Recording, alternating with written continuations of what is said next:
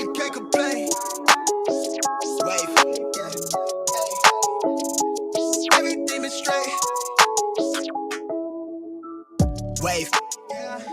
I'm in it for keepsake. In the field with the cleat lace. Beat fruit with the bare face and a slick tongue, that's what she say. She look good, she a big tease when she bite lip with the wink face. Hella bad when she throwing it back. She bring out my way for the team play. For Pete's sake, I'm above average, I padded my stats. I gotta matter what he say. I'm the 2010 young LeBron James off the backboard, type of bad boy. Hold it down for the task force. If I run his face, then you ask for it. Niggas cross need to laugh more. I keep it 100 on dashboard. The live show needed passport, cause the beat bounced to the cap torn. Feel like I live it fast forward, but I asked for it. Misfit got a quick lit on a crash course from the tattered garment to the tabloid. Spoke how I live it into existence. Might be ahead of myself, but the bank account did drop up a couple figures. Feel like nobody could fuck with us. I'm a flight risk. I play among the stars in the Hollywood Hill, the space station couldn't even get in touch with me. Praise faith that I stuck with it. Wave. No, I really can't complain. Everything is straight. I've been on the wave. Where everything I say turn into the real thing. I tell her run it up, cause you know it ain't a thing. We made it out the slums with the words on the page. Everything is straight. I've been on the wave. Where everything I'm saying turn into the real thing. I've been living like I'm famous. Like I don't show my face, as I'm jumping on the stage. Like I'm living in a daydream. Thoughts and imagination. She only want me when she fake. She quick to tell me I'm her favorite. She ain't told no lie, she love it when I catch my cadence. She gone off the deep end, pull up every weekend. I hate to let her down, but I'm in a fast life, so they never slowing me down. Heart rate, dripping like an no sleep out. How you switch up, you always help me down. Wonder why I turn into a cold of me now. It could be worse, right? I got where I'm at without no work-life balance. You tell me that it's love, but I'm knowing that it's madness. Squad with me, God, cut us from the same fabric. No, I really can't complain. Everything is straight. I've been on the wave. But everything I say turn into the real thing. Tell them run it up, you know it ain't a thing. We made it out the slums with the words on the page. Everything is straight. I've been on the wave. Where everything I'm saying turn into the real thing.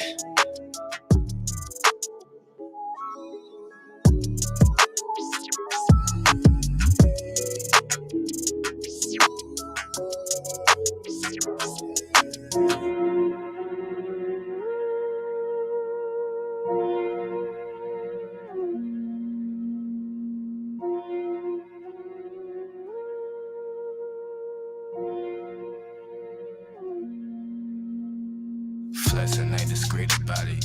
Extra, extra read about it. Say you wanna beef about it. We gon' come and see about it. Flexing ain't discreet about it. Extra, extra read about it. Say you wanna beef about it. Find out nothing sweet about it. Flexing ain't discreet about it. Extra, extra read about it. Say you wanna beef about it. We gon' come and see about it. Flexing ain't discreet about it. Extra, extra read about it. Say you wanna beef about it. Find out nothing sweet about it. Look, mile like 3-6 pulled up, ski trip cold winter. All my eating good, I remember when we had no dinner. West side, east side, no side, both sides with me. Check, come and check, leaving flex season 12, come and get me. Gear up to run around high speed, chasing all the big bags. Bending corners, bending rules, bending necks, gear up the whiplash. Slide through hot knife, warm butter storm, gutter drain lane.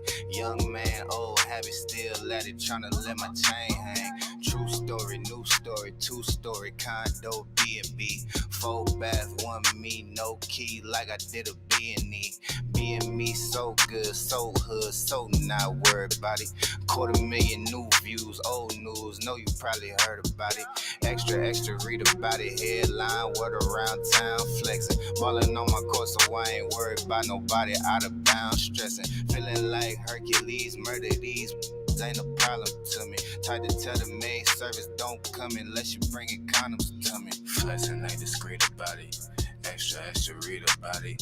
Say you wanna beef about it. We gon' come and see about it. Flexing ain't discreet about it. Extra, extra read about it. Say you wanna beef about it. Find out nothing sweet about it. Moving, shaking, coming down, tipping. Stacking, racking, money, power flipping. Moving, shaking, coming down to me. Stacking, racking money, power flipping. Moving, shaking, coming down to me. Stacking, racking money, power flipping. Moving, shaking, coming down to me. Stacking, racking money, power flipping.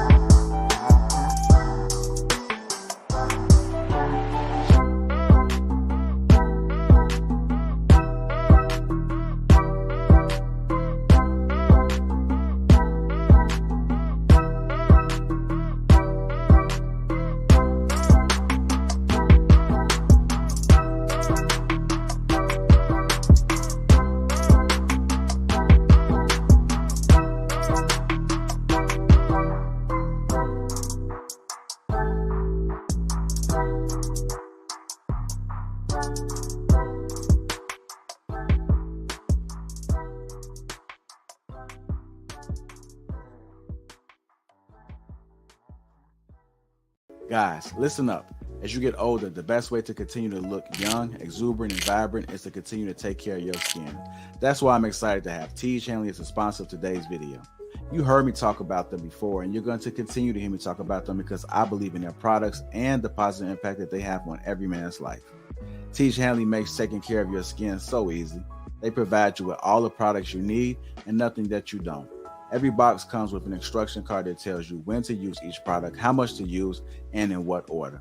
Lapeef family, I must admit, skincare wasn't always something I always focused on, but since I started using this system, I've seen improvements in the way my skin looks and feels. And you don't have to take my word for it. They have over 5,000 5-star reviews on their website from satisfied customers from around the world. I recommend you start with the level 1 system, which comes with all the basics: a daily face wash, an exfoliating scrub, an AM moisturizer, and a PM moisturizer. In addition to amazing skin, members of Teej Hanley get tons of benefits, including at least 20% off retail price, the ability to customize your box, pause or cancel at any time, and free US shipping. And because Teej Hanley is sponsoring today's video, they're offering my viewers a great deal. Just click that first link in the description and you'll get 30% off the first box plus the free gift. Seriously, that's an amazing deal. Even though it's too early, as I often say, it's never too late. Click that link and get started today. Let's just have a conversation.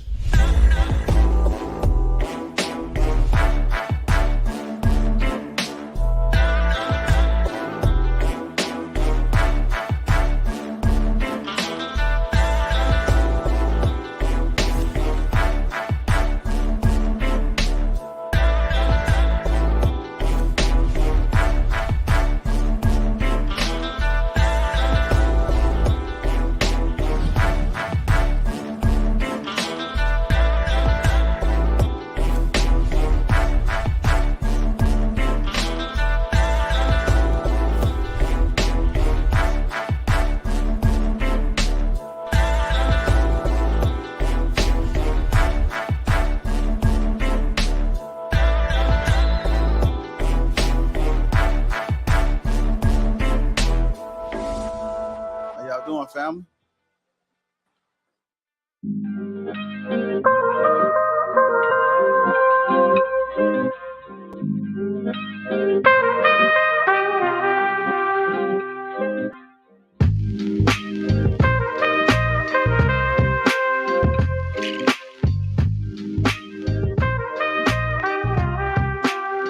What's going on, family? Welcome to Lapeef Let's Talk. Introduce the crew. We got Mr. Logic.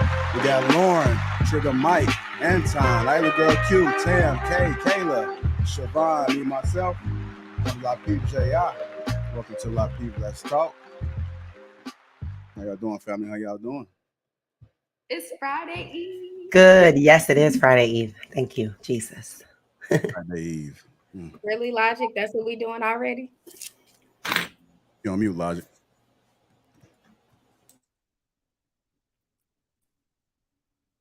Still on mute. There you go. I'm sorry. I'm like Mr. Let Go. I'm rocking shades at night in the fucking house like a fucking retard. So nobody better not say to me, nothing in the chat, I got my retard energy tonight. All right, there you go, Logic. I see that line and Logic looking crispy over there, brother. Yeah. Best barber in DC. Yeah. I remember when I had hair. Ladies, you guys look lovely as usual. Smile, okay? What's up? I see you over there thugging it. Gentlemen, you guys looking all right. I think the proper way to say is you guys look all right. I can't, compliment you guys like that, but good to have you guys back. Before we get the show started, shout out to the sponsor, Teej Hanley. Again, make sure you guys feel the Teej. That link is pinned to the top of the chat. If you haven't already, hit the like button. Also, make sure you subscribe to the channel. Subscribe to the channel. How was everybody week so far? Smooth? Long? Very long. I can tell, Tam. It says it all in your face. Listen, we got audits going on. It's been a long day in the office. It's end of the year for me, Tam. So fourth quarter. So yeah, so crazy. Yeah. Tam, I don't know if you want to fix your camera. You're sitting a little bit tall there. Yeah, I don't know if you can lower your seat or something. I mean, No, it's I good. haven't. My setup, I haven't done anything different to my setup. Maybe because I'm actually sitting up how I'm supposed to be sitting instead of like this. Or you want us to see them titties? Logic. Get out. Easy, logic. See, look, let me sit up here so you can. Look, Trigger Mike looked like he ain't got them one of them kindergarten chairs, and Tam looked like she had a high chair. So I don't know what the fuck going on.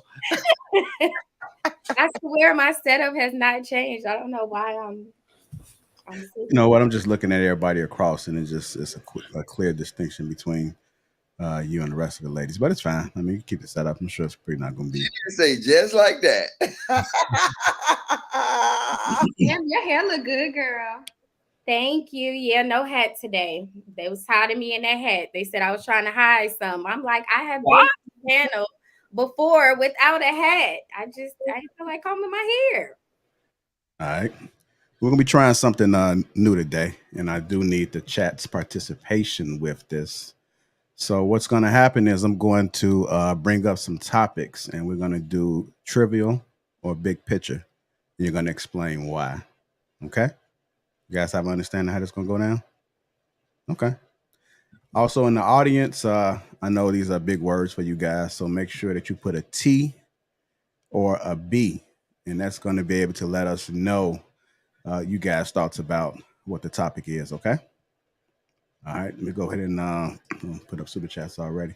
Let me go up and bring the first topic again, trivia or big picture, and make sure you explain why, whichever position that you guys decide to take.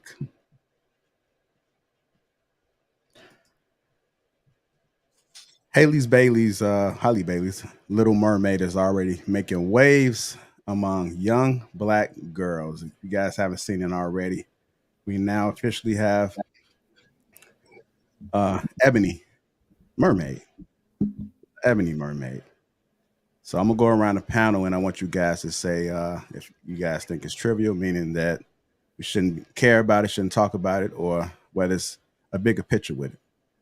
All right, I'm gonna start with you first, Mr. Logic. The niggas mad that they got what they want. They begging white folks to be in movies. They begging white folks to do everything. You finally give a nigga what they want, and they whining bitch. Trivia as fuck. I don't give two fucks what these niggas say. I'm telling you, they should blow these niggas up. I don't know. It's trivia as a bitch, man. I'm sorry. Go ahead, Lord. I'm done. Wait, who's whining though? I'm confused. Hold on. Who's whining? No, so there have been a lot of people. Yeah, they've been saying like, oh, like, you know, Ariel was white. Why did we have no? Well, no, not black people. Logic is saying like there were particular white people on like Twitter and Instagram like making comments and basically saying like, why do we care about this black girl? And you know, the Little Mermaid was white and everything, and it was trash. It was. Oh, okay. Oh. Okay. So Mr. Logic says it's trivia. I'm gonna go to you, Kayla. You say it's trivia, a big picture, and explain why.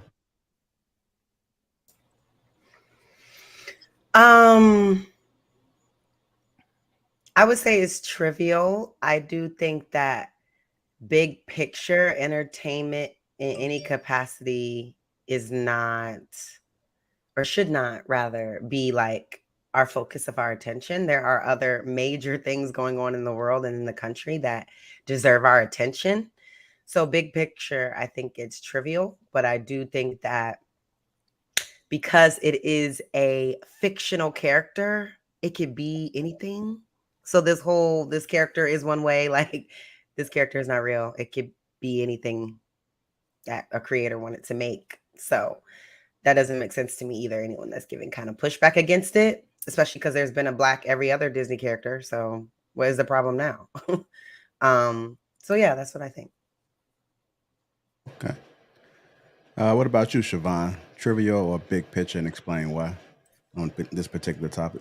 Yeah, I think big picture definitely for this one. And you have so many of our black young girls that are looking at Halle and saying, hey, I can be like her one day. you know?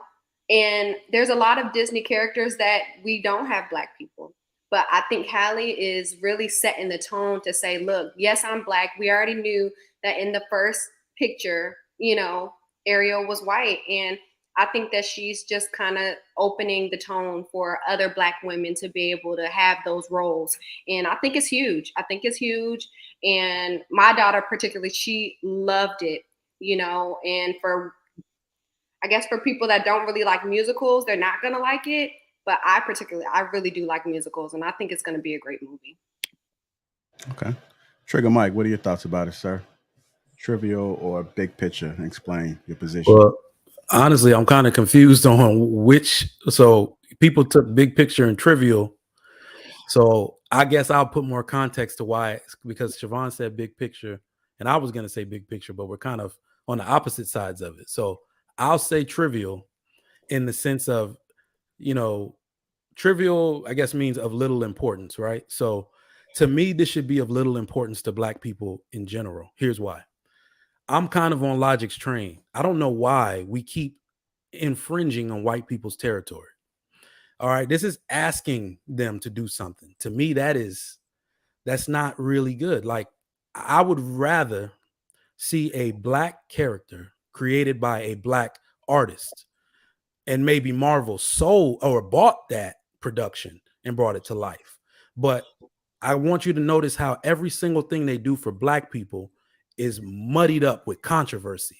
So the little girls you were talking about, Siobhan, can't even truly enjoy it without that Mr. Controversy attached to it. That's because you're infringing on someone else's creation. It'll never not be that way. So I'm gonna say this should be trivial to Black people in general. We should be bringing to life our own characters, our own comic books. There should be Black Panther should have been a Black creation or something of the equivalent. So that's how I feel about it. Okay. Go to Island Girl Q. What are your thoughts about it? Trivial or big picture? I'm not gonna lie. I was at first saying big picture, but how Mike broke it down makes sense. But honestly, I think Courtney Michelle said this on her live. And if you look on TikTok, seeing little kids, well, I don't watch cartoons, seeing little kids just so happy to see a Black girl in a cartoon was just so major, because that usually doesn't happen, right? So I think it's a little trivial, yeah, of course, but that's a step up, like seeing a Black character in a cartoon movie like that. But what Trigger Mike was saying, I fully agree on that standpoint, right? It should be Black producers and directors coming up with characters like this, Black Panther and all of that, because it's a bigger impact on a bigger scale when it's something like that. Okay. Anton, what are your thoughts about it, sir? Halle Bailey's Little Mermaid is already making waves among the young Black girls. Would you say that it's trivia or big picture, and explain why? It's only big picture to niggas, because niggas always want some acknowledgement.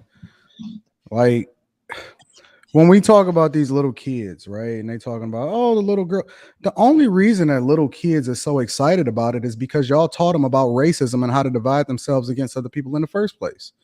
Kids don't even see racism until they see what happens in their own household, and then they start to develop this mentality and this trauma that's been passed down to them from other people, especially in this society, that haven't even really experienced any real racism in their life in the first place.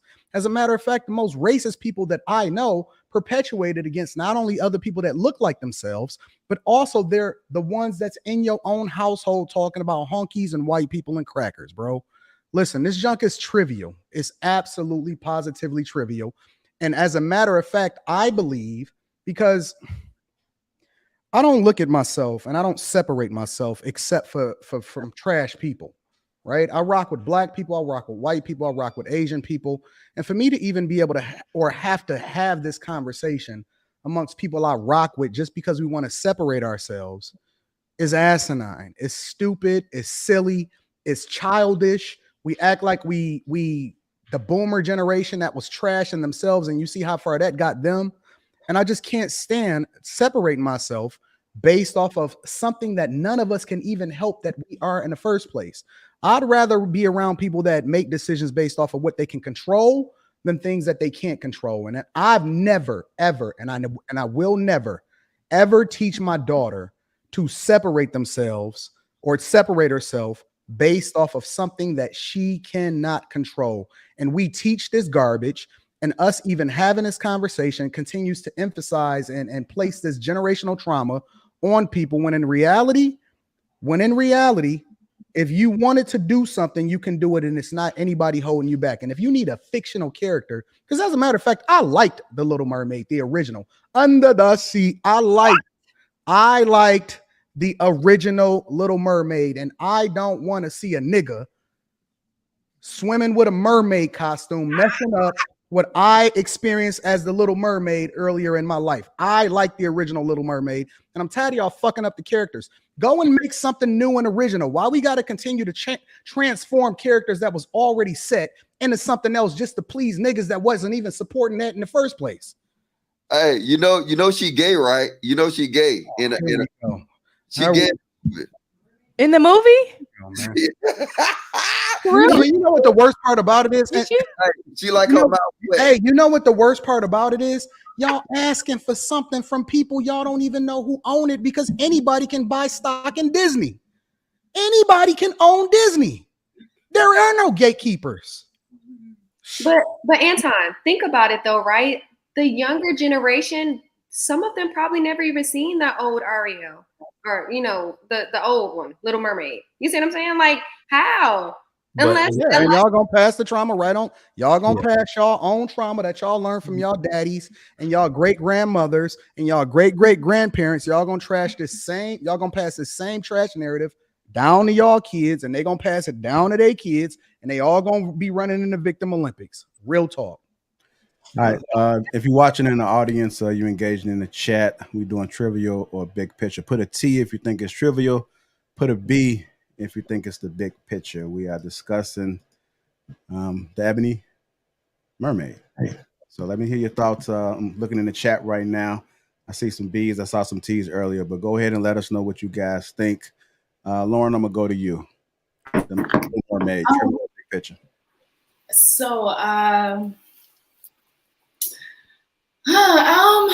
I would say trivial. I was leaning more towards big picture earlier, but listening to what everyone's saying, a lot of people make a lot of valid points. But I would say trivial simply because, to Anton's point, I mean, we could easily create a new person, have an original character that would be based upon whatever story we decide to tell. However, if we're just taking amalgamation of whatever story was sold to us by Disney or whatever and just try to revamp it, I would say it actually dampens our culture, because now we're telling a story. We just have a blackface telling the same story that white people have been telling for however long they've been telling it. I think it would be more important. Two things I would say is more important. One, keeping in mind that this is a fairy tale. This is a fantasy. This is not real life. So even if these young children are watching this and they're getting excited, I think it's important to also have a conversation with the child and say, hey, just FYI, you put it in child's terms, right? FYI. This is not a real thing.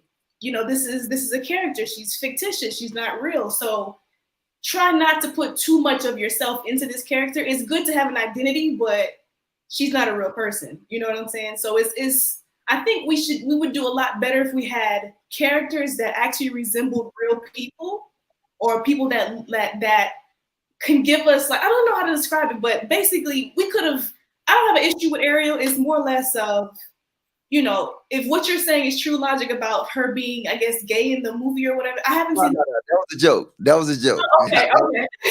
That was good though. She didn't get it. She like water in her mouth. All right, don't worry. Go ahead. Wow. But even that, and I'll wrap this point up. But even that is funny because, like, even the story of Little Mermaid is actually a really dark story. It has a dark history to it, but we don't talk about that part. We just make it all nice and pretty, puppies and rainbows and stuff of that nature. So, I mean, if you know the story, if you know how to make sure that your child is aware of the realities around him or her, then that's important. But hey, whatever. Lauren, they should have made it more realistic. Like, they should have put the characters how we do it in modern society. Ursula should have been a black woman with a bonnet on her head. King Triton should have been King Triton should have been a black man. That if we want to make it real, a black man battling Ursula that got a bonnet on her head that walked into the grocery store, right? Ariel should have been from the Dominican Republic because we all know all of the black men is going over to the Dominican Republic and trying to get them. So that's who Ariel should have been, right? If we gonna make it real, let's make it real. And the crab should have been the rappers because we all know that they crabs in the bucket. We all know that them the ones that's trying to keep us down. That's what we should have did. Your cap. See, this is why Ariel should never be a black woman because she don't want to get her weave wet. You know this. You know, half of these black kids grow up, these black children never jumped in the swimming pool because their mama didn't strain their hair. Go to the day party. You can see that. You know damn well that's a role a black woman as a fucking mermaid. Nigga, can you imagine they mama, the mermaid mama? Like, did I tell you not to get that hair wet? You know, under the sea. Yes. Wait, do y'all think this same way about Black Panther? I don't care. I just wanted it to be a good movie. I don't care. Nah, Black Panther was created with all black characters, not the same narrative. You know what I mean? Okay. I have to agree with Anton. As far as like the original is everything. I love the original. Like still one of my like favorite little cartoon Disney movies to this day. And usually when they try to do these remakes, they be so trash. So I think if parents want their children to really see the originals, it's your job as a parent, especially if that was your childhood, to show them these original movies, and so they can, you know what I'm saying, so they can get an understanding for what it truly is. But Tam, the dope which ones are trash? The dope part about Black Panther, the dope part about Black Panther, Tam, and what made it dope was that Black Panther wasn't something that had to be transformed from what it originally was. He was originally black, like he was originally King T'Challa. You know what I'm saying? And so it's like, yo, let's just rock with that. Like we gonna go with the originally created character. The same way they created Princess Tiana, it's like they could have created a whole new Disney princess. What if? But what I think what people are missing too from the point of all of this is that they want the black dollar. Why not give us a remake of a black Disney princess? Because we know black people love to see it. So we finna go out and we finna go support. Come up with an original, its own original character. It don't have to be a remake.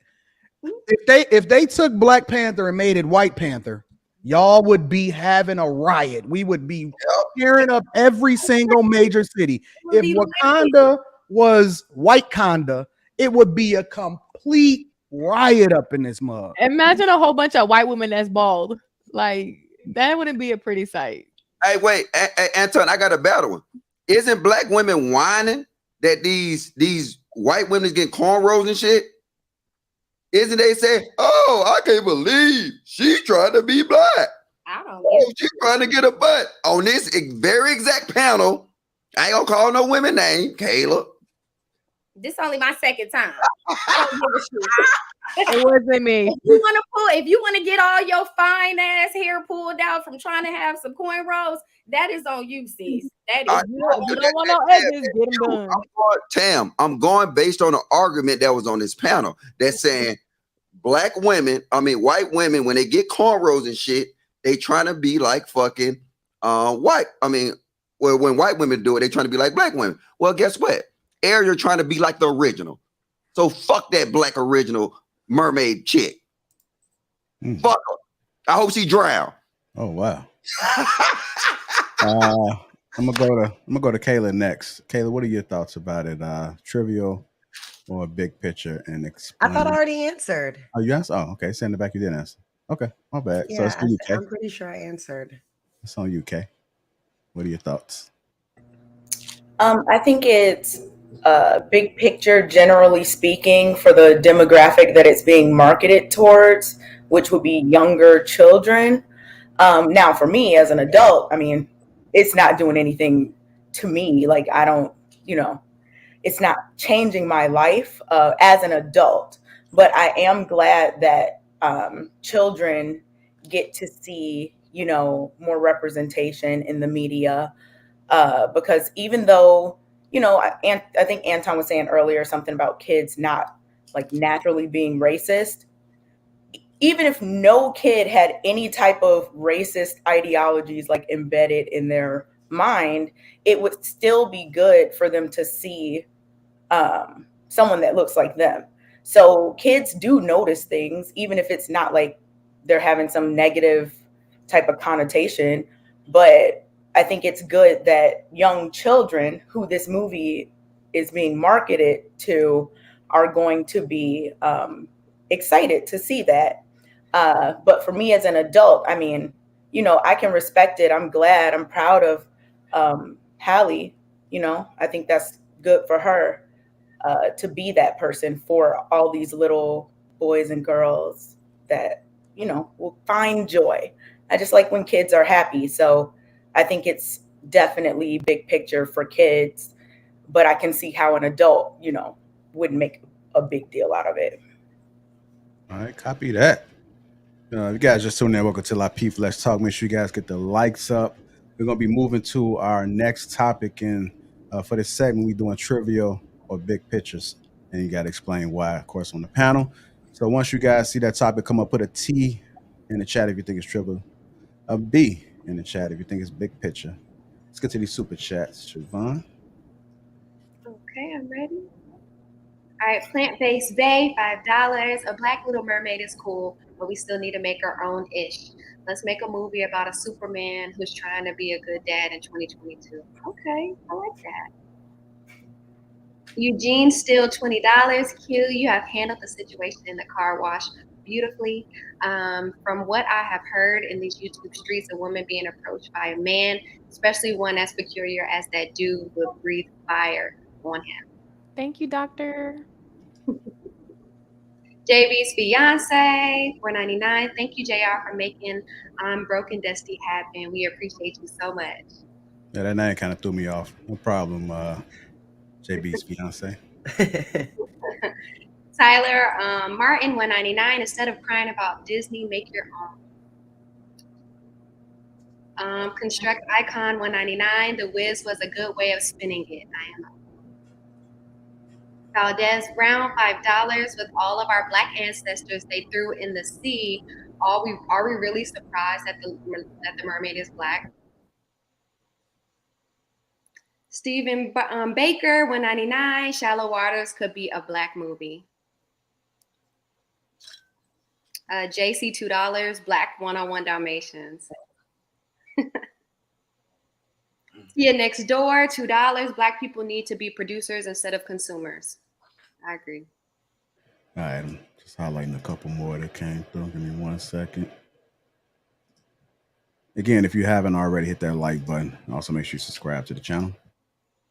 Christopher J, $1.99. Symbolism is for children. This is trivial as Noble Xavier Rosum, $4.99. What if they remake Color Purple for white people? Pound Color Blue. Niggas will go crazy. Dove Will, $5. Here's an idea. Instead of worrying about positive representation in media, we worry more about positive representation in the home. Queen Amez, $4.99. Have y'all forgot that white people have recreated black characters into white characters as well? Rebellious Videos, $2. Logic woke up and chose violence. LOL. Shout out to Lapeef. All right.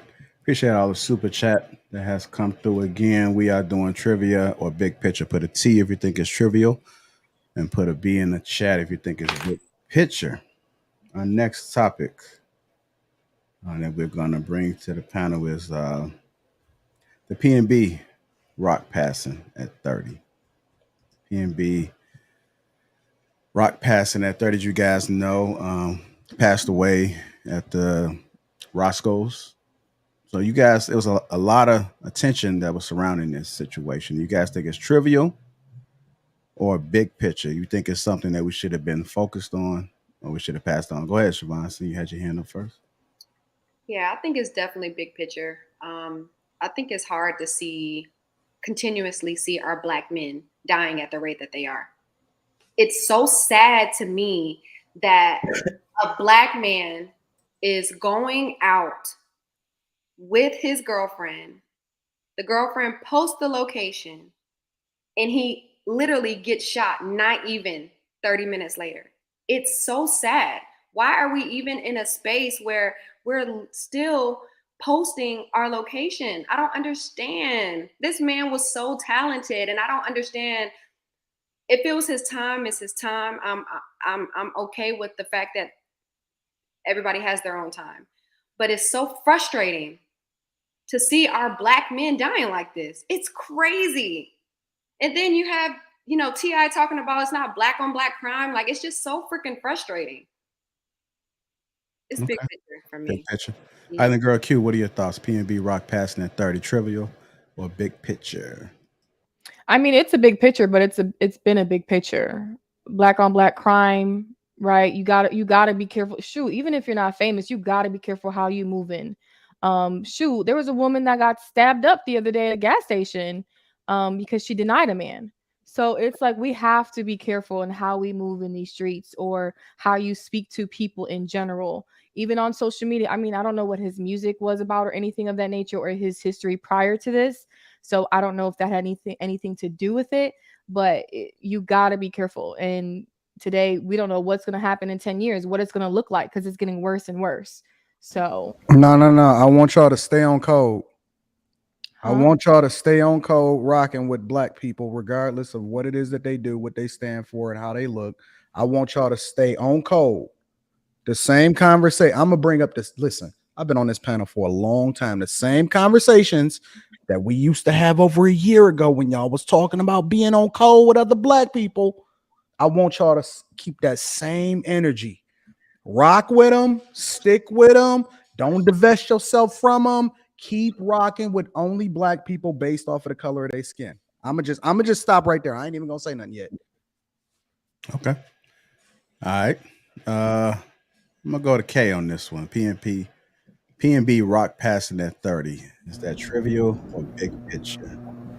Why? So I don't know who that person is, but just in terms of the state of our community as it relates to, certain acts of violence and things that are committed amongst each other, due to whatever factors are at play, I think that's a big picture. I think there are many variables that need to be addressed, and I think that we all need to be working towards the betterment of our community. All right, so you said big picture or trivia? I didn't hear that part.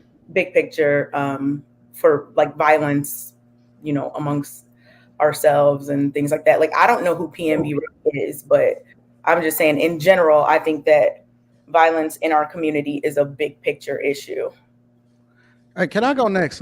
I can't contain myself. I'm sorry. Where's Black Lives Matters? Where's Jesse Jackson? They haven't said anything actually about that.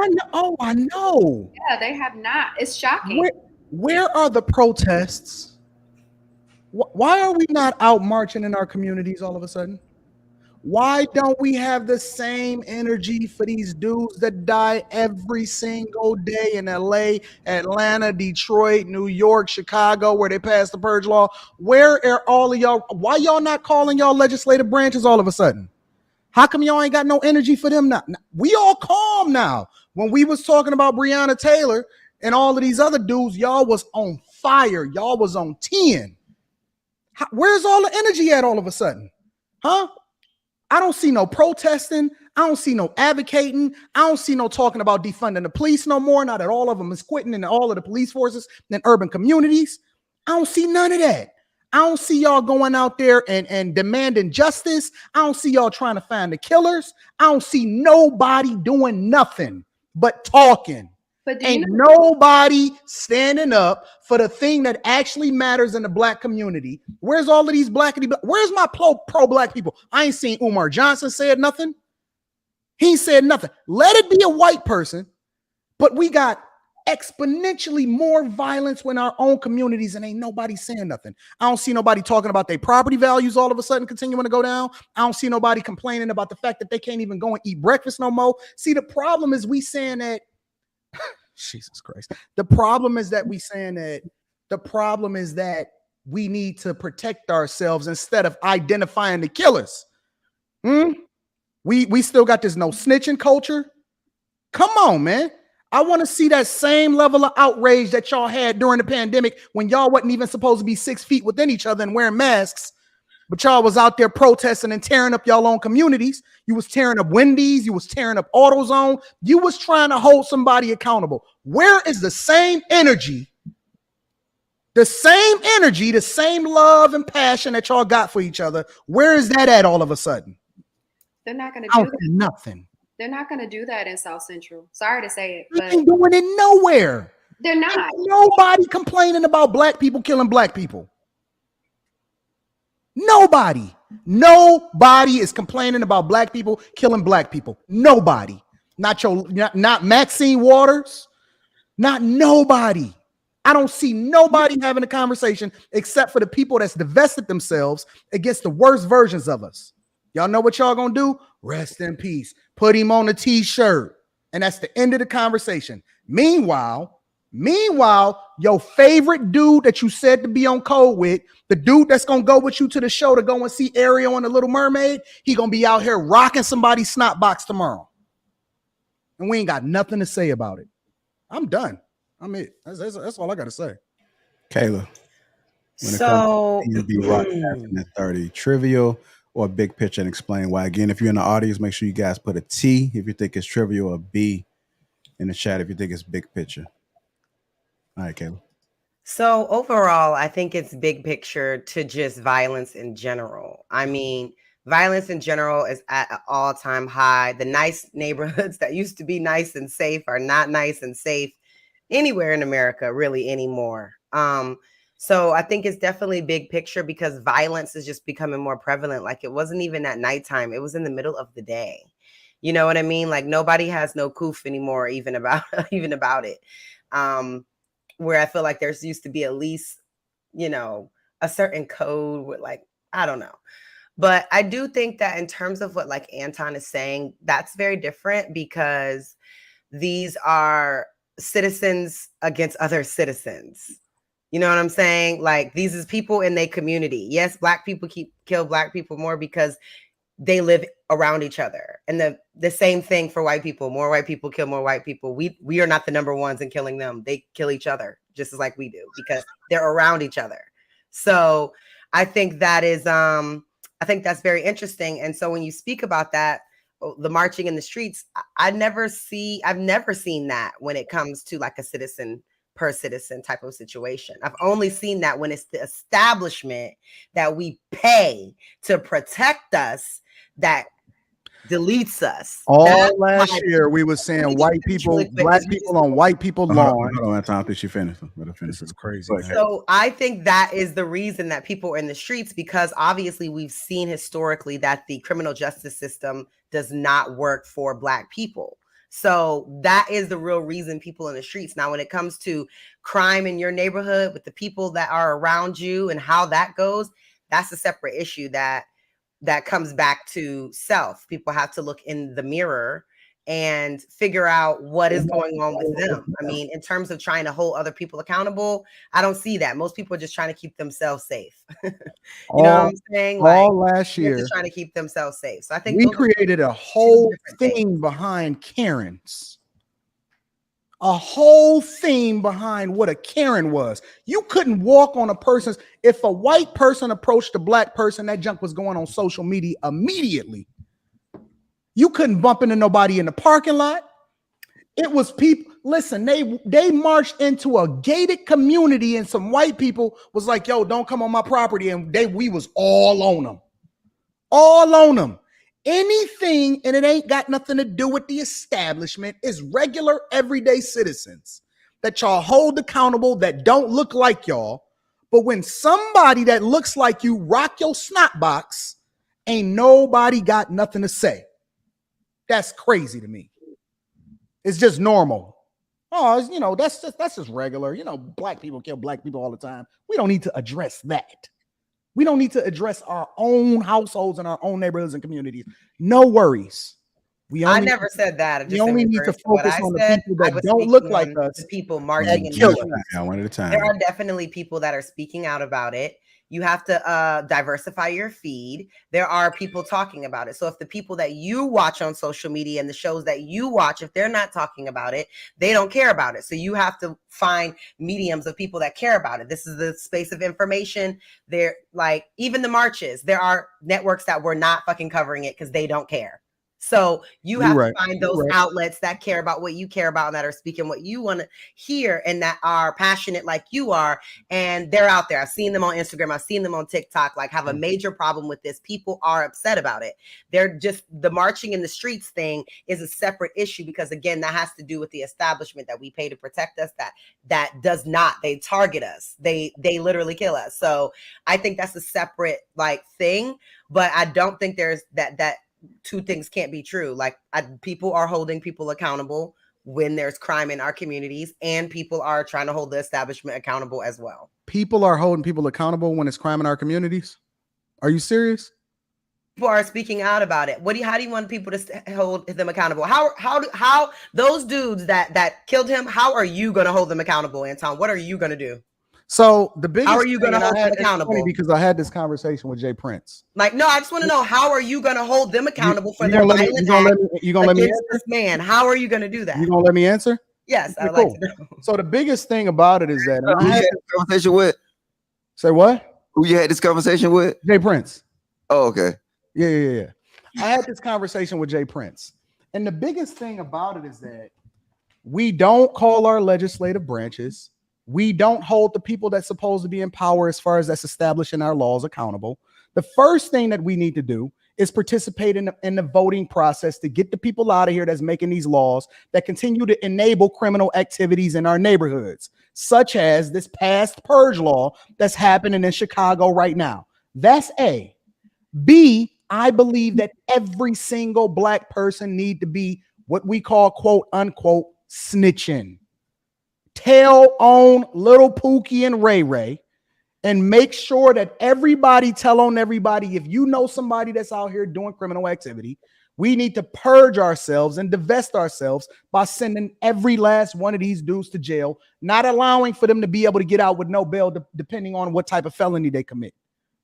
That's how I'm holding it accountable, is that I'm actually participating in my community, right? A. And then B, I'm making sure that I use my platform to advocate for other people to do the same.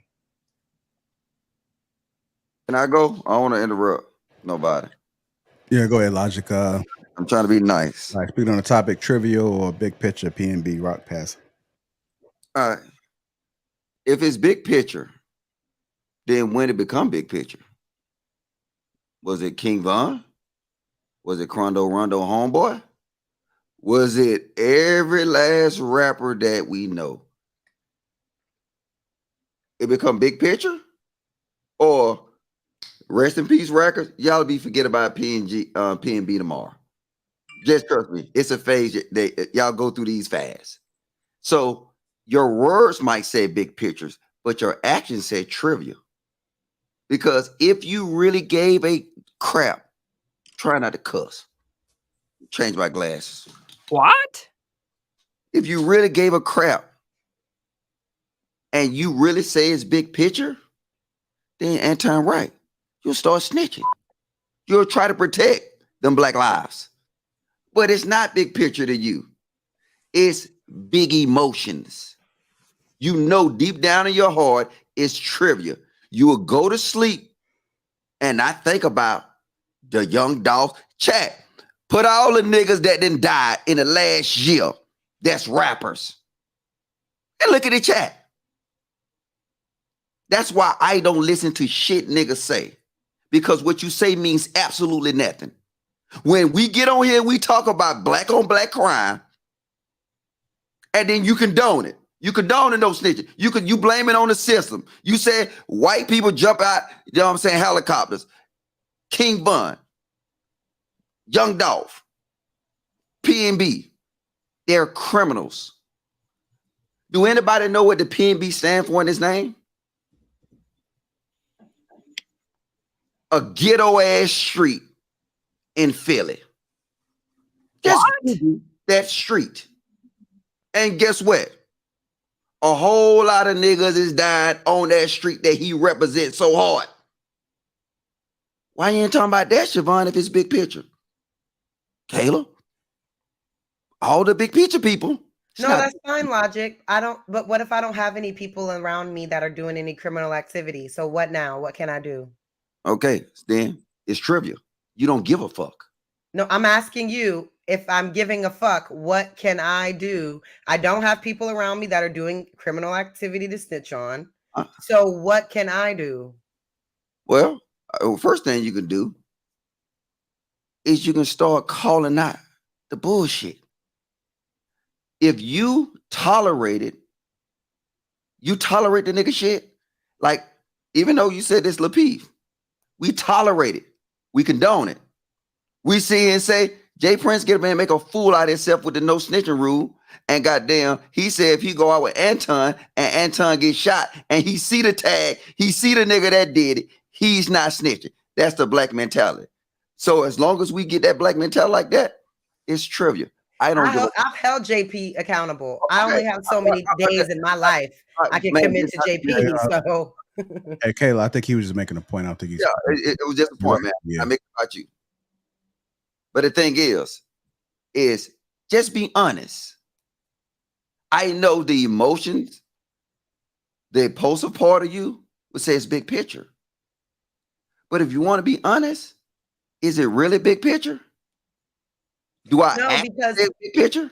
No, because we could call it out on this show, but those people on the block, they don't give a fuck about this show. Hold on, Kayla. Let him finish. They don't. That's what I'm saying. Like, Kayla, y'all are saying stuff that sounds good, but in reality, do you really think they care about this show? Kayla, you gotta let him finish. You know, the same courtesy that I gave you, we got to give it to Logic as well. Go ahead, Logic. Yeah. Before I got interrupted, I'm saying, let me gather my nigga thoughts back. Thank you for being respectful, Kayla. But I'm all about actions. Everybody on here and everybody haven't went, but the people who say this big picture, Siobhan live where I live at. Niggas die every day, B. Is it big picture, Siobhan? In DC? Be honest. I think, I don't know. So I'm kind of conflicted with that. And the reason why I am is because I guess it kind of takes back to what you just said about people just not doing anything, because it happens every day, if not every couple hours or so. So I understand where you're coming from. I still stand on my bigger picture wise. I just wish that people would just kind of open up and kind of do a little more in the community, because honestly, everybody that's in the community, they really don't want to do the wrong things. They just feel like that what they're doing is like, you know, either for their people or like whatever. And it's sad. It saddens me. Yeah. And I go to wrap it up. Because I want to hold the mic. I want to roast the niggas who says big picture. But think about this. Before you answer and say it's big picture, do your action say it's big picture or your action say it's trivia and you don't give two fucks? I'm done.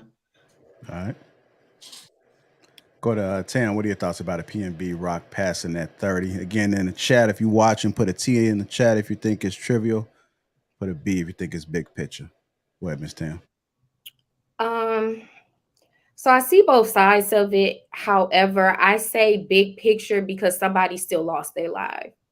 You know, there's two little girls that don't have a father anymore. So when I say big picture, I think about it in that aspect of it. And I say big picture as well because it should be a learning lesson for, you would think, the other rappers that's in the industry. Like, take notes. How many of y'all gotta die for y'all to start taking heed of like how to move in these cities, and you're a walking target?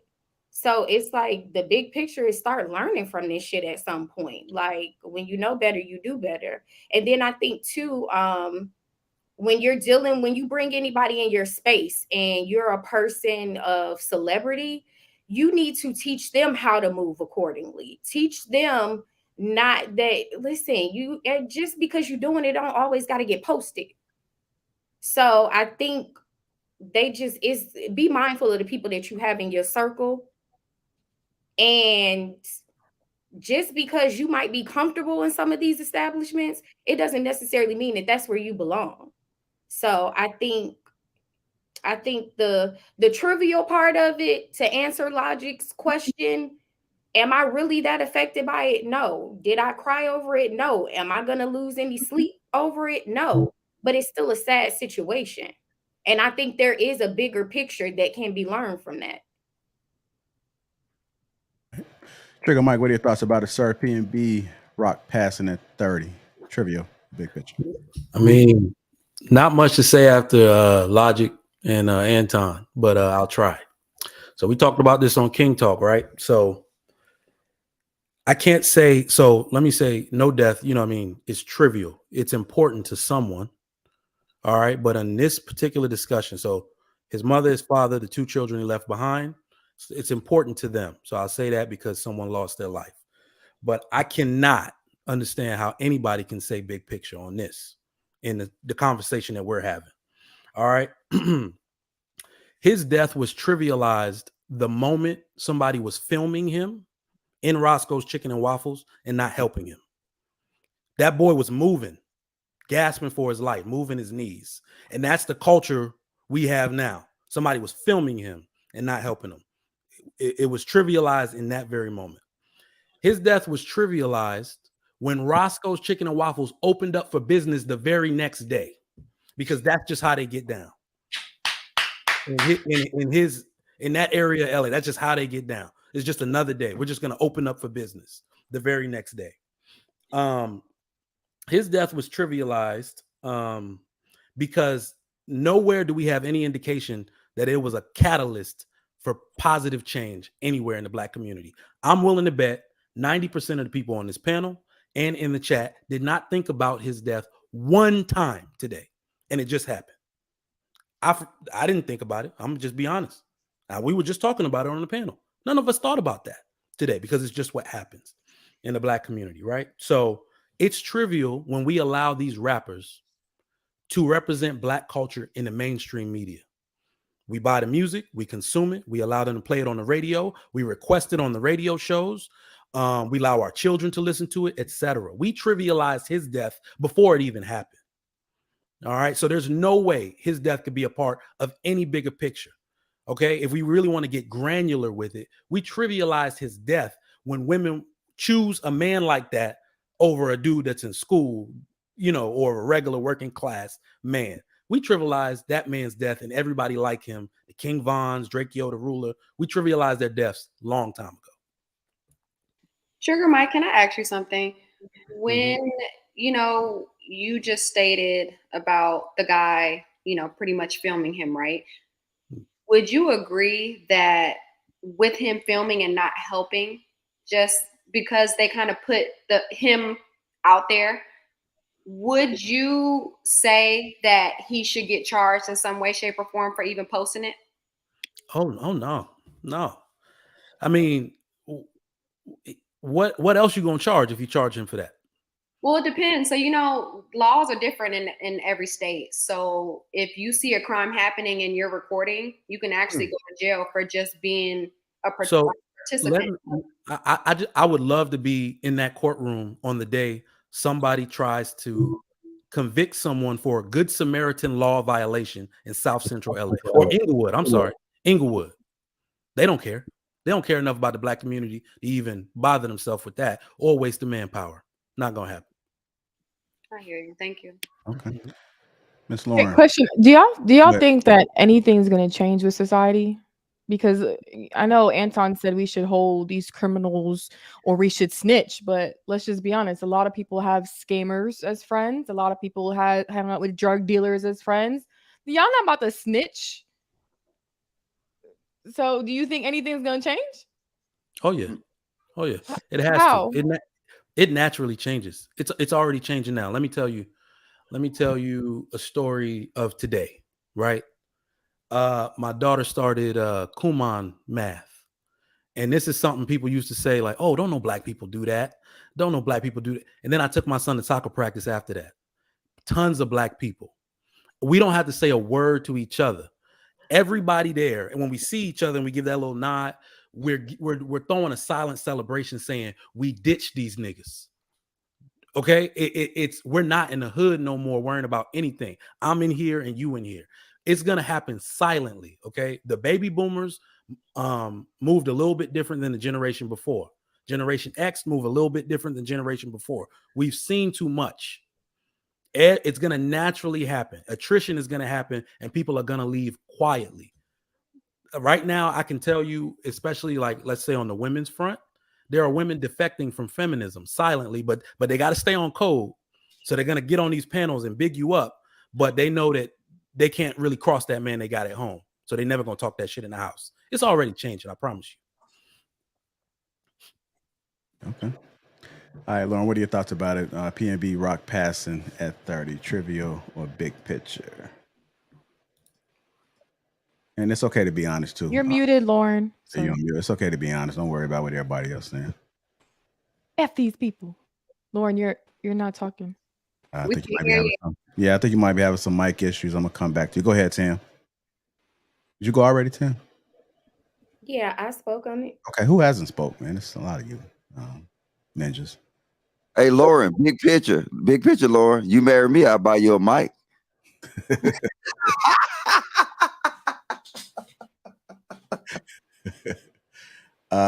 Go ahead and try it again, Lauren. Go ahead. I think you might got to go back out and come again because I think we had this. Go ahead, Kay.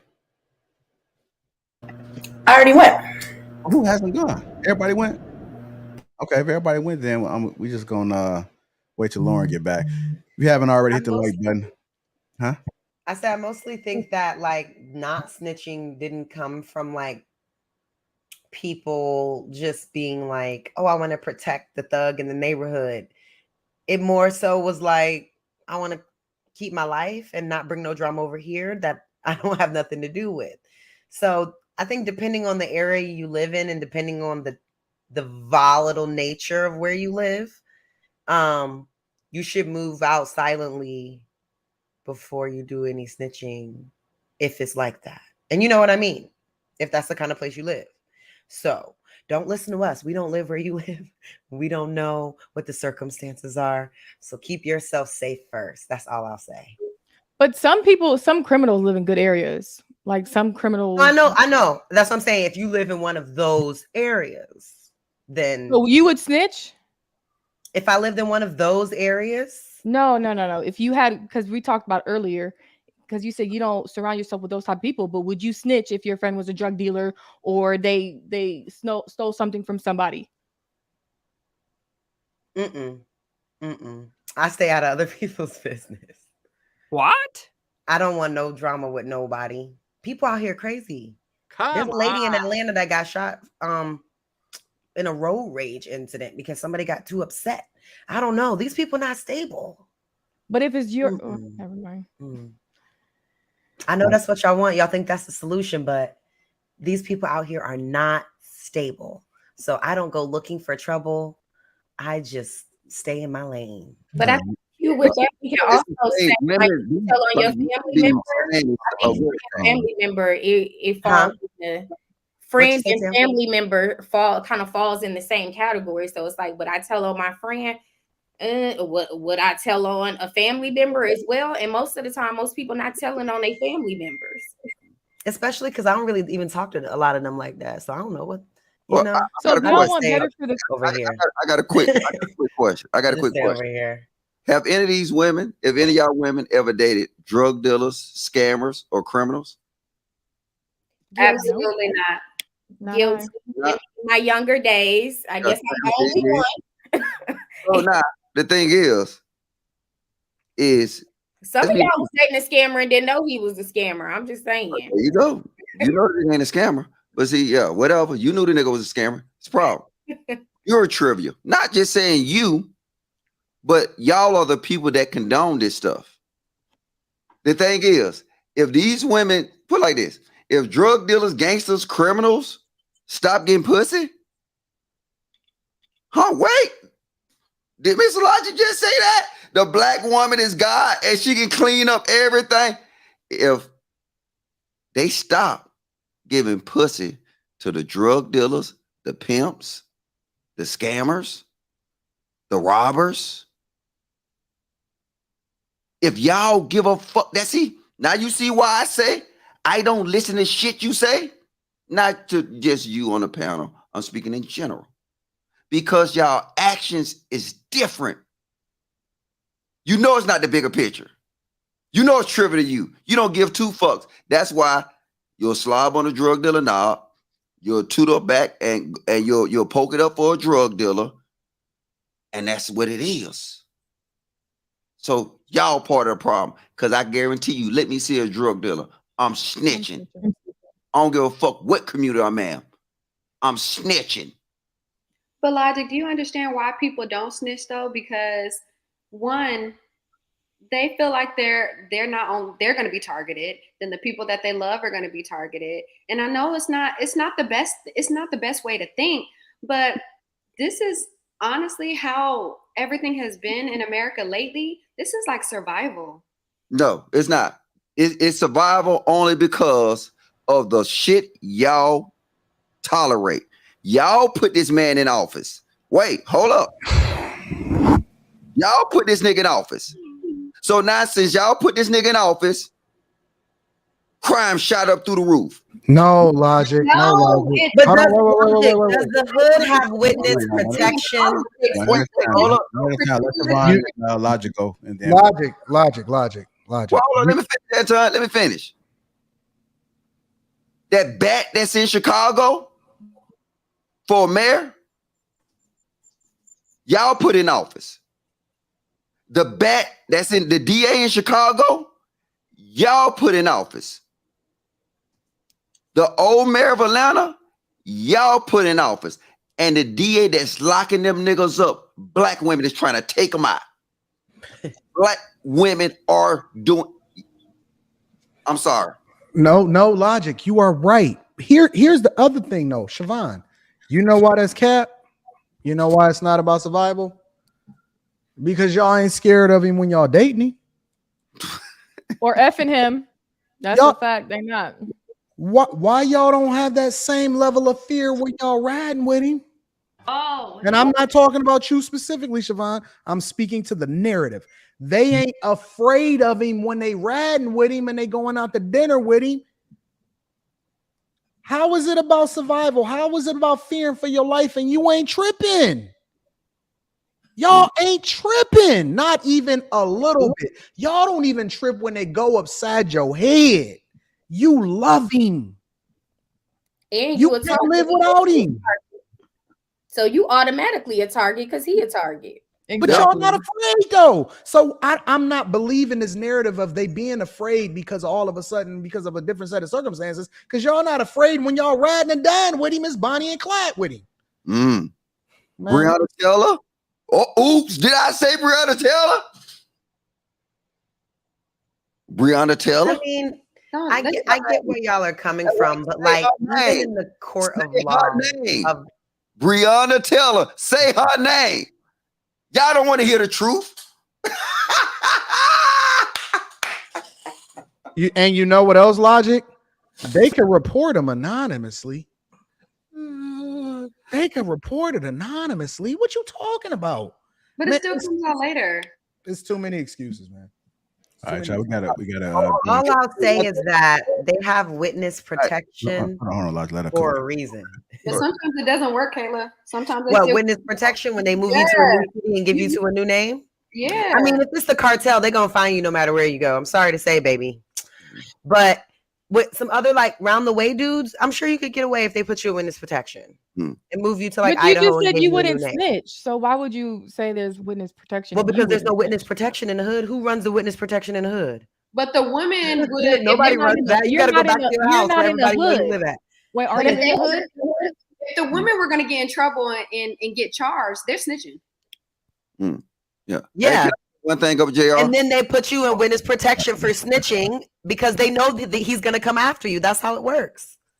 They're not going to send you back to your house or your mama's house where he know that you live. Like, come on. That's why I go back to like my a RICO, hotel if room, it's a Logic. big thing, like it's like a RICO charge or something like that, they not playing. Logic. That's why when they be like, they be playing Anton, with you it. They going not out in the playing. streets, I'm going back to my hotel. I'm catching the first thing smoking. I'm going home. I'm going to my hotel room. I'm going home. I don't want to be around nobody, bro. Because You I ain't missed don't nothing know. going out. I don't know what's going on out here, and I don't want to know, bro. I just want to put one thing out there, because these little rat terrorist women been hitting up in my DM talking some Mr. Logic against drugs but smoke weed. It's medical marijuana, and guess what? It's free. Stupid mother.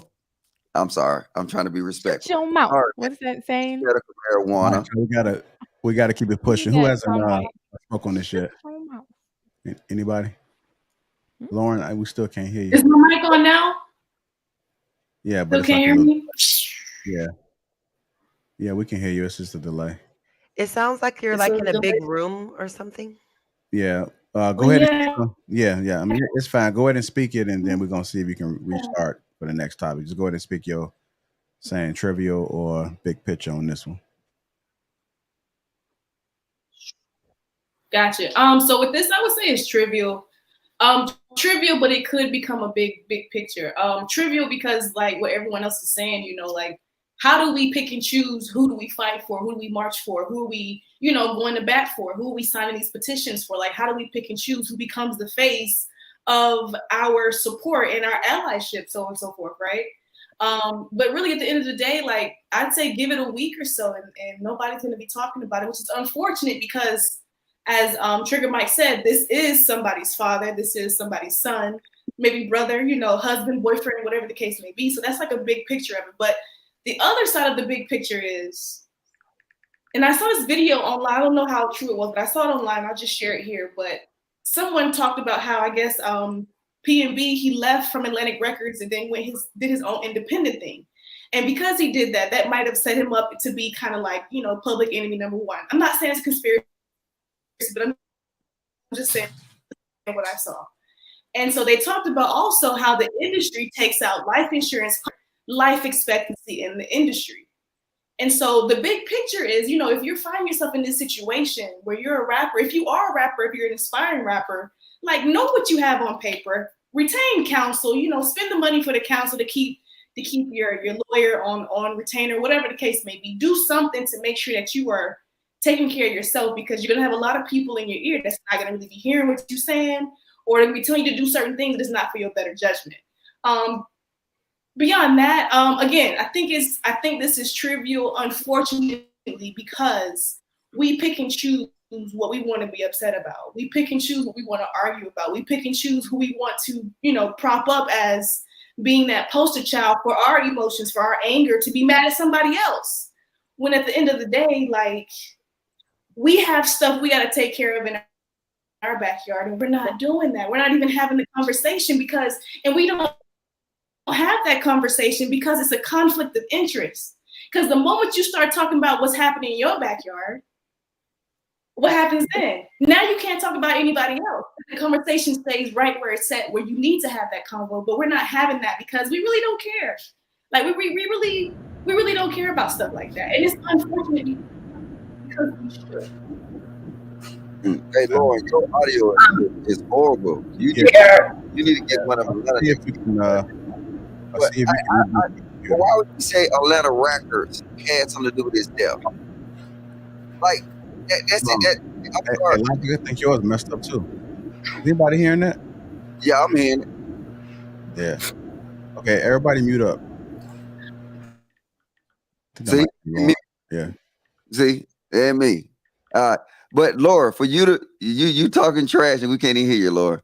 For us to sit here and say Atlantic Records, he broke a deal with Atlanta Records and they had something to do with it, when we know a nigga did it for a chain and a ring and a watch. See, that's the problems we run into. That's tolerated, that's condoning it. We make excuses for it. Why we just can't say he got killed by a nigga? A nigga was thirsty, wanted some money, then they thought that it was going to end in murder, but did it anyway. We always got to find these reasons of why niggas is niggas. But that's it. All right. We appreciate you guys tuning in. I had to slow down the chat. I seen it was moving fast. So if you can't respond swiftly, I had to accommodate for the speed. If you hit the like button, also make sure you subscribe to the channel. Super chat, volunteer read. JR, can I say something real quick about the last topic? Like really quick. Yeah, that's K Mike. That's K Mike that's doing that. Can y'all hear me? Yeah, we can hear you. We just had some feedback. Go ahead and say what you got to say, and then see if we can correct the audio issue. Okay. So I think, sometimes when it's like, when people say we don't care, well, Lauren's not here, but she was kind of saying that. And I think Anton was saying something like that. Everyone can't possibly care about every single thing that happens on earth all the time. Like, different people are going to pick the things that they're going to fight towards, that they're going to put their energy into. Like, I'm very concerned with literacy rates. I teach people how to read. I am worried about that because I know the impact that having a higher level of literacy has on Black children. So like, while I might not be out marching at every time somebody gets shot or something, it doesn't mean I don't care. I mean, there are different ways that people are contributing. And I just think that we shouldn't say, oh, we don't care about that. Because if each person picks a thing that they're doing, we'll get into a better position versus criticizing what other people are doing or assuming that just because you don't know what they're doing, that they're not doing anything just because you aren't. I think that's a thing that a lot of people do. Yeah, was PnB Rock, PnB Rock, was he a school teacher or a rapper? Was he a rapper? No, so Wait. No. Was he a rapper? Yes. Okay, so what the fuck do literacy rate got to do with any of that? He's a nigga that was doing nigga shit. And you don't know that literacy rates are connected to. Hold on, let him finish, Kay. Real conversations on some nigga shit. Okay. Literacy rates. But it makes plenty of sense to me because literacy rates are connected to crime and why people grow up and they don't have actual paths of life, and so they choose paths of crime and poverty. So what's disconnected? I don't understand. But you know what's so frustrating though is that Logic is literally calling this man that's deceased a nigga. Like, can we put a little respect on his name? Like, just a little bit, like something. He called himself a nigga right before. He called himself. He called himself a nigga. No, he but said, what I'm a nigga. But no, academics. But Logic is alive and well. Okay. But see, this is the problem. You have more respect for the dead than you do for the people that's fucking alive. That's not true. That's not true. Nigga mentality. No. Because when it get down to it, look, I'm not disrespecting the man. I don't give two fucks about him. I'm calling it straight. But see, that's a nigga mentality. That right now, it's all kind of crazy shit going on in this world. And Black people is doing it to Black people constantly. But you want to sit here and say, oh, Logic, he's dead. You can't call him a nigga. But niggas are calling niggas to their face and doing worse. See, that's why I don't listen to shit y'all say. Y'all's Charlie Brown school teacher to me. But sometimes maybe you should listen to us a little bit because maybe your perspective will change a little bit because sometimes your perspective is off sometimes. Because I'm calling a dead nigga. You shouldn't call a dead man a nigga. It's disrespectful. I said what I said. Disrespectful, but we're gonna agree to disagree on this one, y'all. Himself a nigga and other Black men niggas. All right, let's go ahead and get to these super chats. Oh man, don't save her. Ain't nobody saving. I'm just trying to move on. We're going down a rabbit hole. And I said he got it, so it's cool. Okay. All right. Any volunteers read super chats? I'll do it. All right, here we go. Y'all don't mind, right? Go ahead. Yeah. Off the rip, $4.99. King Triton and Prince Eric are played by the WYT men. Enjoy your Black excellence. What does that mean? WYT. Anybody know? White. Oh, Okay, to go $2. Is Ariel gonna sweat her perm out? Big Al the Hustler $1.99. Brandy plays Cinderella, and it was the best one. Yes, I agree for sure. Valdez Brown $5. No, you should be able to wear whatever you want. The problem is posting the location, the idea of thinking is cool. Take things. $9.99. Shout out to the panel and the Lapeef Network. Marcel $4.99. Not saying it's the young lady's fault, and it's not. But who takes pictures of Roscoe's like it's fine dining or a great experience? It's definitely a great experience. You should go. Lex Barber $19.99. Now this is what's needed. Anton on point. Light my cigarette on that nigga because he on fire. Eugene Steele $5. Do Black Lives Matter to Black people? I know they didn't matter to the founders of Black Lives Matter. Black God $5. Do y'all know about the King Alfred plan? Y'all better wake up. Raymond Sinclair $5. The Gap Band is named after the neighborhood. Are they criminals too? Marcel $4.99. Do any of the young rappers and street dudes want to live? They move like they won't make it past 30 and seem to be at peace with it or accept it. To go $10. The people you say should snitch still have to live there, not like the ones on the panel that live in other neighborhoods. It takes more than snitching to fix. Like-minded need to come together. The Will $5. Thank you for the support. Note to self: if you get deleted, make sure it's a white person, a cop, or even better, a white cop, because that's the only way ninjas will care. Trucker Yale $10. Just to let you know, Kayla, people people listen, learn, and I care, or I care. I my sons care, my wife's care, and my daughter's care. We listen and learn to continue a curse. Sorry, that was really bad English. DJ VIV $19.99. America's taking an inventory of the bad behavior from the Pookies and the Ray Rays.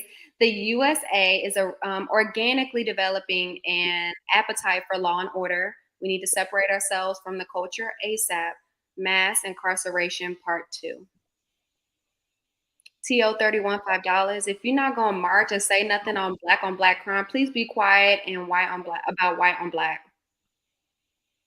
Trucker Yale $2. I'll be a snitch bitch any day. Today. Charles Martin, the negotiator, $4.99. His death was trivialized when his record sales blew up after his death. T-shirt, mural, #BT tribute, repeat. I have to agree with him on that one. G-Firm $9.99. Murder rappers PnB Rock, J-Day Youngin, Trouble J, Stash Drakeo, The Ruler, Slim 400, Young Dolph, Lil Marlowe, Trey Savage, Pop Smoke, XXX Tenacion, and then Nipsey Hussle and Mo. That's a lot. All dead niggas. Yeah. Rich T $5. If y'all were in a room told that you have to tell or you facing 15 years, you telling me you not snitching, I call Capiness. Even the thug snitch. They do. Valdez Brown $5. Sounds like the ladies don't want to die for change. Unfortunately, this is how revolutions are resolved. Got to be willing to die for change. Queen M's $1.99. Logic and Anton keeping it 1,000. Gilded Quan $2 exactly. They love that drug money, Mo. He from DC. Not for the BS $5. Logic and Anton look at Black life through the eyes of a rap video director. Laughing. Insane One $5. If it were your son, brother, father, husband, because be honest, our women put us last in the list. Would you want some sort of info, help, anything? Sean Gates became welcome. Jonathan Barronville $10. Shout out to the lovely ladies running Atlanta's judicial system who've been locking up all of these terrorists. I never thought I'd support Black females in power this much. Thank you. Emmanuel Eborn, $9.99. We need to support our young Black brothers on their purpose. Women stop dating and fall in love with these street dudes. Black Lives Matter and dating age women, give them hope. DJ VIV, $19.99. Witness protection files get leaked to the streets by shaky clerks that work for the city. The employees at the clerk's office love the chaos and get entertainment from the drama they contribute to and from the leaked documents. It's true. Trucker yelled $10. Yeah, they will send back home like nothing happened. The only time they care and will put you in witness protection is if the case is high profile or in FBI terms, sexy, meaning gonna look good for them. Laura Femto, $2. PnB Rock put himself in a dangerous situation. I don't agree with that. You won't. No, I won't. Michael Richardson, $12. Logic, why do you use that word so much? Does that word empower you? Logic, for you to be in the military, man, you so ignorant. Military men are honorable. All right, I've been in the military for 22 years, you puss ass nigga. How long you serve? And then if you met any military dude, they sound like me and Quest. So, you know what? You're a peasant. Go ahead. Thank you for your super chat, nigga. I'm sorry. Gary Grant, $2. Only our music, the artists, are killed on a regular.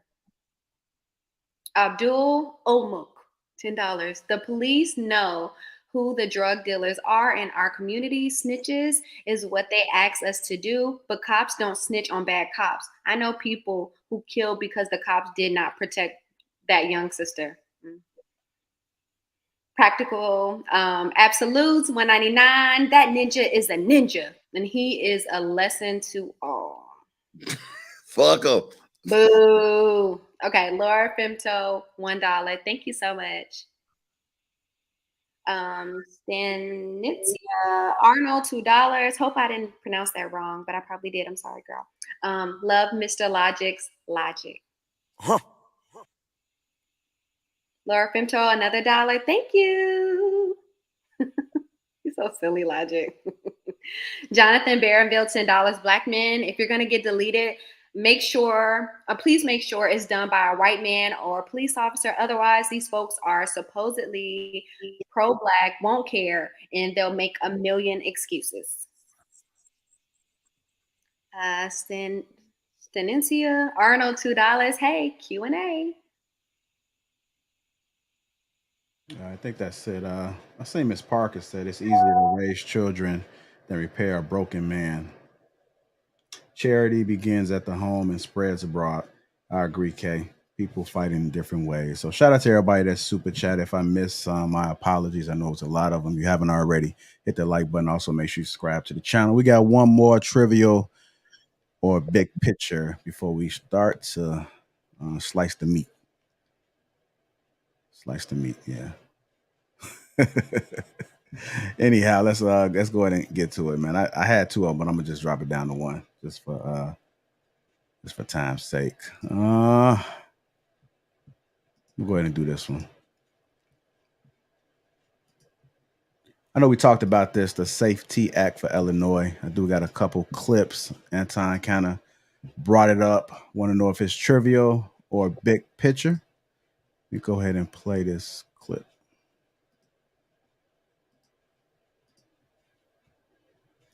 As of January 1st, 2023, the following things will go into effect, and people need to be aware of this.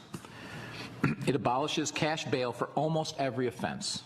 This includes, but isn't limited to, kidnapping, armed robbery, second-degree murder, drug-induced homicide, aggravated DUI, threatening a public official, and aggravated fleeing and eluding. Offenders released on electronic monitoring have to be in violation for 48 hours before law enforcement can act. They could almost drive to Alaska before we can even look for them. It denies victims their constitutional rights. And keep this in mind, businesses and homeowners. Officers will no longer be able to remove trespassers from your residence or your businesses. Someone could decide to live in your shed and all we can do is give them a ticket. You have to decide what level of force is required to remove them and whether or not it's legal. This is a massive threat to the residents of Orland Park, Cook County. All right, y'all. That's the Safety Act for Illinois. Trivial or big picture? I'm gonna start with Trigger Mike on this one. What are your thoughts, sir? Gotta love it. Okay, so now we get to a bigger picture topic. This is big picture all the way. All right. So what I want to say is, ladies, this is big. This is the big picture. You see how important men are now? How you gonna protect yourself in your apartment when they let that dude out to try to bust your door down? Right? You see how important we are now? The world is about to correct itself. It's about to show you is what it was like in the old days. Don't go outside. Don't go around these streets just thinking you can walk anywhere. You got to be protected. All women need to be protected. Our little daughters, our sisters, our mothers, everybody need to be protected.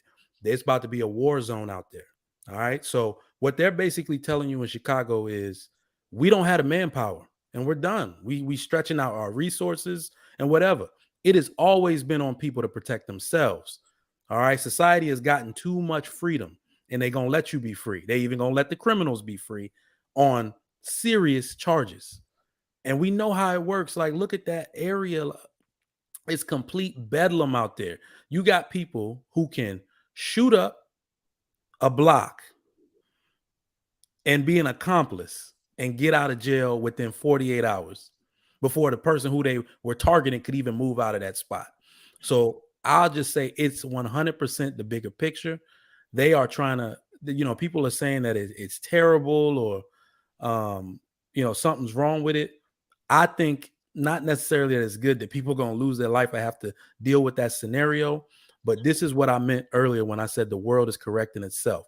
They're going to make these changes and everybody's going to have to fall in line because what they wanted you to do was respect the law. Now they're going to make you fear it. Okay. Fellow Illinoiser, what are your thoughts about it? The Safety Act for Illinois. Trivia or big picture? I'm coming to you next, Island Girl Q.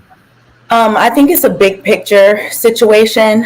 The judge can still deny that. So I'm interested to see how this is going to turn out for different people who do different things, depending on different things. It's kind of, something that it's not just like, oh, no one's ever going to have bail. That's not what this is. But it's making it so that there is a loophole so that some people don't have to, but the judge is still going to have to decide. So I'm interested to see like how that's going to work out. And I definitely do think that Black people will be more negatively, I guess, affected by this. But, if someone actually commits a crime, I think they should, be held. But I don't know. But yeah, it's definitely a big picture thing for sure. Okay. In the chat, put a T if you think it's trivial. Put a B if you think it's big picture in the chat right now. We'll go to Q and then Anton. Go ahead, Q. You're on mute. Oh, my bad. I think it's also a big picture because I think this is basically they're going to test it out, see if it works well in Chicago, then try it out in other states. But not only about the criminals, right? It will deter victims and witnesses from reporting issues. Because, why would I need to report this robber if he's going to get released soon, right? So I think that might take a big impact on that also. But whoever is in Chicago, be safe. Don't do nothing crazy. Just be careful out there. Man, it's kind of crazy how y'all just always say Chicago. It's the whole state of Illinois. Illinois, I'm sorry. I'll just go right to Chicago.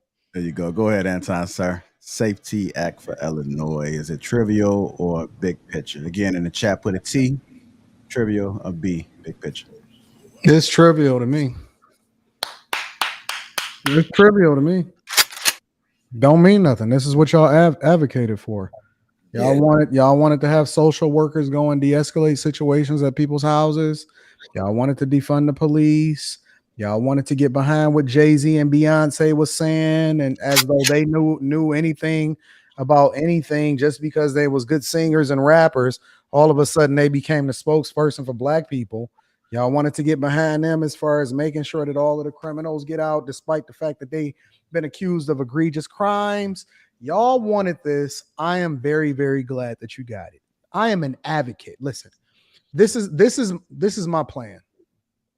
I want to advocate for all of the good police officers to come and live where me and Logic gonna move out to Wyoming. Let's go. Me and Logic is moving out to Wyoming. Every day. Population 3,500, and I want all of the police officers to be our neighbors. We gonna make sure that they get paid good. We gonna take care of them. It's gonna be dope. We gonna have a phenomenal time, and we gonna have a party every single day. I want you guys to absolutely cannibalize each other. I want y'all to really embrace y'all pookiness. I want you to really embrace the criminal justice system. I want you to just live like Escape from LA and then call Snake Plissken in to be able to solve for the problems. I want y'all to really embrace being on code, loving each other, loving them through their problems, and seeing how that worked for you. I'm done.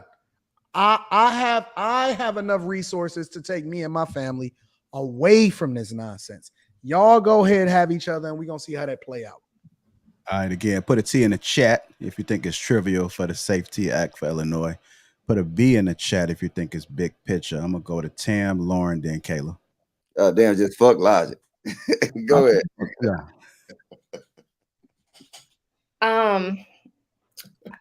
I'll say I'm glad I don't live in Illinois. let me just put that out there. Even though I love Chicago, but yeah, I think it's big picture.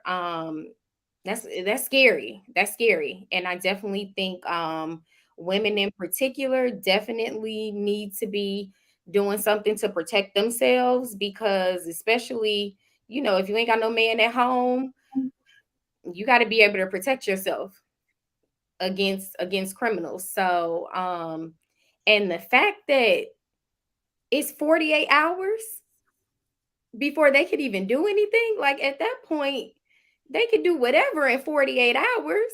And you can only write them a ticket. You can't arrest them. That's crazy. That They is can like, flee the country. Oh, sorry. yeah, like he said, they could damn near go to Alaska and back in 48 hours. It's just, yeah, I got a love-hate relationship with the state of Texas. I feel like that'll never go down here. That's a fact. Yeah. We got them guns. No, it will go down. Them guns. Republicans are not passing that over here. I'm just, ladies, protect yourselves. I think it's probably going to maybe impact ladies the most. So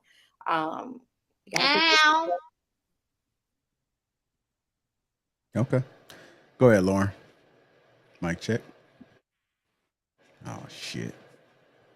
Here we go again. Lauren, are you on your phone or a computer? Oh, shit. Here we go again.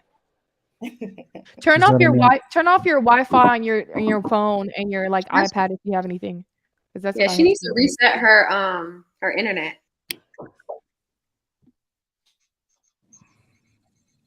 Well, in the meantime, the ladies can now show how equal they are, like Trigger Mike said. All right. While we wait on her, I can go. This is the problem.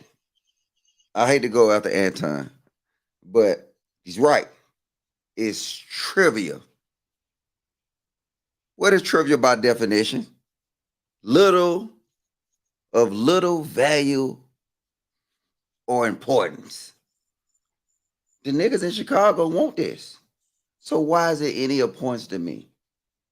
This is the crazy part about it. What's the concealed carry laws in Chicago, Illinois? Open carry of a handgun on your person or in a vehicle is illegal. So not only the niggas that's doing the crimes, that's running around busting, because second-degree murder was on that list. Assault was on that list. All kind of crazy stuff is on that list.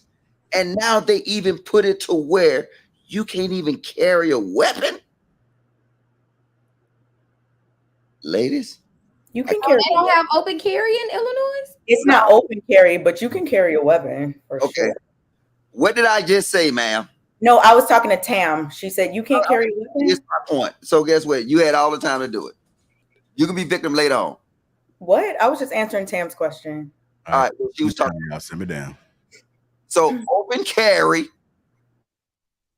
on your person or in your vehicle is illegal in Illinois, ma'am. Now, by that being illegal, you got all these criminals running around here, not just say all y'all crazy stuff that y'all got. And you still try to make excuses for it. That's why it's trivia to me. Because guess what? You live there, and it's little or no value to you. So why should I give a fuck about it? Like Anton said, I'm going to Wyoming. I live in Tyson, Virginia. I don't care.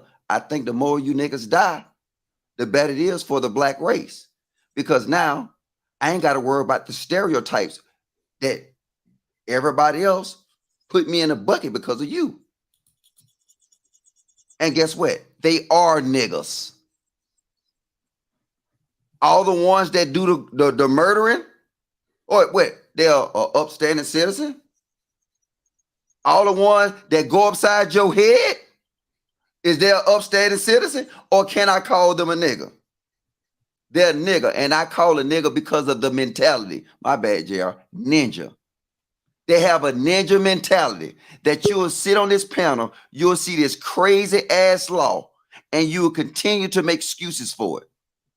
You will see that this law makes it unsafe for you, your kids. Please don't report goddamn Trigger Mike ticket, because I think I said on another panel too, and I say the exact thing. Please don't report domestic violence. Please. Because he already know he's going to jail. So now he got 48 hours to go upside your motherfucking head. Please don't do nothing. Because now somebody that just committed murder, that know they committed murder, second-degree murder, that know they're going down, you release them back into society when they know they're going down, it's just like a damn criminal on death row. He might try to rob, kill, he'll do whatever. He know he going down. What make him not take a piece of pussy? Because he know he going to jail. Y'all women set y'all self up for that because y'all advocated for it. Mr. Elijah got 3 extra bedrooms in the house. When this shit turn to chaos, come on. I wish a nigga would come to my house. I got a 50 cal in front of my door and I mow all their ass down. Philadelphia, right now, women are scared to go to their cars. Am I right, JR? No, you know. They scared to go to their cars. Go 6 months back on the Lapeef Network and see who told you this. I said this. And the very same people that's advocating for no logic, you're wrong. Okay, the world got to fall on their head for these women to agree about anything that's logical. I'm done. But you know, Logic, how many women actually now will look into their car to make sure that nobody's in it before they get in it? I don't care. You better move to Tyson, Virginia. I don't care. All right. Go ahead, Kayla. I know you was next. Speak on this. The Safety Act for Illinois. Trivial or big picture? What are your thoughts, ma'am?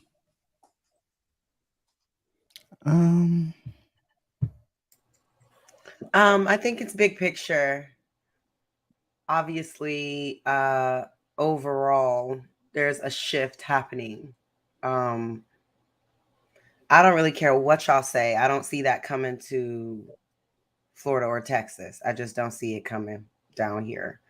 I just don't. I really don't.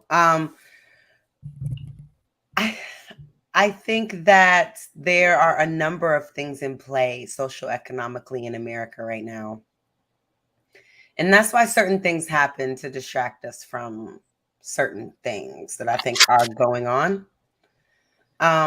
I also think that while those things are going on, even us who feel that we are safe, the things that are happening with technology is very dangerous as well in terms of lack of privacy. So I think there's a lot of issues going on overall. I don't live in Illinois, so I don't have anything direct to say on this, nor did I do the research on the act. So I'll just bow out on that part, but I will, just that's my 2 cents. Okay. Miss Lauren, you there? You're on mute.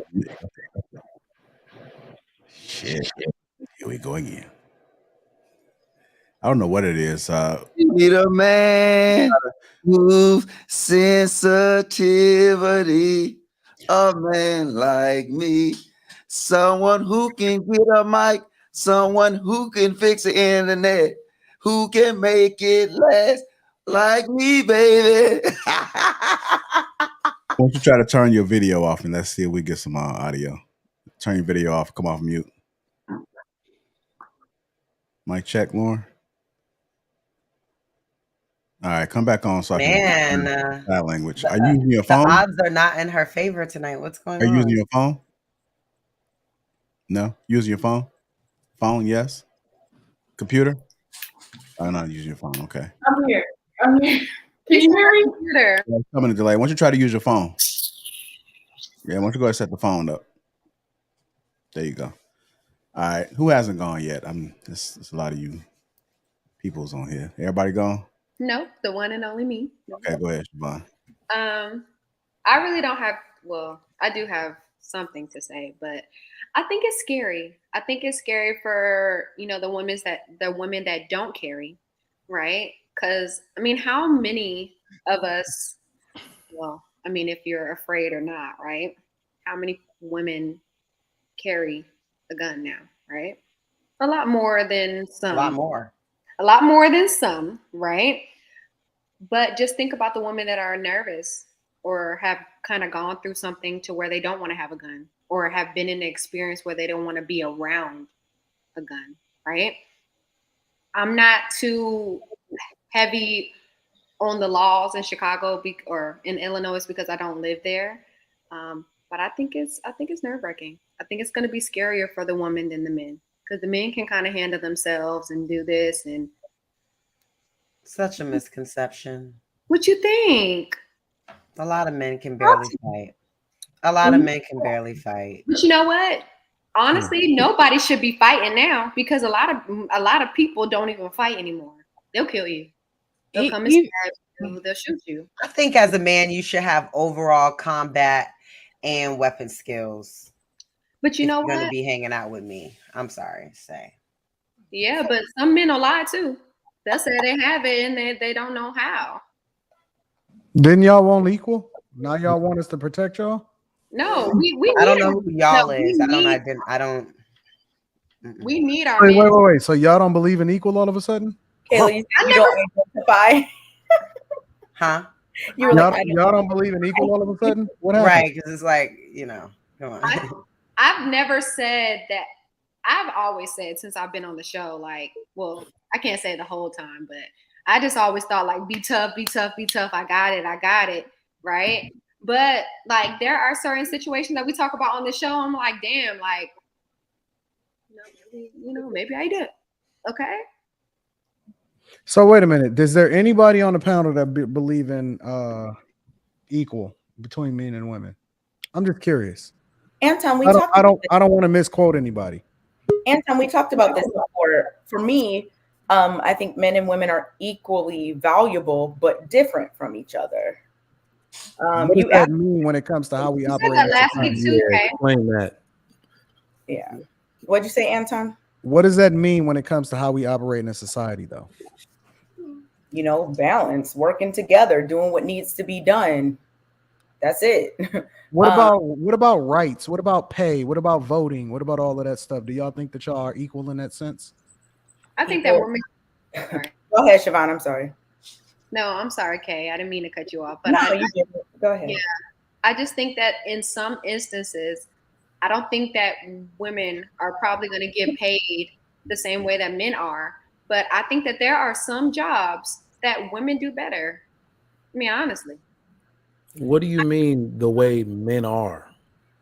Do you mean that like that the number one reason for like the gender pay gap is discrimination, and that somebody said this man will get paid more than this woman? Yes. That's it. That's been debunked so many times. No, but Not you the got way to it think about works. it. If I sit in a room with a black man, okay, white man, don't matter what race he is, actually, Mm-hmm. okay. I was a black accountant at 21 years old, okay, 21. I have an accounting degree. I'm good at math, right?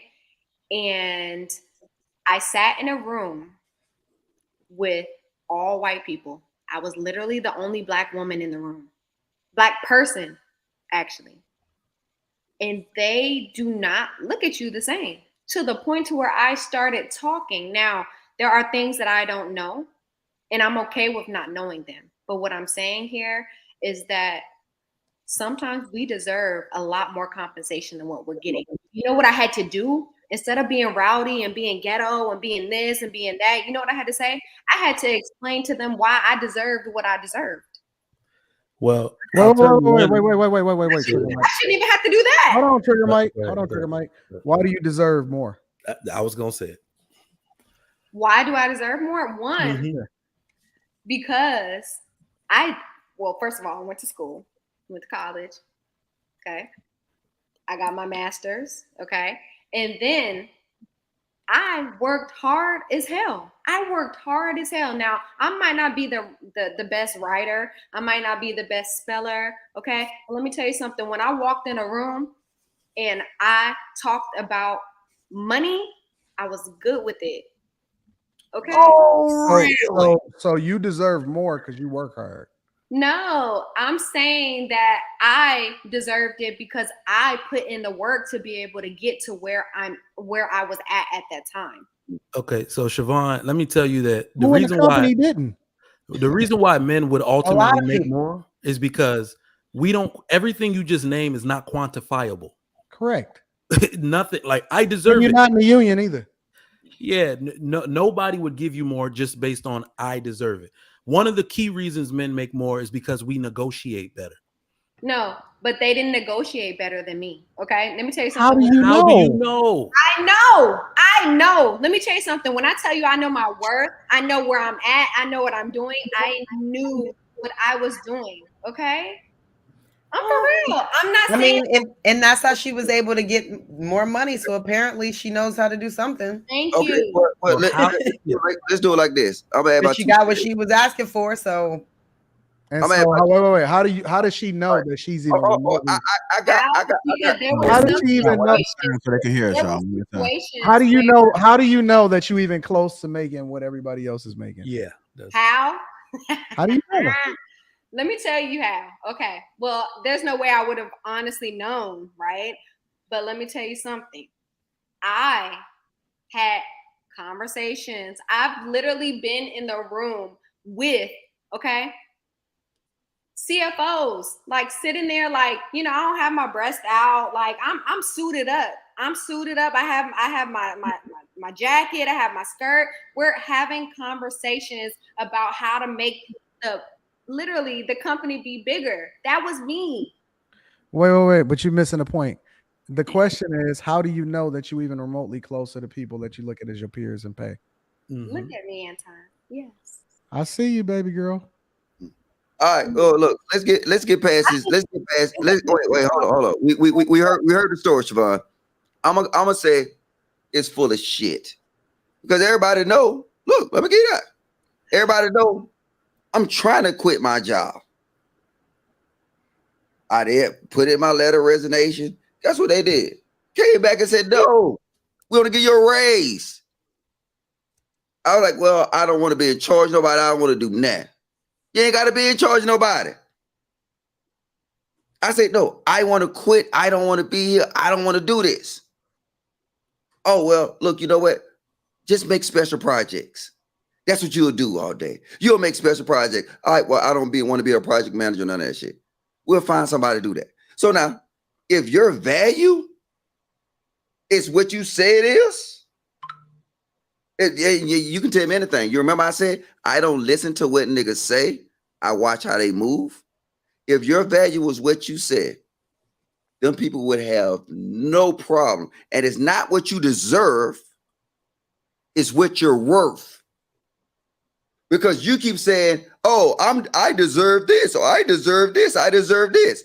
Now, it's what you're worth. No, stop it. Stop the cap. Stop the cap. And I'm gonna tell you why. I'm gonna tell you why. Because honestly, when you're walking into a room in corporate America and they look at you as the black girl, do you really think that we do not have to walk into that room and have to say that this is why I am? No. I can work my ass off. I work in corporate. Siobhan, do you realize how black people hold on, Trigger Mike. No. Siobhan, I'm the only black person in my division. I am the only black person in my division. Y'all are wasting your time, bro. So you know what everybody in your division makes? Slowly noticing. Logic? Go ahead. What's that? You know what your counterparts make? No, I don't give a fuck. Really, I don't. Right. Because So as long as you get the number that you want, you happy, right? No. First off, So what are we even talking about? First off, I'm not even talking to you. So hold on. No, but what are we talking about? Like, well, we're not talking about nothing. Me and Siobhan was talking about something. yeah, I'm trying to clarify what the conversation is about. Wait. Let me bring it there back. was a number that she felt that she deserved, and she said she got it. And I asked you the same question. And guess what? Guess what? Do you know what your counterparts were? You said no, as long as you got the number that you deserve. So what are y'all arguing about? I'm just trying to get a clarification on what the fuck y'all are talking about. That's why we're not arguing about shit. We're having a conversation. No. So Hold y'all are on. saying the same thing? No. What are y'all saying? Let me clarify it for you. What we talked about was how women move in society and equal, considering the conversation that we just had with regard to how things are happening and playing out in Chicago and different areas within the country. And so I asked the question, do you guys still want to be equal? And then Kay said, well, I want to be equal because we're all different, but equal when it comes to A, B, and C. And then Siobhan went in to clarify, and we started to talk about and compare salaries in order to illustrate a point that women are not equal to men. Are you following now? I said equally important, but different. No, I'm talking to Kayla. Are we? I knew when you just said what I said. I was just making sure. The reason why we're having this conversation about pay is to illustrate that men operate differently when it comes to compensation, protection, how they move within society, how they look at women. They look to instinctively protect women from themselves when they don't even know that they're in danger, and women don't look at men the same way. We will never be equal. And for you to even consider yourself remotely equal on a man's level is doing yourself a disservice, which is one of the reasons why we went down this path. So now that we've clarified it, I want to make sure that we all on the same page so that y'all know that this is hurting y'all more than it's hurting us. No, and I get that, Anton, and I really do. And I want to make sure that Kayla understands because she asked the question. Oh, you gonna shut me up like that? Okay. No. Come on, Siobhan, you good? I just said, Siobhan, I'm gonna give you a word of advice. Logic, can I say one thing? Well, I'm gonna just be quick. Okay. You think you deserve more money? Yeah, I deserve more money. Yeah. Go get it. Yeah. But listen, I got to where I was at. I actually, at that time, I got to a senior accountant by the time I was 24 years old. Okay. 24 years old. And I knew that it wasn't for me. So I changed my whole career and I took a $40,000 pay cut just to start my career over. So, Siobhan, do you know what you just named real quick, Logic? What? You just named one of the second biggest reasons why women don't make more than men. Because y'all don't stay put. No, we don't stay put. I'm not staying in a place. Let me tell you something. Trigger Mike, you know I like you. I think you're amazing. But what I'm going to tell you, I'm not going to stay into a job stay in a job that I know doesn't value me as a woman, as a person. And guess what? I'm a black man who also works in corporate. I would. No. Let me tell you the something. money talks. No. Value, all that other shit. That's ethereal. That's fake. No. Where my money at? Run me my check. Doesn't talk. Money doesn't talk. And well, I take that back. It does talk a little bit. But okay. I'm gonna go full circle, right? I knew that my mindset and how I looked at things, I knew that I could capitalize more than what I was doing. Okay. Now, at that time, at 24 years old, I did not know what I was capable of. I really didn't. I knew what I could do. I didn't know my potential of where I could be.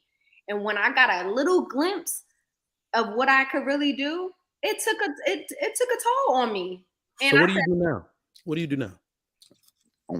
Well, I can't really say, but Okay, you're an entrepreneur of some type? no. Well, sort of, but no. Okay. So that 40,000, if you don't mind me asking, how old are you now? I'm 29. I'm about to be 30. Okay. So let's say that's $40,000 over 5 years. That's $200K you left on the table. No, I came up. I made, like I said, I made $40,000 less. But let me tell you something. I worked my ass off. I literally worked my ass off, and I got promoted 2 times in 1 year during quarantine. Hey, look, well, you need to go to Anton to get a coaching call so we can move on the topic. I'll help you. Listen, I can help you get the bag, but boy, girl, you are. Anton, don't do me like that. No, I love you, Tavon. I think that you dope. Tavon, I have never ever had one problem with you. I think that you dope. I just think that you probably need to align yourself with a different group of people so they can give you the game on how you need to move within corporate America, honestly. And that's not a shot at you. I'm just saying that you got a lot more potential, but it's gonna take a different mindset to get you there. You good though. I got out of corporate America. Oh, okay. Yeah, I'm government now, so yeah. You still corporate. So to a degree, yeah. I agree. Yep. You good. We'll talk. All right, So, go ahead. Who was that talking? Okay. Go ahead, Kay. Can y'all hear me? I Yes, don't know. People are saying something about my mic in the chat. So I think most people would agree that equal pay for equal work, is how it should be. There are definitely a lot of factors as to why. Is everybody on mute? There are definitely a lot of factors as to why men make more money. It has to do with a lot of different things. I think, Mike, you brought up time off. Did you bring up time off or something? No, but it's one of those. It's one of the factors. Oh, I thought somebody said it. I thought it was you, but time off, negotiation, just certain positions that men are more so like groomed to go towards, different things like that. Women are not represented in a lot of the like extremely high paying fields as much as men are. So when you start averaging these things out, men make more money. But then with that comes, women spend more time with their children typically. So like when I say equally important but different, that's the type of thing I'm talking about. Someone might make a ton of money, but someone might be the one spending most of the time with the kids. I'm not going to say one is more important than the other. They could both be necessary. So they're equally important, but different. And I mean, does anybody agree? I mean, disagree? Yeah, disagree that women and men are equally important, but just different? I mean, I think that a big problem of a lot of things too is that like there is always a competition, and the society runs best interdepartmentally. Like it works best when when everybody has their job, like everybody just do their role, like not saying like, oh, my role is better than yours and my role is better than yours. Like everybody just do their role. Everybody's job is necessary. We need the people that feed the rooster, so the roosters can wake up the people that do the farming. So the milk's there when you go to the store to get the milk, so that you can bring it home, you can feed your child. Everybody just do your job. Everybody's job is important, because if one of those in the chain stop, that's a problem. We've seen that during the pandemic, the supply chain shit. People are freaking out because they can't get tissue, because they can't get napkins, because everybody isn't able to do their job because of this virus. So I think that like I spending less attention, like having conversations about who's more important when it's all equally important, especially in the times that we are now. We need people to feel valuable in whatever your role is. It's important to your family, to the community, and to the overall big picture of this whole Absolutely. big picture situation. So big picture, that should be our goal. I think it's, what's the other word? Trivial to continue to have conversations about, whose role is more valuable. We need everyone to just be happy and confident in whatever your role is and do it to the best of your ability, so that we can actually make progress, because progress starts with each person doing their own work. And it's very hard for you to do your own work if you're spending time criticizing others for their lack of work, especially if that's not your role. We have people for that. Hey, Jay Prince just text me. That's what I'm talking about, Taylor. That's just what I think. Text me and say everything you said was bullshit. You can think what you like. You never respect anything I say, so I don't really care. It's like every time I say something, you have something disrespectful to say, so it's expected at this point. All right, do your thing. It's a good thing. We got some super chats to read. Any volunteers? If you haven't already, make sure you guys take this opportunity, hit the like button. Hit the like button right now. Also, make sure you subscribe to the channel. Super chats. I can do it. Okay, here we go. Jonathan Barronville. Hi, JB. $10. Black men, if you're going to get deleted, please make sure it's done by a white man or police officer. Otherwise, these folks we read this. Pro-black won't care, and they'll okay. Stanicia Arnold, $2. Hey, Q&A. Stanicia Arnold, $2. You said it right. Thank you. Did I say it right? Not for the BS. $2. Is Charleston White the EP tonight? I think you did. Okay, because I'm like, I don't remember how you said it. Slave of Christ, $9.99. My thoughts are just as some white women wear cornrows because of their admiration of Black women's hair. Some Black women straighten their hair because of their admiration of white women's hair. Honest Citizen, ZAR 35. I don't know what that means. Bernie Mac spoke about doing time for someone else at Def Jam, and I ain't scared of you, mother effer. He called them new fools. He said he'd snitch. Marcel, $1.99. Try it out in Atlanta next. Emoji. El Professor, $4.99. This is a 3-point shootout tonight. Trigger Mike is shooting from half court and hasn't missed yet. Salute, Mike. Right. To go, $5. Did any of the people on the panel from Chicago go see Corey Holcomb over the weekend? AC Soul, $5. Showing love for the show. The ladies look incredible tonight. Off the rip, $4.99. The Texas governor is also busing immigrants to Chicago. Rebellious Videos, $2. It's practically already like that here in Philly. Black built like a conquering king, $2. That is not the full context of the legislation. Marcel, $1.99. Call IT support. For Laura Mike. Sassus, I think that T is silent. Sassus, $4. MJ and Trigger Mike are like MJ and Pippin on the accountability. Keep on them and don't let them change up. To go, $5. Combat is different than fighting. Some men train in jiu-jitsu and choke people out. Others get you in the same move and break your neck. That be $9.99. JR played the fear-mongering video.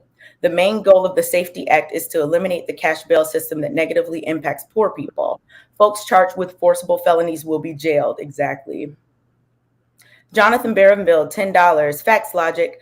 I literally just experienced what you described. I sent in my resignation and they didn't even want to accept it. When you're excellent at what you do, companies fight to keep you. Lord Femto, $5. Nothing in life is deserved, it's earned. Children think they deserve. Children do deserve. Valdez Brown, $2. Leave the drugs alone, Siobhan. Hold on real quick. So first of all, typically I don't really say much when it comes to the chats and stuff, but please don't disrespect me to Valdez, okay? I do not do drugs, okay? I'm a government employee, and that's not something that I do. And do not disrespect me, my family, and how I do things, okay? And typically I don't really say too much about people because I really don't give a shit what people really think, okay? But let me tell you something. Not only am I smart, I'm beautiful, okay? But I have a big head on my shoulders too. And let me tell you something. If you ever met me in person, maybe you should come to the DC show because maybe you'll be able to see a different side of me. You don't really get to see who I am and how I am as a woman and how I am as a person. But I'm a really good person in person. Not only that, I'm an amazing mother, okay? And I wake my ass up at 6 o'clock every morning and I bust my ass. And guess what? And I still come to work at night for the Lapeef Network. And don't you disrespect it again. Thank you, sir. That's what I'm talking about, Siobhan. Okay. And why would they even say that? Like, what? Better motherfucking tell them. Like, don't make no sense. That's what I'm talking about, Siobhan. Michael Wilson, $20. Illinois is the test platform. MD and DC will be next. H word. Baltimore has squeegee boys terrorizing the streets and the cops can't do anything about it. I got mine. You better get yours. It's crazy in these streets. Jonathan Barronville again, $20. Siobhan, respectfully, excellent talent is hard to replace. If you're excellent at what you do, you always have leverage, which equates to negotiating power. No sane company is willing to lose great talent due to compensation. Stanicia Arnold, $2. You said it right too. Okay, thank you. Yes. I think that's all the super chats. Appreciate the support you guys have given. Again, if you haven't already, hit that like button. Also, make sure you subscribe to the channel. We are officially done with the trivia and big picture segment of the show. Now it's time to get to some greasy shit. Hit that like button, family. Y'all ready? We're going to start off with something light. Needing a partner versus wanting a partner. When we communicate with people, we often hear some people say, I need a partner. And we hear some other people say, I want a partner. What's the difference? Should we be concerned? Should we even care which word or how they look into it? Let's talk about it. Who wants to go first? Don't all speak at once. I'll go. I need and want you. It's both of them for me. I need you because I need you to make me feel good. I need you to hold me. I need you to protect this house. I need you to do all of the random shit that I hate doing when it comes to car maintenance related things. Like, I need you for everything that you are. I want you because I want a man. I want and I need you. So I used to always kind of be like, I don't necessarily need one financially, but I need you for other things. So do I need you to financially take care of me? No. But I definitely need you for lots and lots of other areas in my life. And I also want you for those for those areas as well. So that's pretty much it in a nutshell for me. I want and need you. So I don't normally look in the chat, but this came up and said Jay, I would not read it. I sent a bunch of super chats that he didn't read. I'm trying not to send him any more money. I don't normally get in the chat like this, but I'm just fucking with you. If I missed your super chat, I apologize. I was about to say, what? Yeah, I clicked all of them. So let me know. I'll see if I can scroll through and find it. Whoever sent that super chat. Go ahead, Logic. Needing a partner versus wanting a partner. What are your thoughts on this, sir? Does it make a difference if you're dating a woman and she say, I need a man versus I want a man? Is there a difference to you? Does it matter? It don't matter. Like I say, it's trivia. They say a lot of things, but they move differently. And then very rarely you'll find someone that actually move how they talk. They say a lot of things. You know what I'm saying? They say they need, they say they want, but I asked the question in DC that if they want and need so much, right? They say, I need a man. And then they'll say, I want a man. But I asked the women in the chat, how many of you women got marriage proposals right now? Or how many of you got men in your life that asked you to marry? And then after they took a deep breath, they was like, okay, yeah, me. Then why are you single? So you can't negotiate with terrorists. You can't listen to them. They say shit. I told you. I'm telling you, I'm becoming savage as fuck. Charlie Brown teacher is in full effect. Want, want, want, want, want, want, want.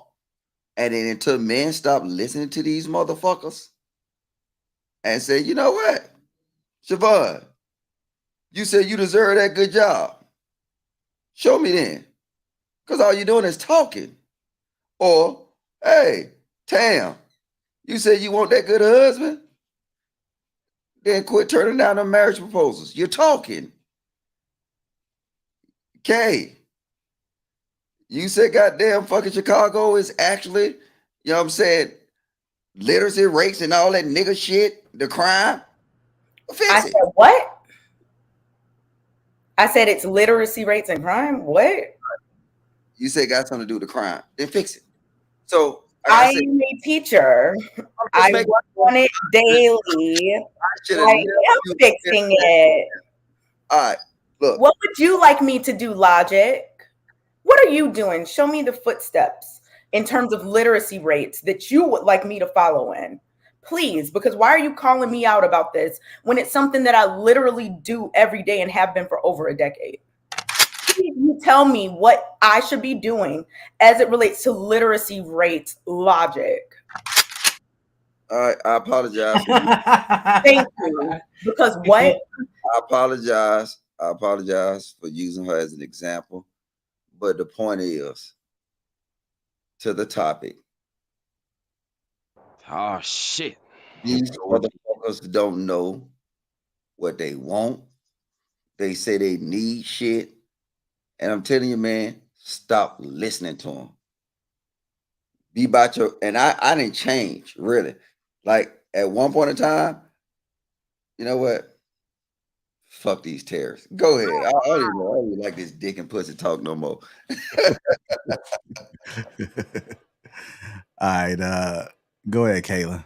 Needing a partner versus wanting a partner. How do you feel about it, man?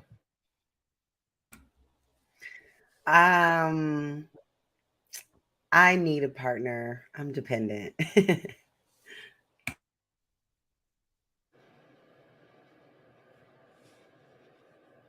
What? Kayla, oh my God. Say it again, Kayla. Say it again. Kayla went back on mute and took a sip.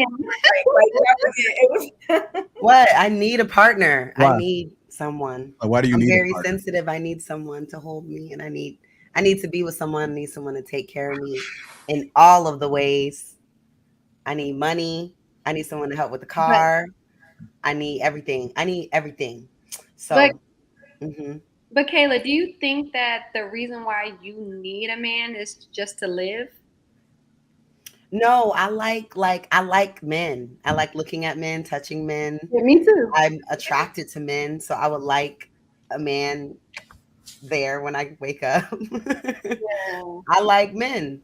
So not only for what they can do for me, but like the value that they bring in my life too, and their support and, just overall like that masculinity and just that dynamic. I need balance, But do you think that in the chat, right, that if somebody were to kind of, I'm not looking at it, but if someone were to ask, is that a need or a want, right? Because really a need is to like improve life, but to want someone, right, is, to need a man is to like kind of live, right? But to want someone is to improve your life, right? Sorry, I know. I cannot think of. I cannot. It says a partner. One at a time. I can't think of many moments. This is Logic something wanna with cut me my up so family. bad. Huh? I said Logic want to cut me up so bad. Okay. Oh. No, I'm saying when it says in needing and wanting a partner, this is something that my family used to complain about before, and that's why I've been, I was always with someone. I was never not with someone. Like I was never, I would be in one relationship and then into the next. Like I was never not with someone. So that's not good either. You have to take time for self. You can't like rebound into the next relationship every time. It's not good. It's not healthy. You choose the wrong partner for the wrong reasons because of how you felt about that previous relationship. So I always felt like I always needed a partner, but even now I feel like that in the same way, but not in that toxic way. More so in I need a man in my life. Yeah. Versus like just any person because I just need someone here. No, I need a good man in my life. So that's why over these few years since I moved to Florida is probably the longest time I've ever had like a single period of time where I was like single and like not talking to nobody, So yeah, I think that was healthy for me too. Hey, Anton, you see what I'm saying? Exhibit A and Exhibit B. No.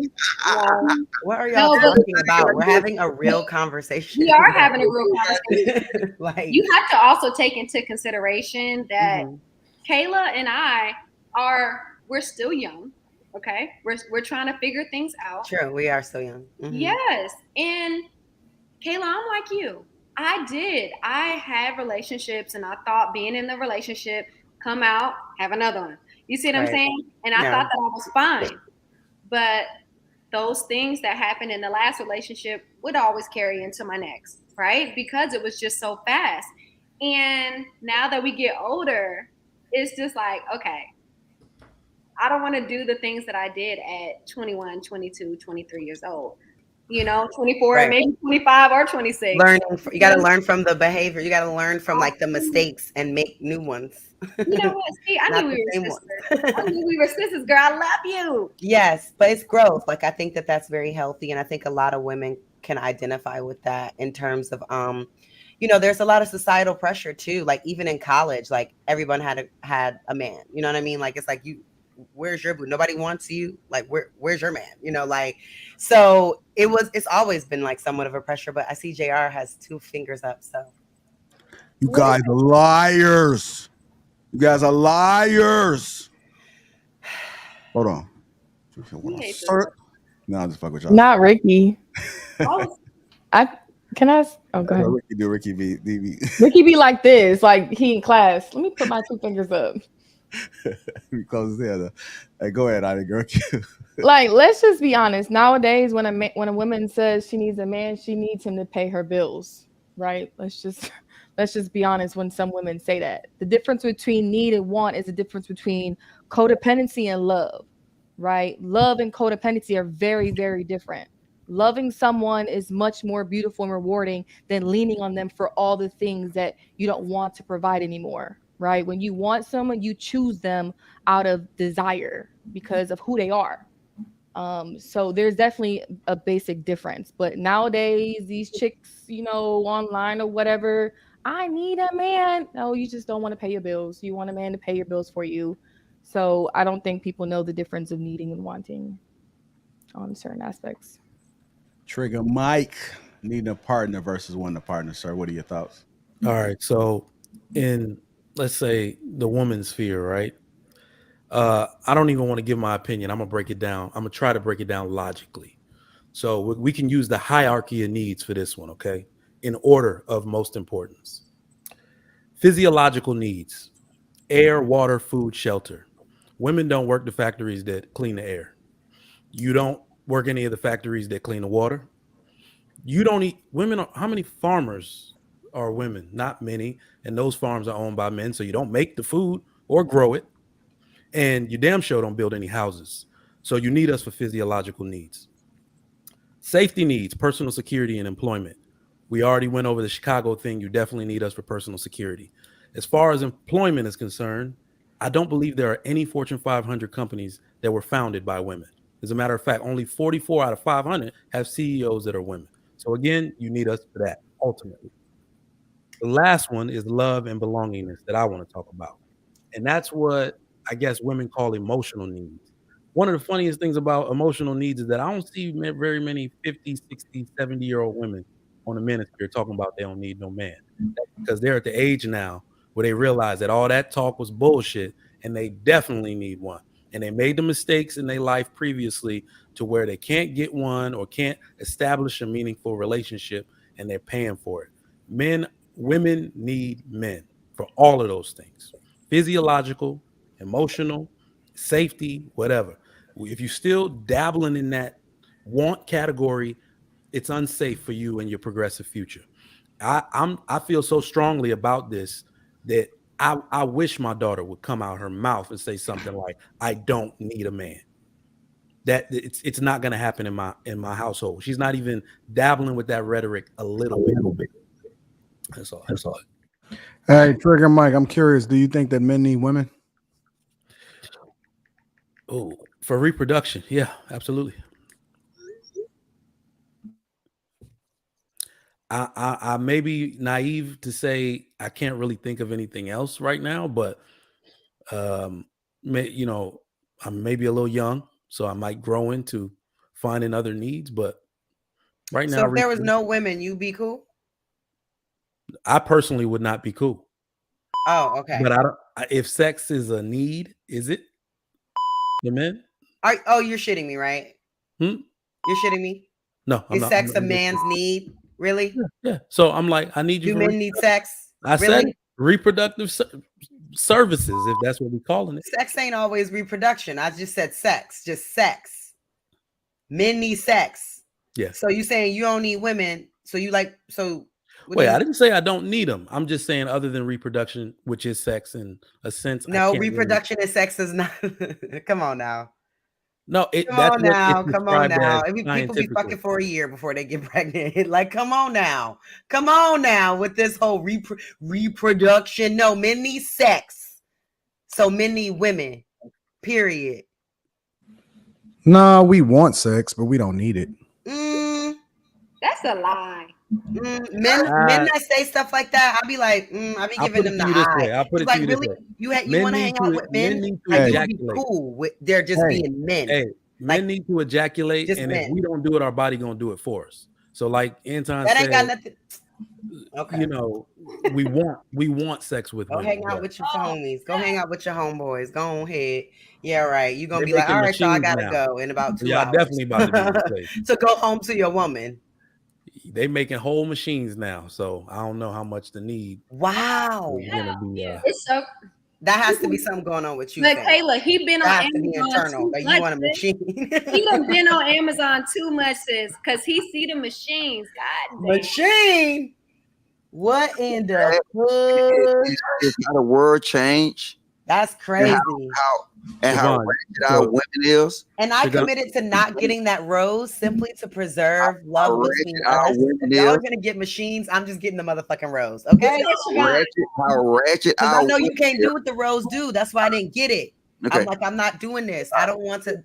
I got it. If y'all gonna get machines, shit, I'm about to get the rose. But you see how ratchet our women is. They're trying to convince a man what he needs. These hoes are for the fucking streets, man. You are so disrespectful. I'm not gonna convince him anything. I'm calling out his motherfucking cat over here talking about he don't need sex. I don't want to hear that bullshit. That's such bullshit. It's bullshit. It's bullshit. It's over for you. Right on time, okay? You know, I heard somebody said, I don't want to hear that bull S word. And then I immediately thought, I want to hear that official S word, Kanye and that Twister. Y'all never heard that? No? What? Nobody's heard that. But I love the fact that you know. If Rilla was here, he probably would have heard it. He'd be like, I don't want to hear that bull. I want to hear that official, Kanye and that Twister. Okay, no? do you say the curse words when you're not on live? No. Okay, I love you. You're so sweet. Here we go again. I love you too, Siobhan. I really do. I don't cuss either anymore. We gotta exchange numbers or something, Siobhan. Anton, what'd you say, Anton? I have not cussed not one time.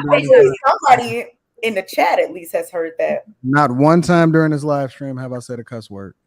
Oh, I thought you said you don't curse in general. I don't curse anymore. I've given it up. What? I've given it up. When did it start? Did it start 2 hours and 35 minutes ago? It started yesterday. No, you lying. It started 2 hours and 39 minutes No, ago. it started yesterday. I didn't curse on either show today or yesterday. What are you talking? I'm proud of you, Anthony. Let's see. Let's I'm see if Elias I'm making a concerted effort to strengthen my vocabulary and not curse. You didn't curse yesterday on Q&A? Good for you. Good for you. You didn't curse on Q&A last night. No, I didn't. If I did, I didn't notice it and it was a mistake. But I am making a concerted effort not to curse at all anymore. Can we give a shout out to Anton for not cursing today? I'm making a concerted effort. Saturday. Still got Fight Club. Listen, somebody sent me a message and they said, Anton, I really be wanting to watch your show with my kid, but it'd be difficult because you're saying the F word too much. And so I said, you know what? You're right. I need to change. I need to do things differently. And I want to be a better influence and impact people more than I am right now. And so I'm making a concerted effort to do things differently. Anton, I think that's amazing. I fully support this. And, I think that's great. I'm working on it. I'm working on it. But you know what I do? To get back to the subject, I got a question for y'all. I heard the ladies, and I'm cool with what y'all answers are, whatever, so on and so forth. I think that y'all are a little bit off when y'all describe a want versus a need, but that's irrelevant, right? My question is, because y'all saying that y'all still young, but y'all in y'all late 20s, 30s, whatever, so on and so forth. Did y'all need a man when y'all were in y'all early 20s? Yeah. Yep. So I mean, what happened though? Because I picked the wrong one. But no. Because think about it. What I'm saying is facts, Q.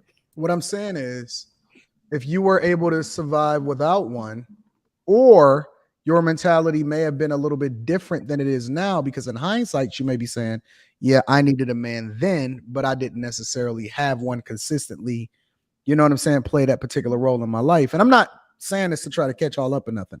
I'm genuinely asking a question. What was y'all mentality back then, not now, as it relates to how you look at yourself back then? Who said we survived? I thought that we were going to be. Oh, go ahead. I said, who said we surviving? I'm over here struggling without a man. I need one. Yeah, but Tam, I'm wondering are you struggling for real, or are you just struggling like mentally, physically, emotionally? That's real, Anton. I'm just asking a question because, you may say I got desires and needs, right? Or I don't feel like taking out the trash. No, it's all. You might just be being lazy, Tam. No. Tam, so what do you think has stopped you? Like valet trash. How lazy can you be? All I do is put the garbage can. Right. I have valet trash. Oh, but then you might get a leak in the roof. Then what? I mean, yeah. Why I need them? How am I supposed to? When I was 20, I don't know. I had a similar mentality. I mean, I was with him for the majority of my 20s. I thought we were gonna be together. I thought we were gonna be like a Howard couple, like that got married, and I thought we were gonna do all of that. So I don't know. It didn't work out, but yeah. Did y'all seem like y'all doing just fine to me? I make it look good. I mean, am I supposed to be crying? What am I supposed to No, do? because listen, this is what I'm saying. That sound, JR. This is what I'm saying, right? I think that when you really start to put it in perspective,